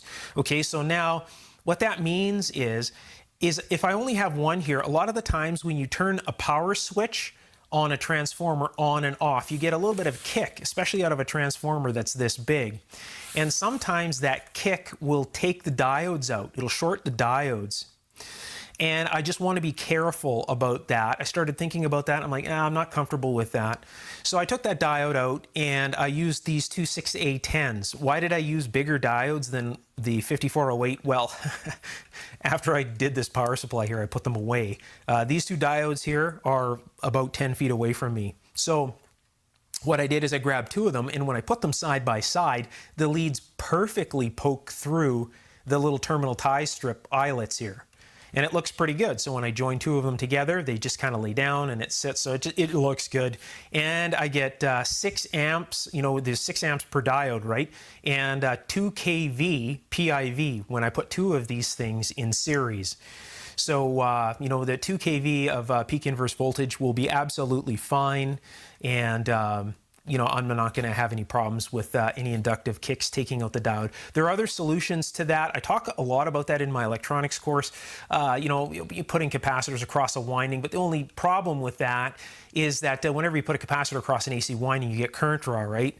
So I would much rather just up the PIV by putting some diodes, and you're not really, getting any extra current draw or anything like that. Not that, this transformer here is going to really care because it's so incredibly big anyways, right? So just the better solution there. So anyways, that's why I did that. Now, before I power this thing up, I don't feel comfortable powering this thing up until I change this cord here. As you can see, I grab this and I just touch this, and this is just stripping off. Right? Look at that. Not only that, this capacitor up here, this cap here is running from the B+ portion of the switch right to the chassis, and that's the way the factory one was. It's right to the chassis. Now, again, the common or the negative for the power supply is completely isolated from the chassis. So this ground is actually chassis, and common is the power supply negative. Now, they have a cap going from this terminal directly to this chassis with no earth connection. Yikes. So what's going to end up happening when I turn the, the high voltage switch on here? This cap has to charge up, or is going to try to charge up, find a path to charge up. So what would happen? It's technically it's taking the B plus, and what's it connecting it to for a moment? That's kind of scary. I'm very tempted to actually just bridge these two terminals inside, So what I'm going to do, I may actually do that, but I'm still, for safety's sake, I'm going to put an earthed cord on here. Now, first of all, I'm going to power this up on an isolation transformer and current limited variac supply, so that earth connection won't do that during the test. But when this is in actual service, I definitely want an earth connection on a power supply like this, especially something that's going to, source 600 at 200 milliamps, right? So, pretty stout power supply. So don't want to take any chances there. Safety first, right? So what I'm going to do is, I'll show you the factory power cord on the back. This looks, at least to me, like a factory power cord. How do I know? 2-wire connection, has that, kind of 50s look to it. When it's wound on here, it comes right to the end, right? Pretty close to the end here.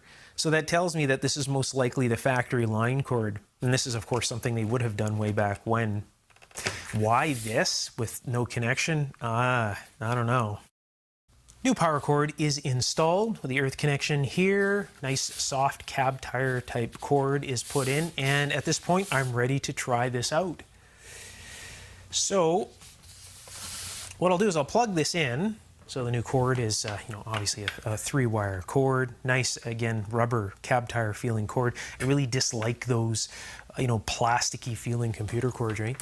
So I'll plug this into the isolation transformer and current limited variac supply. I should show you what I'm doing here. So what I want to do is make sure the variac is down at the bottom. I want to make sure that this is in current limit. So that means that the bulbs are in line right now. And the switch on the Shasta power supply is off. So I'll turn this on. And I shouldn't have any glow. So if this was going to glow, I'll move this up just a little bit. I have no, obviously, line cord shorts or anything like that. So that's looking good. So what I'll do is I'll turn the Shasta power supply on. So that's on now. So if I move this up and these glow brightly immediately, I would have a short. All right, so I don't. So everything is good. So far anyways. So as I advance this, these should glow dimly, and that would mean that this is working normal, i.e. dim bulb tester, right? So, and that's looking about normal. That's a nice orange glow. Take a look at the Shasta power supply, and I can see that the power lamp is on here, so a little LED. It looks like the needle has gone negative. So we'll see what's going on with that. And I also noticed that the high voltage is off. It's on the high voltage here, but it's off and it's reading. So this is kind of interesting. All of these things are always built differently, right? So each one of these things has their own personality. Some of them are a little grouchy too. So what I'll do is I'll turn this up and I'll see, yeah, okay, it does come off being negative. Now that could also be because my dim bulb tester is limiting this. So I'll see what this goes up to. A little over 300, right, with this off. So a little over 300. Now, obviously, it's not going to go to the top, right, because this is being limited. It's being current limited by that by the bulbs. So I'll turn this down here. And what I'm going to do now is bridge the bulbs out, and it'll give that thing full AC. All right, so basically what I'm going to do is just flip the switch. So those are bridged out now. And this has got full line right now. So there's no current limiting on this anymore. So as you can see, it's gone negative. So I'll move this up. And it's easy to sit at 0. So some of these power supplies did this. And you can get a little bit of negative. Now, they don't really source any current below 0. So in some vacuum tube applications, it is beneficial to start off negative and then come to 0. I'm going to be using this with a lot of solid state testing, and having this go negative, even sourcing just a mild amount of current, can cause big issues, especially with, gates of FETs and things like that. So I don't know how negative it's going, but I'm going to limit that out, and I'll actually test this and show you that it won't source current, or very little current, below 0. All right. Again, I've worked with enough of these types of power supplies to just know this. So now what I'm going to do is advance this, and we'll see if we can hit our target up here. Oh, it does it quite comfortably. Look at that, right over the edge, and still some to go. So yes, definitely working well. So now this here, I imagine, will just turns this jack on. That's probably what's going on.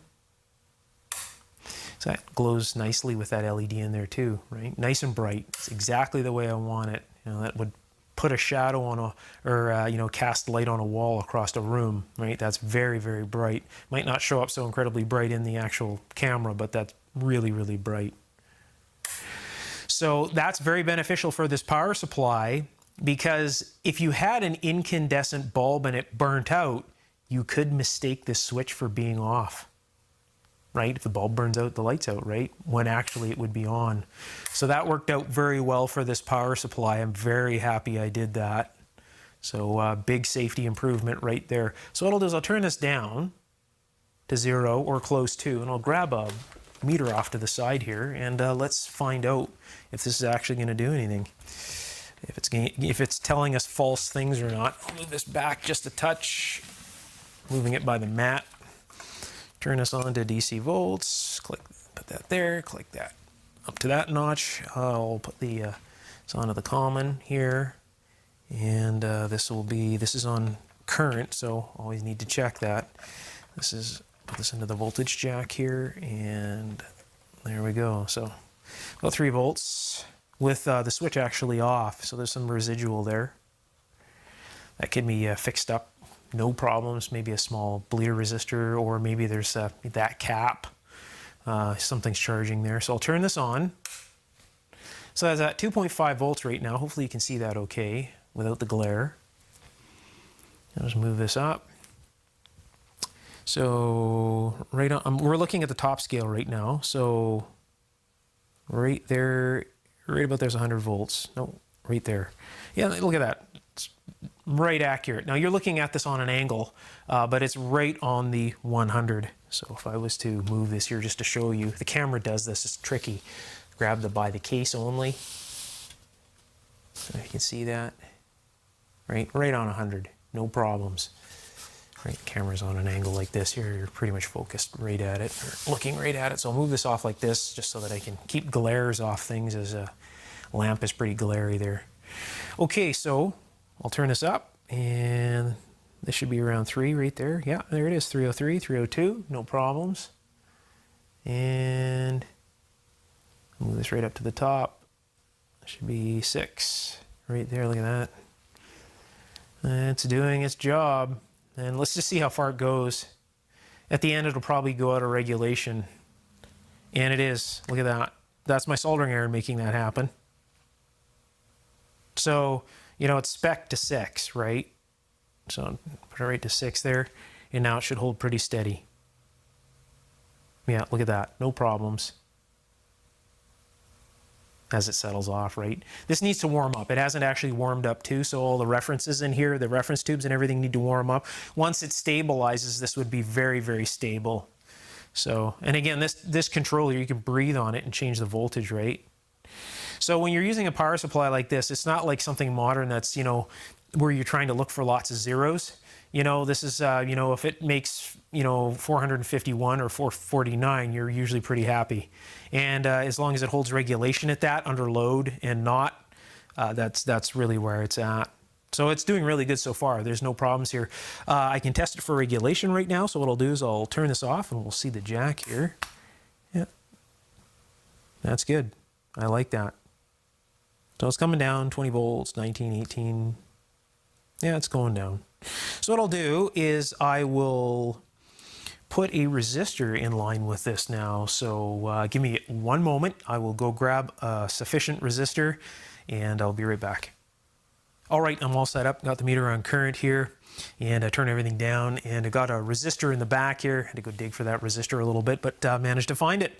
So what I'll do here is I'll put this on to high voltage here. Of course, we're going negative. So I'll bring this up. I wanted to turn everything down, make sure everything is, ready to go here. So I'll turn on actually I'll bring this up to say 300 here, okay? And I'll turn this on, and we'll see what kind of current we got. First of all, we'll see if we're at 300. We'll see if the voltage changes under load and with the load removed. So when I turn this on, it's going to basically feed current through this resistor, and we'll be able to read the current on here. All right, and then when I shut it off, of course, it's going to open it. So if we see much movement up here, we know that it's not regulating, right? Because this is, right now, this is indicating voltage. So that's under load, and that's with no load. Not bad. And that was 100 milliamps. Look at that. So now if I move the switch, I'll just shut this off, move the switch to milliamps. I should have, the needle should almost sit right at the same spot. Look at that, not bad. 98. So when it sits right on 100, it's about 103. So the current shunt, yeah, is close enough. I'm not going to worry about that. Again, I'm looking at this straight on here. So I don't want to keep this on too long because that resistor is going to get really hot. Yeah, I can feel the heat already. So I'll move this up. We'll see what kind of current we get. I really don't want to go much further than 150. So I'll shut this down, put this on to high voltage, and we'll see what so right now we're at about 475 for volts here, just below 500. So I'll see what happens. You see if there's any regulation.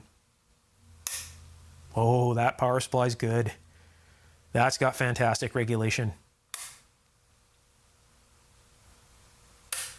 No problems whatsoever. That is a tough power supply. Just for the fun of it, let's move it up a little bit. Rate to 5. Yeah, so I'm really pushing my luck here with this resistor. That's, yeah, it's hot. I need to fan cool this. So at any rate, it's working. There's no problems there whatsoever. So what I'll do is I'll just turn this down. I don't like to see that needle up there. Even though this is off, I've got that turned down. I'll just remove this. So it's working well. So far, so good.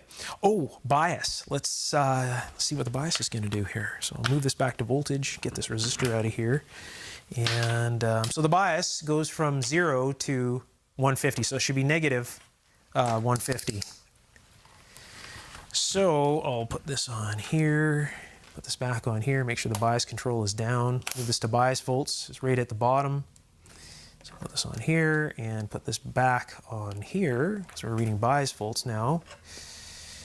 And now the bias won't be switched off. The bias cannot be switched off, and they do that all for a safety reason. The bias always needs to be on.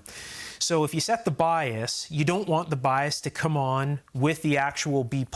Reason being is you always want negative bias on the vacuum tubes before any high voltage is applied. If you do it the other way around, you'll destroy the tubes immediately, like that. They're gone. You blow the cathodes off them. So, for example, if you have a really nice high-end audio amplifier with, say, KT66s or KT88s in them, and the bias goes missing, those tubes are gone immediately. It'll just destroy those tubes. So you always want the bias on, and as you can see here, like the high voltage side is off, but the bias is still there. So now this is going to read bias volts on the bottom scale, and it's the same scale that it's reading milliamps on. So it should go to around 150 volts right at the top. And there it is, really close, 149.73. And again, it's on an angle. It's a little bit below the 150, not far. So I'll bring this down to 100 and see what it's at. And that's right on 100. Right there, actually a little high. Right there's a 100, and that's close. So no problems. That's the accuracy of these meters, and that's completely fine. Again, we're dealing with vacuum tube equipment, so that's, it's absolutely fine. And of course, if you wanted, much more accuracy than this, all you would do is just use an external voltmeter or something like that, but that's fine. I'm not worried about that. So most of the time, the bias range you're going to be using is between 0 and 100. That's going to be the bias range. So anything over that is really, icing on the cake. kind of like, you know, having a supply like this go to 600, you're usually topping out at about 5. You know, unless you're dealing with transmitting equipment, and that needs a different power supply altogether, right? Transmitting equipment will have a variable B+ supply that'll go 3 times this.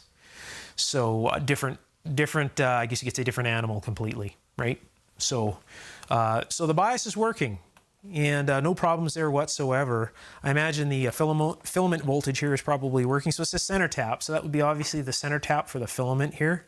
Now the filament is not loaded, so I imagine this is going to be, the voltage will be high a little bit. Let's see what happens here. So 6.3 and 6.3, yeah, 6.6, yeah. And of course, if that was loaded, that's not regulated, right? That's just a filament tap out of the transformer, and that's completely normal, 6.6. So that's, and this should be half, or roughly half. Yeah, 3.3. Yeah, so that's all working. So the thing is working, and it's working well. I'm very happy with that. Now what I want to do is put some protection in here to stop this thing from going negative. And I'm going to show you what I'm going to do about that. Some people want the supply to go negative, and for many of these supplies, it's quite common for them to do that. So again, if you're monitoring the B+, it's sometimes beneficial working on some particular types of tube equipment. So that's actually a bonus for this. But I'm going to very rarely use a feature like that in a power supply like this. I'm going to be using this with a lot of solid state stuff. In fact, I'm going to probably be using this with FETs. And having, you know, this go negative can sometimes damage things, especially if it's on the gate. So I don't know how negative that's actually going. So I'll put that at 0 here, and let's actually see how negative this is going to go. So put this here, and put this onto the DC volts again. And I'll put this on. This has to be on, right, in order to read this. So I'll turn this right down to the bottom. Look at that, negative 139 volts. So again, that could be beneficial in some cases, depending on the equipment, but I don't want that to go negative for my application. So I could limit it off with the VR itself, right? Just basically put another resistor in there so that it would stop down at the bottom. But it will source pretty much no current here whatsoever. Actually, you know what? I'll show you that right now. So what I'll do is I'll just turn that off. Right? It goes down here. I'll put this into the current jack. Probably going, are you crazy? I've done enough of these things to notice this. So I'll probably get, you know, a milliamp or 2 or something like that out of it. Okay, so I'm going to flip this on, this full negative, you know, 130, whatever it was. Yeah, negative 2.3 milliamps. Right? So that can just be limited off. So I'm going to put protection in here to stop that. Now, the minute I go above 0, right? So if I go, you know, 0.5 of a volt, if I have 0.5 of a volt with this thing and I was this, it would be full tilt. This would pin out. So, you know, that's important. And it's the nice thing about a diode. It has, you know, drop 0.6 of a volt. So this will have to go negative 0.6 of a volt before it clamps. So I'm well below 0. So one nice bonus about diode, at least in this application anyways. So, you know, 2.3 milliamps is absolutely nothing, right? As you can see, that's just going negative again, right? So that'll be the next modification. And I also want to put protection on this meter. I don't want this meter to ever get burnt out. And I'll show you how quick and easy that is to do with an older unit like this. And if something ever shorts out, you're very thankful that you've put protection on there, because really finding another meter like this is would be virtually impossible. This power supply almost doesn't exist. Oh, hey, one more thing. Want to take a guess at what the unregulated B+ is coming out of the rectifier just before it runs into the anodes or plates of all 3 of these tubes? Want to take a guess at that? So let's take a measurement here. So I'll turn this off and move this over to the side. And what I'm going to do is grab my safe capacitor discharger, because I don't want to be clipping anything inside this thing with any possible B+ lingering around. So that's this thing right here. So what I'll do is I'll attach this to common on the front, because that's the common here, and I'll keep an eye on this, make sure that there's no, if one of these flashes, you know that there's B+ still there, and there isn't. It's all drained off. There's a cap over here, All of these down here, yeah, everything is drained off, so this not a big deal. Not a big deal there, so I'm safe with that. This is another device, a safe device that I've created, and I've released this in my electronics course. So all the build plans and everything to build this safe cap discharger is there. So completely self-reliant, and it has a pair of leads that come out of the other side that you can actually put into any type of a DMM or something if you actually want to watch it. So I just usually use the LEDs as an indication, but if you actually want to watch the voltage drop, that is an option with that as well. So what I'll do is I'll move this over here, and I move this over here. I've moved the jacks over again, because if I didn't, that would completely destroy this rectifier. So I'll put this on here like this. So I'm right on one of the filament windings. So both these big leads right here are the filament windings and where the B plus comes out of the main rectifier. So I'll put that on there. Make sure everything is good. Everything is good. Put this back onto the negative there. All right, so I'll turn the unit on. Get some of the glare off this. So I'll turn the unit. Boy, there is a lot of glare there, isn't it? That's not even coming from this angle, is it? No, it's not. I'll just get rid of some of that glare for you there. Boy, all these lights, they just want to shine on everything. So I'll turn this thing on. So place your bets. What do you think? I'm saying, I would say, well, it's always usually a few hundred volts higher than the maximum, so around 8, I would think. So really, the really stout power supplies, much bigger than this, are usually 300-400 above the pass elements. So what comes out of the cathodes, right? So it's about, you know, I would say a couple hundred with this one. So let's see what happens. Here we go.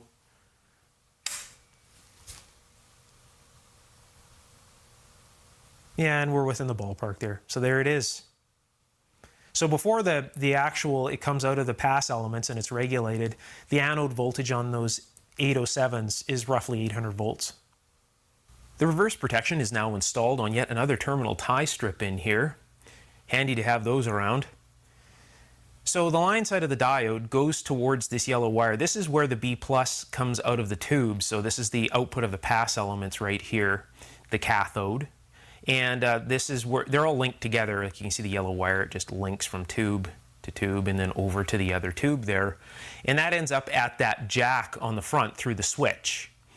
So this diode here, the line side of the diode, is towards positive. So if it tries to go negative, the diode will just clamp that. Now you may be asking, well, why do I only have one diode here and I'm not so concerned about the reverse? This diode isn't really doing any switching. So down below where I took this diode out, it's in a supply where it's basically switching off and on for half the cycle, right? This here is just basically sitting here protecting this from negative. So it really isn't doing any switching. It's on a DC line, let's just put it that way, a nice clean DC line. So I'm not too concerned about it. If this diode was to ever fail, you see this little 100 ohm resistor here? That little 100 ohm resistor would just vaporize. So in normal service, protecting this thing from going negative, this doesn't get hot. This diode, you know, just sits here, really does nothing. And, you know, when you turn the thing down, again, the current is so low, this doesn't get hot at all. And the diode is just acting as a clamp. I cleaned the window of this meter with some Windex. Doesn't that look fantastic? Almost looks like a brand new meter. Now I really want to make sure that this thing is protected. So the next thing that I want to do is protect this meter from something known as a catastrophic failure. Back in the day, they didn't do that because these meters were plentiful. You could find them and obviously reorder them. And nowadays we have the technology with different types of diodes to protect this meter somewhat the same way that I'm keeping this circuit from going negative. I'm going to use some diodes as a clamp across this meter just in case something ever happens, this thing gets an over voltage situation. And that isn't uncommon. A little switch down here that switches from position, sometimes they'll get a carbon track in them or something like that. If it gets a carbon track or becomes slightly conductive, what can end up happening is it can, you know, put a little bit of excessive voltage on here and damage the movement of this meter. Now, if you've ever purchased one of these meters new or found one at a ham swap meet or at an auction in a box that's brand new, you'll notice that there's some tie wire across the terminals of the meter, and that's because the meter is so incredibly sensitive that even a static discharge can destroy the movement of the meter. Something like a FET, right? Almost that sensitive. So they put tie wire across them, and just to keep them shorted so that the movement doesn't get damaged. Well, if they're that incredibly sensitive, of course, you know, they need to be protected, right? Now, the nice thing about these meters is they'll usually go to full scale deflection. So I'll just move this down here. They'll go to full scale deflection without the diode clamping yet. So the forward of the diode is usually beyond the full scale reading. Now, you can use multiple different diodes to figure out what is the best choice for the meter, depending on the actual sensitivity of the meter and how much it takes to actually drive it to the top. So I've got some shotkeys that have a forward of 0.13 volts.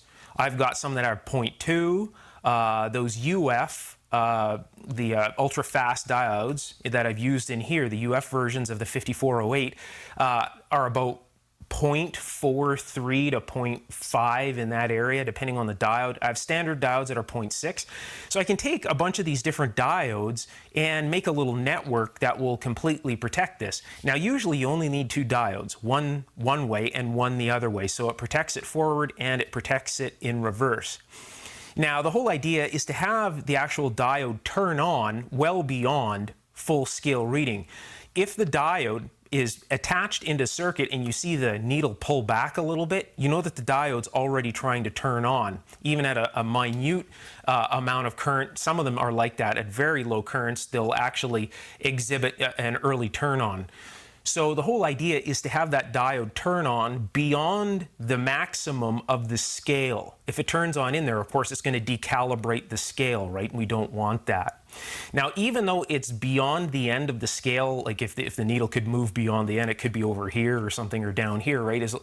Even though it's beyond the end of the scale, it will clamp early enough that the diode will short any excessive voltage or clamp it and protect the actual little teeny wires in the movement of the meter.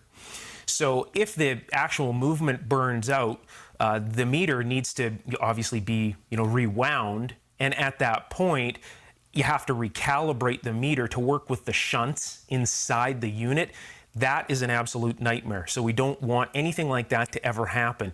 This is something that's valid for anything with a meter movement. So some VTVMs will benefit by that, vacuum tube testers, some old voltmeters. A lot of equipment with a meter like this can benefit by that protection because all it takes is once and it's finished, right? And of course, that's pretty much, you're taking this thing out and trying to figure out a solution for the factory meter in here, right?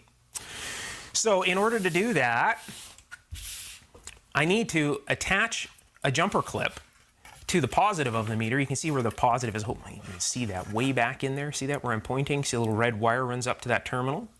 And you can see how there's a black wire that runs over here to where this resistor is, but I don't want to use that because it's still going through resistors. I want the diodes to go directly across that meter. I want it to clamp right at the meter, so I'm going to attach a black lead here and a red jumper clip there, and I'm going to run those leads out, and I'm going to measure the voltage at full scale to see where it actually is. All right, I imagine on this it's going to be extremely low because usually these meters are incredibly sensitive. So I would say that I would measure the voltage across the meter at this particular point right here and see what the actual voltage across the meter is.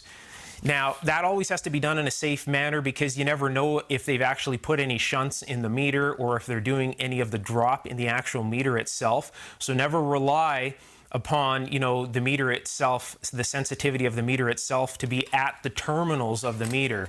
Sometimes some of these companies are pretty tricky and they'll put a division network inside the meter. All right, so depending on the power supply, there could be full B plus at the meter terminals. So you don't want to take any chances with that. So you got to be super safe with that. And I'll show you that here in a moment. Now, in order to get at this, I need to remove this 807, as I was mentioning, as we were looking at the other protection on the back there.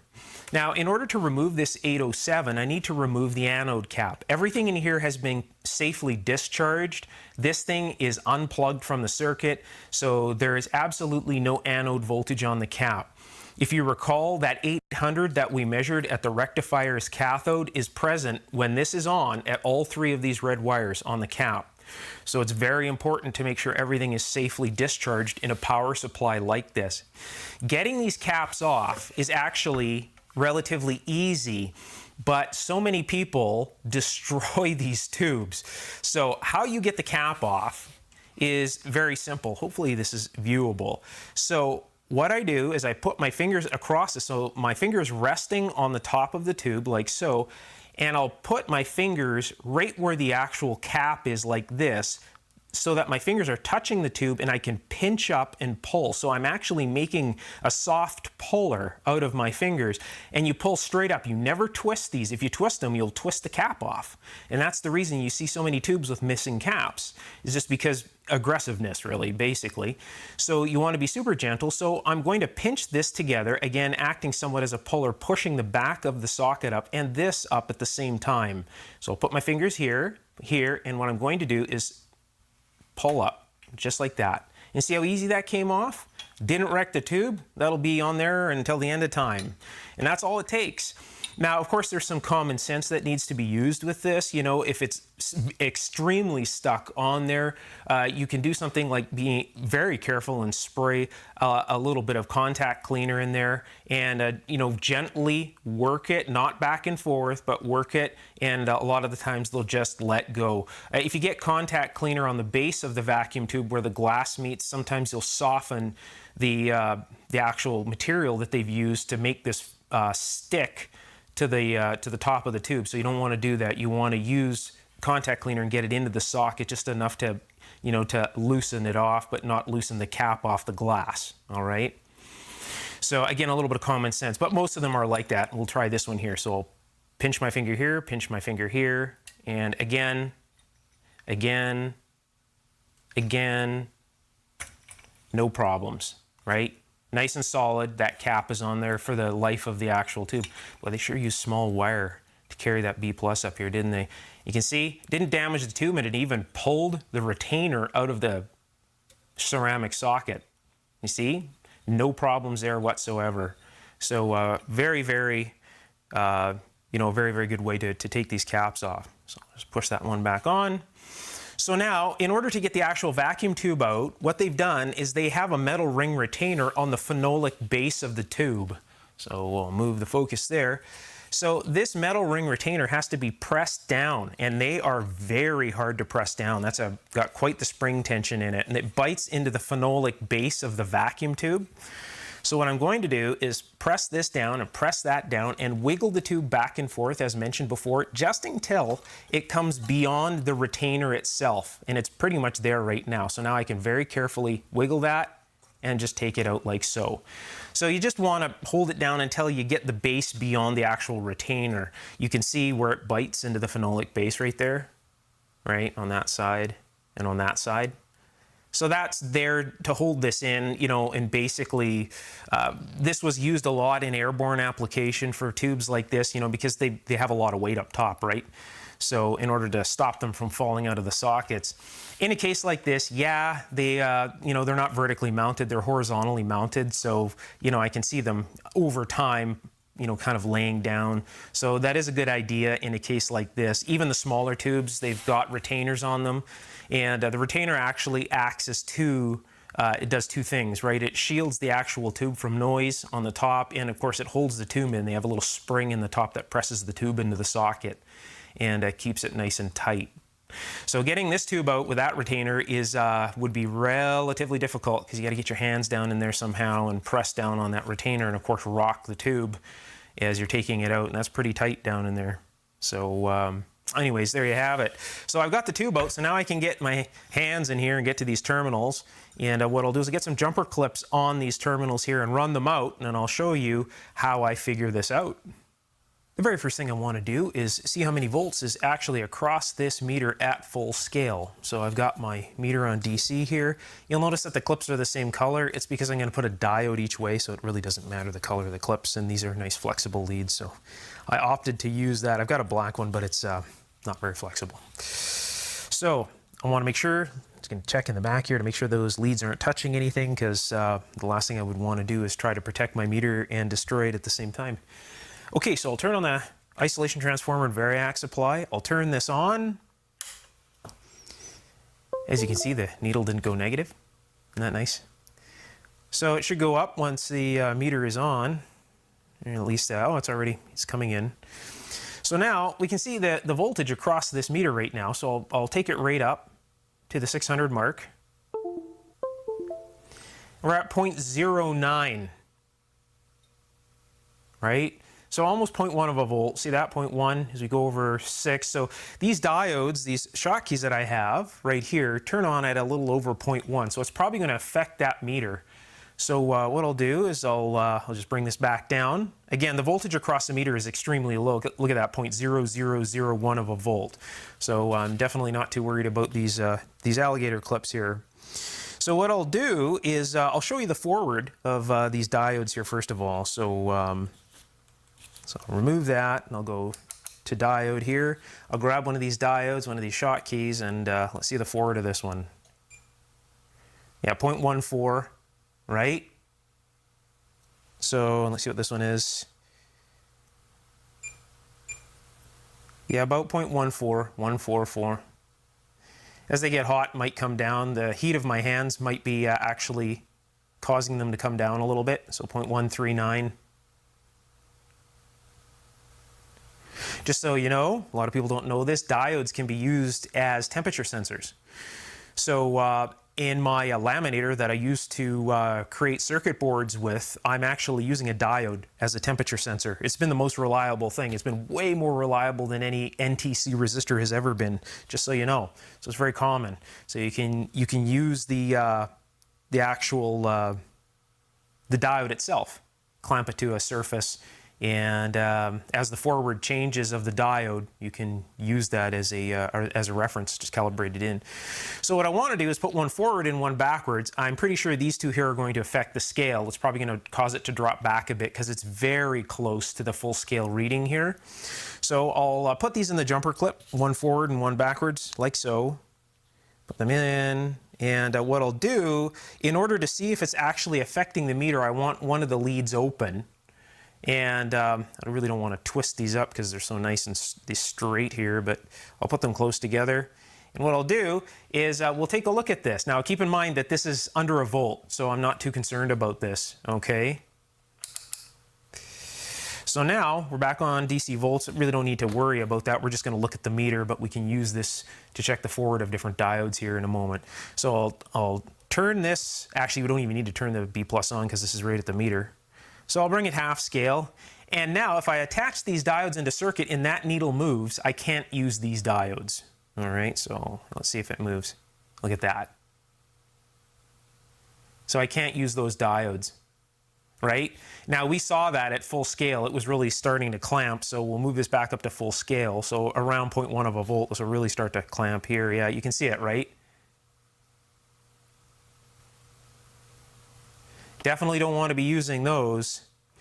So those are two diodes that I can't use. So I'll leave that alone there, turn this back down.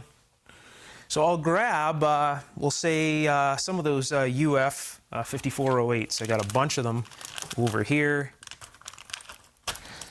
These are nice big diodes, so if they do clamp, opening these things in a failure situation would be very hard. So whatever's trying to make this fail will open before the meter does. That's kind of a nice thing. So the forward of these are around 0.4, I believe, if I remember correctly here. 0.4, 0.5. All right, so let's take a look at the forward of this. Oh, try that properly. Yeah, 0.43, 0.42. So again, when diodes heat, they change, right? So if I was to cool that off, see how it's coming up? But as soon as I stop, my fingers are heating the leads. That's me blowing on the body of the diode. You can see how the forward is changing, right? Again, great temperature sensors. But so you got to make sure that this is well enough so that if this drifts down, because of the heat of the tubes in here, right?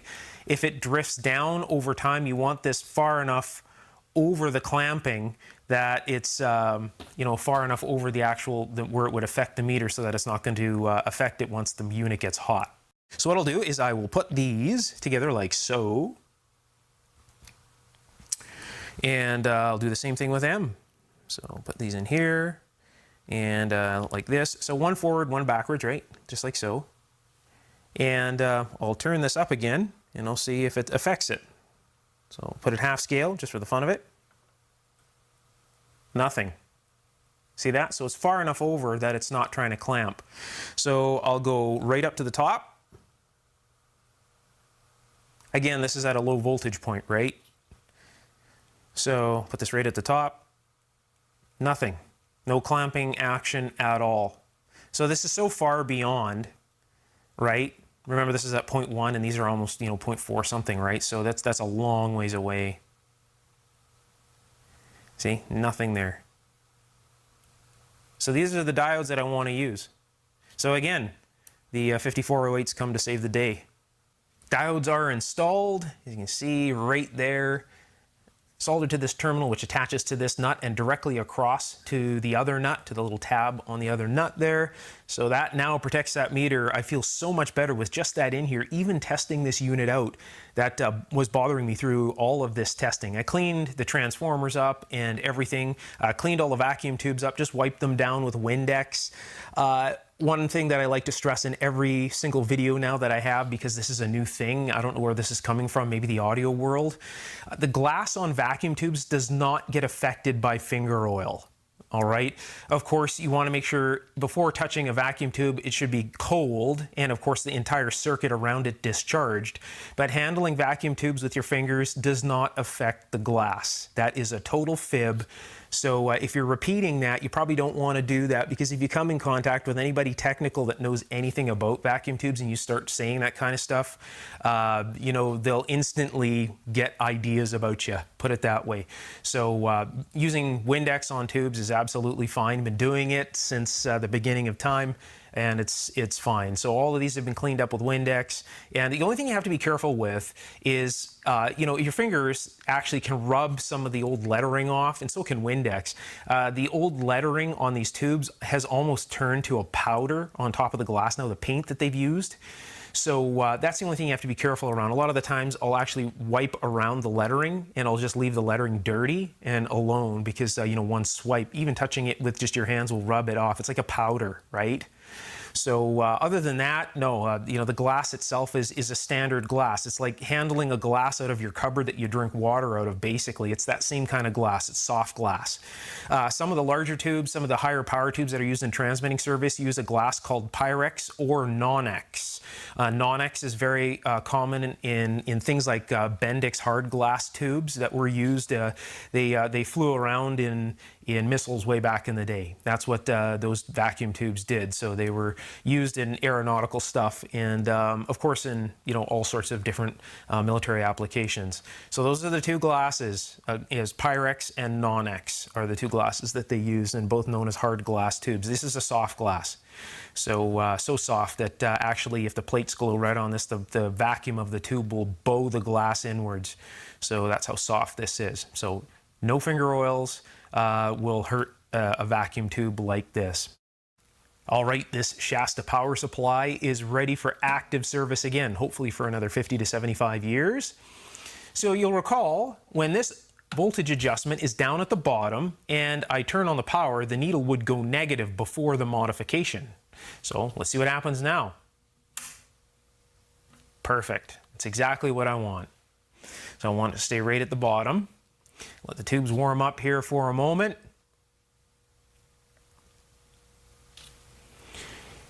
All right, so you can see,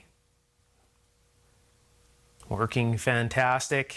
Of course, with that overrange that it was giving us, that's perfect.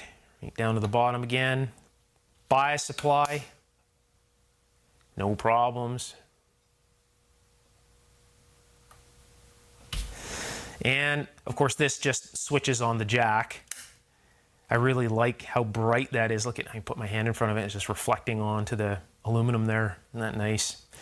So nice and bright. So all in all All the repairs, the mods, and the restoration of this Shasta power supply is complete, and it worked out absolutely fantastic. I'm very happy with this, and you will see this power supply being used in the very near future on this channel. If you're enjoying these videos, you can let me know by giving me a big thumbs up and definitely share the video. If you'd like to see more videos like this in the very near future, subscribe and hang around. I've got lots of electronic videos coming involving antique and modern electronic devices alike. So there'll be a lot of teardowns, restorations, repairs, circuitry design, all of that great stuff on this channel. If you'd like to take your electronics knowledge to the next level and learn electronics in a very different and a very effective way and gain access to many of my personal electronic inventions and designs, you're definitely going to want to check out my ongoing electronics course. I'll put the link just below the video's description under the Show More tab, and I'll pin the link at the top of the comments section. So if you click on the link, it'll take you right there and you can check it out. All right, until next time, take care. Bye for now.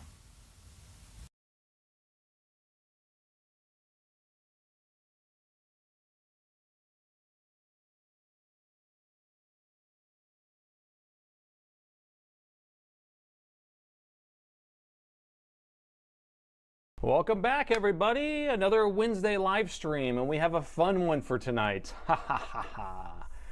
We have a laptop from 1997 here, a 29-year-old laptop, and it was sent in for repair randomly. And I actually just got off the phone with a customer and kind of chatted to figure out exactly what was going on. So I put a poll up here to figure out, or just let you guys vote what you think happened here, so, or why it's here. So go ahead and vote, vote, vote. But how's everyone doing tonight? How's everyone doing? I need to update my chat layout here. I always forget to do that. Give me a second. Copy. Wes, how are you doing? Montgomery, DIY Dave, how's everyone doing?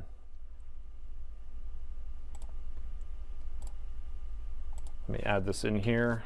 With this chat layout, it's kind of hard to see without me putting these extra little dividers in there. Okay, there we go. And I have some weird little chat window up here. Yeah, so go ahead and vote. We got about 10 minutes for this vote here. Now, yeah, it's irrelevant why we're voting, but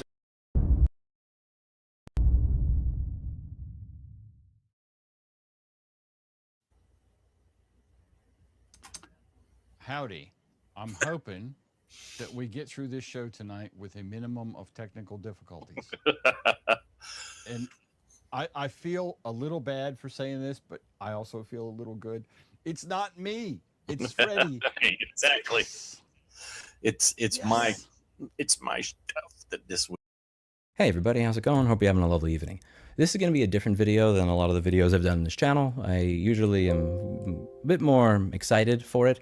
I did this video already and then my file was just complete corrupt garbage. The audio, the video, everything. Don't know why, it's just garbage. I was able to use Whisper and Speech Note to get a transcript of it, so you may see me looking at the screen every now and then. I feel like I got everything out exactly as I wanted the first time, and I don't know how to really reproduce that. I don't usually read from the screen, but you may see me do that from time to time because I've already done this video.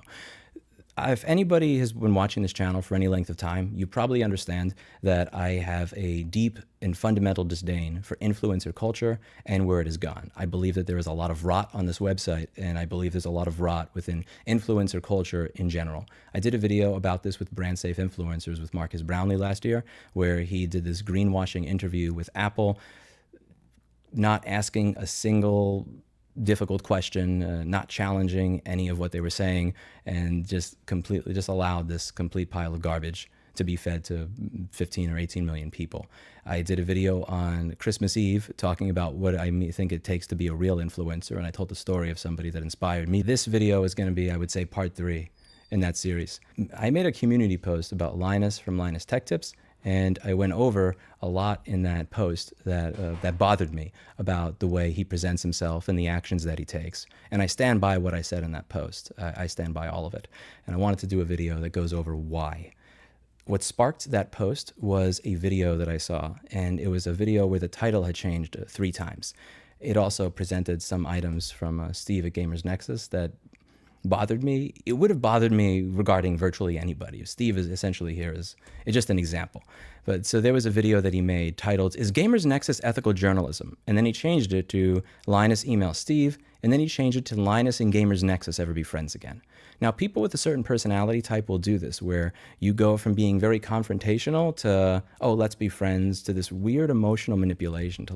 And I don't like that. I've experienced that for 17 years of my life, and I know it when I see it, and it just kind of, it just twists something in the pit of my stomach, where somebody has a dagger in one hand and a handshake in the other. I don't like that very much.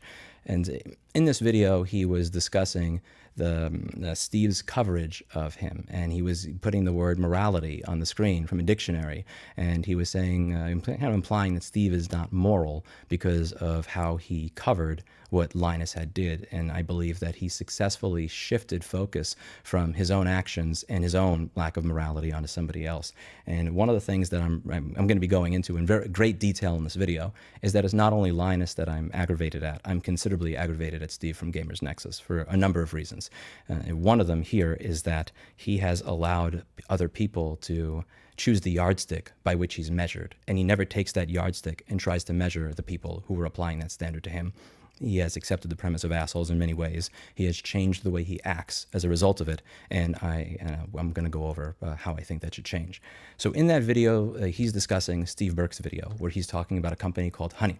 What is Honey? For those of you who have not followed this, it's a company that creates a browser extension that is closed source, that tries to find coupon codes for you and then input it when you're checking out on a website. So if you've ever been to oldnavy.com, sketchers.com, newegg.com, any website where you buy stuff, you'll usually see a little box where you can input a discount code. And sometimes you can get free shipping, sometimes you get 5% off, $2 off, whatever it is. It's annoying to look for these coupon codes because when you Google for a coupon code, 99% of them don't even work anymore. The websites that have these are mostly spam garbage filled with ads, the kind of stuff where you'd really want to have a condom on in your web browser before you visit them. And after you spend 20 minutes searching, you're lucky if you can even get $5 off. So it's nice to have an extension that finds these things for you. This company sponsored a lot of different YouTubers that were very large and very famous to promote this product. And a lot of YouTubers spoke about it, including Linus. A video came out demonstrating that this company is one giant scam. What they were doing is they were stealing affiliate revenue and commissions from people on YouTube. So when you click a link in my video description that says Hacko T30KN, that link is what's called an affiliate link. It lets the vendor know that you got there from my video, and what they'll do is they'll give me 1 or 2 or 4% of what you buy on that website. So if you buy the Hacko soldering iron, I'll get something. If you say, you know what, Lewis is an idiot, I'm going to buy a Weller instead, I'll still get the 1 or 2% commission because you sent me there. So you buy this $40 soldering iron tip that you saw me use because you like it, and I'll get 50 cents or $2 or something like that. That's the way it works. They were actually editing and changing this link without letting you know or the creator know. They were doing this in secret, not being open about it, and they would steal the commission. So the criticism in the video that came out, or at least the heavy implication in the video that came out on this company, is that there were YouTubers that knew that this company was scamming people, and they did not come out and say this company is scamming people. They just kind of dropped them as a sponsor without really saying anything. It was one of these things where it's like, I'm going to do this really high visibility video discussing this company on my main channel, and then when they wind up being a scam, you know, people kind of mentioned it on Twitter, and influencers kind of knew about it already, and there's this forum post over here that, you know, like 1% of the people that watch my channel post on, so, which we'll get into this. What bothered me about this thing. So Linus took money to advertise a service that he admits he learned was stealing from people. And Linus's defense in several of his videos has been that I thought they were only scamming these people. I didn't know it was scamming the people that I advertised it to. Like, I only thought it was scamming them, not you. You know, and also the defense was something along the lines of his image. People would be mad at him if they for suggesting that they uninstall a browser extension that made Linus less money. Anytime I suggest that you look at one of these videos where he said something, I highly suggest that you listen to the entire video yourself. One of the things I've noticed over the past several weeks is that when listening to a Linus video, many people see this as kind of that Yanni Laurel thing that came out many years ago, where 2 people can listen to the exact same clip, the exact same quote, and they literally hear different things. And I'm always going to tell you, go there and listen to the whole thing. I'm going to quote sections, but by all means, listen to the whole thing so you can decide for yourself. And it seemed like he was worried about how he'd be perceived and how he'd be torn apart. So I'm going to quote one of these videos. And I quote, If I told everybody, uninstall Honey, an extension that supposedly gets them a better deal because I wasn't making enough money from it, do you really, honestly, ask yourself, truly, do you think that would have gone well for me? So Linus is asking his viewers to ask if they think it would have gone well for him. And my first thing, what makes me want to punch my monitor, is that it's not about you. You gave up the right for it to be about you, or your image, or how you think you'd be perceived when you took their money to advertise a closed source browser extension to all of your users. This, it's not cheap to advertise on Linus's channel.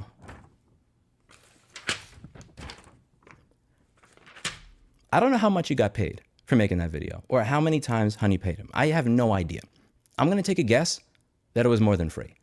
I'm going to take a guess that it was a considerable amount of money. So this is one of the things that goes back to a video that I did about 9 years ago about something I learned from one of my good mentors, Dino, when I was 19. He had a saying, it's, if you're going to be the bitch, you be the whole bitch. Or very similar to what Eddard Stark said in Game of Thrones. He who set the sentence must swing the sword. Or in this case, he who takes 10 or 20 or 50 or $500,000 or whatever to advertise a scam on his YouTube channel must then use that same YouTube channel to tell his audience when he learns that they are a scam. Like, I don't hear him saying, I was dangerously concerned about the data privacy of those users. I don't hear him mentioning that their privacy policy says that they will keep your data for 10 years and that they collect that data and they use it to target ads at you. And above all, the big elephant in the room here is just when later on he gets mad that there's not context that was added. I'm going to add that context, and I'm going to show you why I think it makes it even worse. People who are willing to scam people that are worth tens to hundreds of millions of dollars might be willing to scam people that are worth nothing.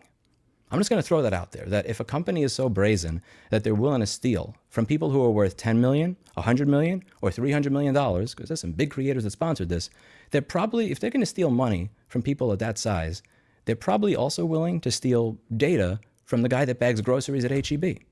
Linus, if he wanted, could afford to hire a top-tier law firm. He could get Quinn and Emanuel on retainer if he wanted to sue these companies and bury them for their misdeeds. And they went after him and still stole from many others. If they're going to steal from people like that, why wouldn't they steal from somebody like you or I? Why wouldn't they steal our data?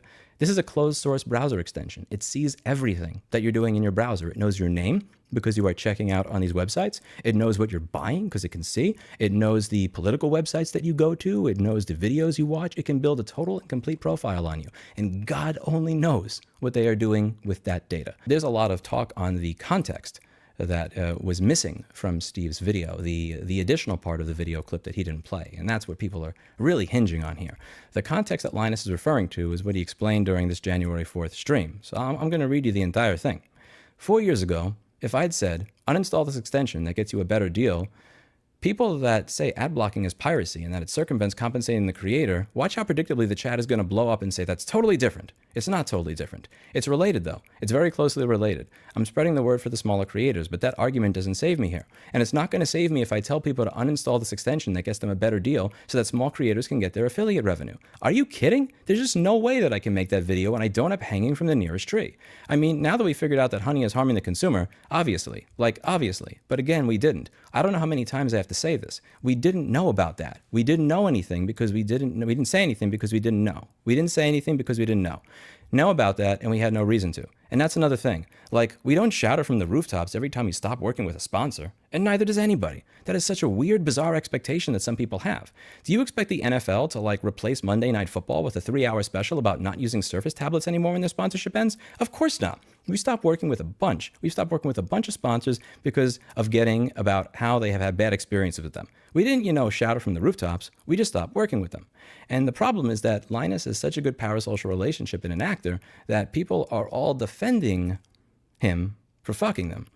So Steve actually did do something very wrong in his video by not including that context. And I agree that that it's wrong because that context makes it even worse. So first things first here. So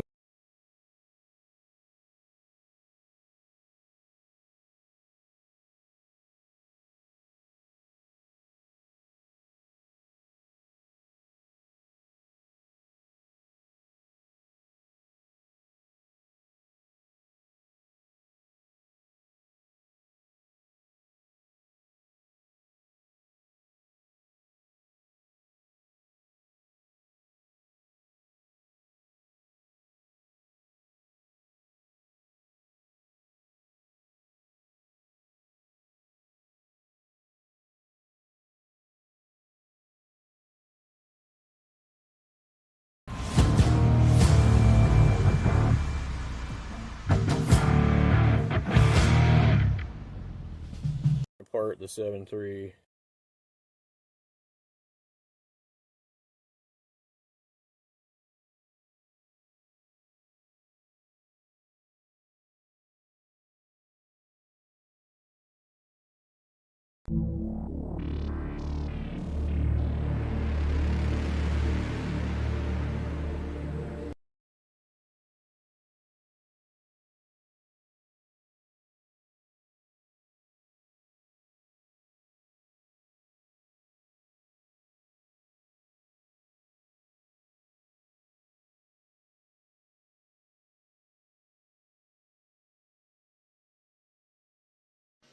All right, guys.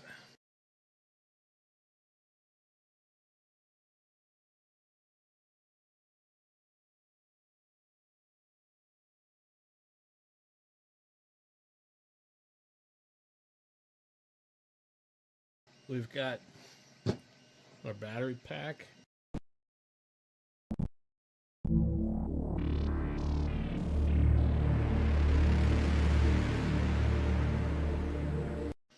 All right, guys.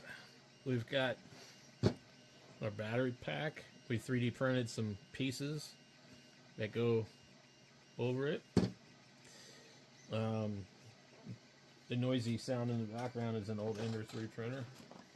We're going to use my friend's battery spot welder to make sure it's charged up. He bought this at the thrift store.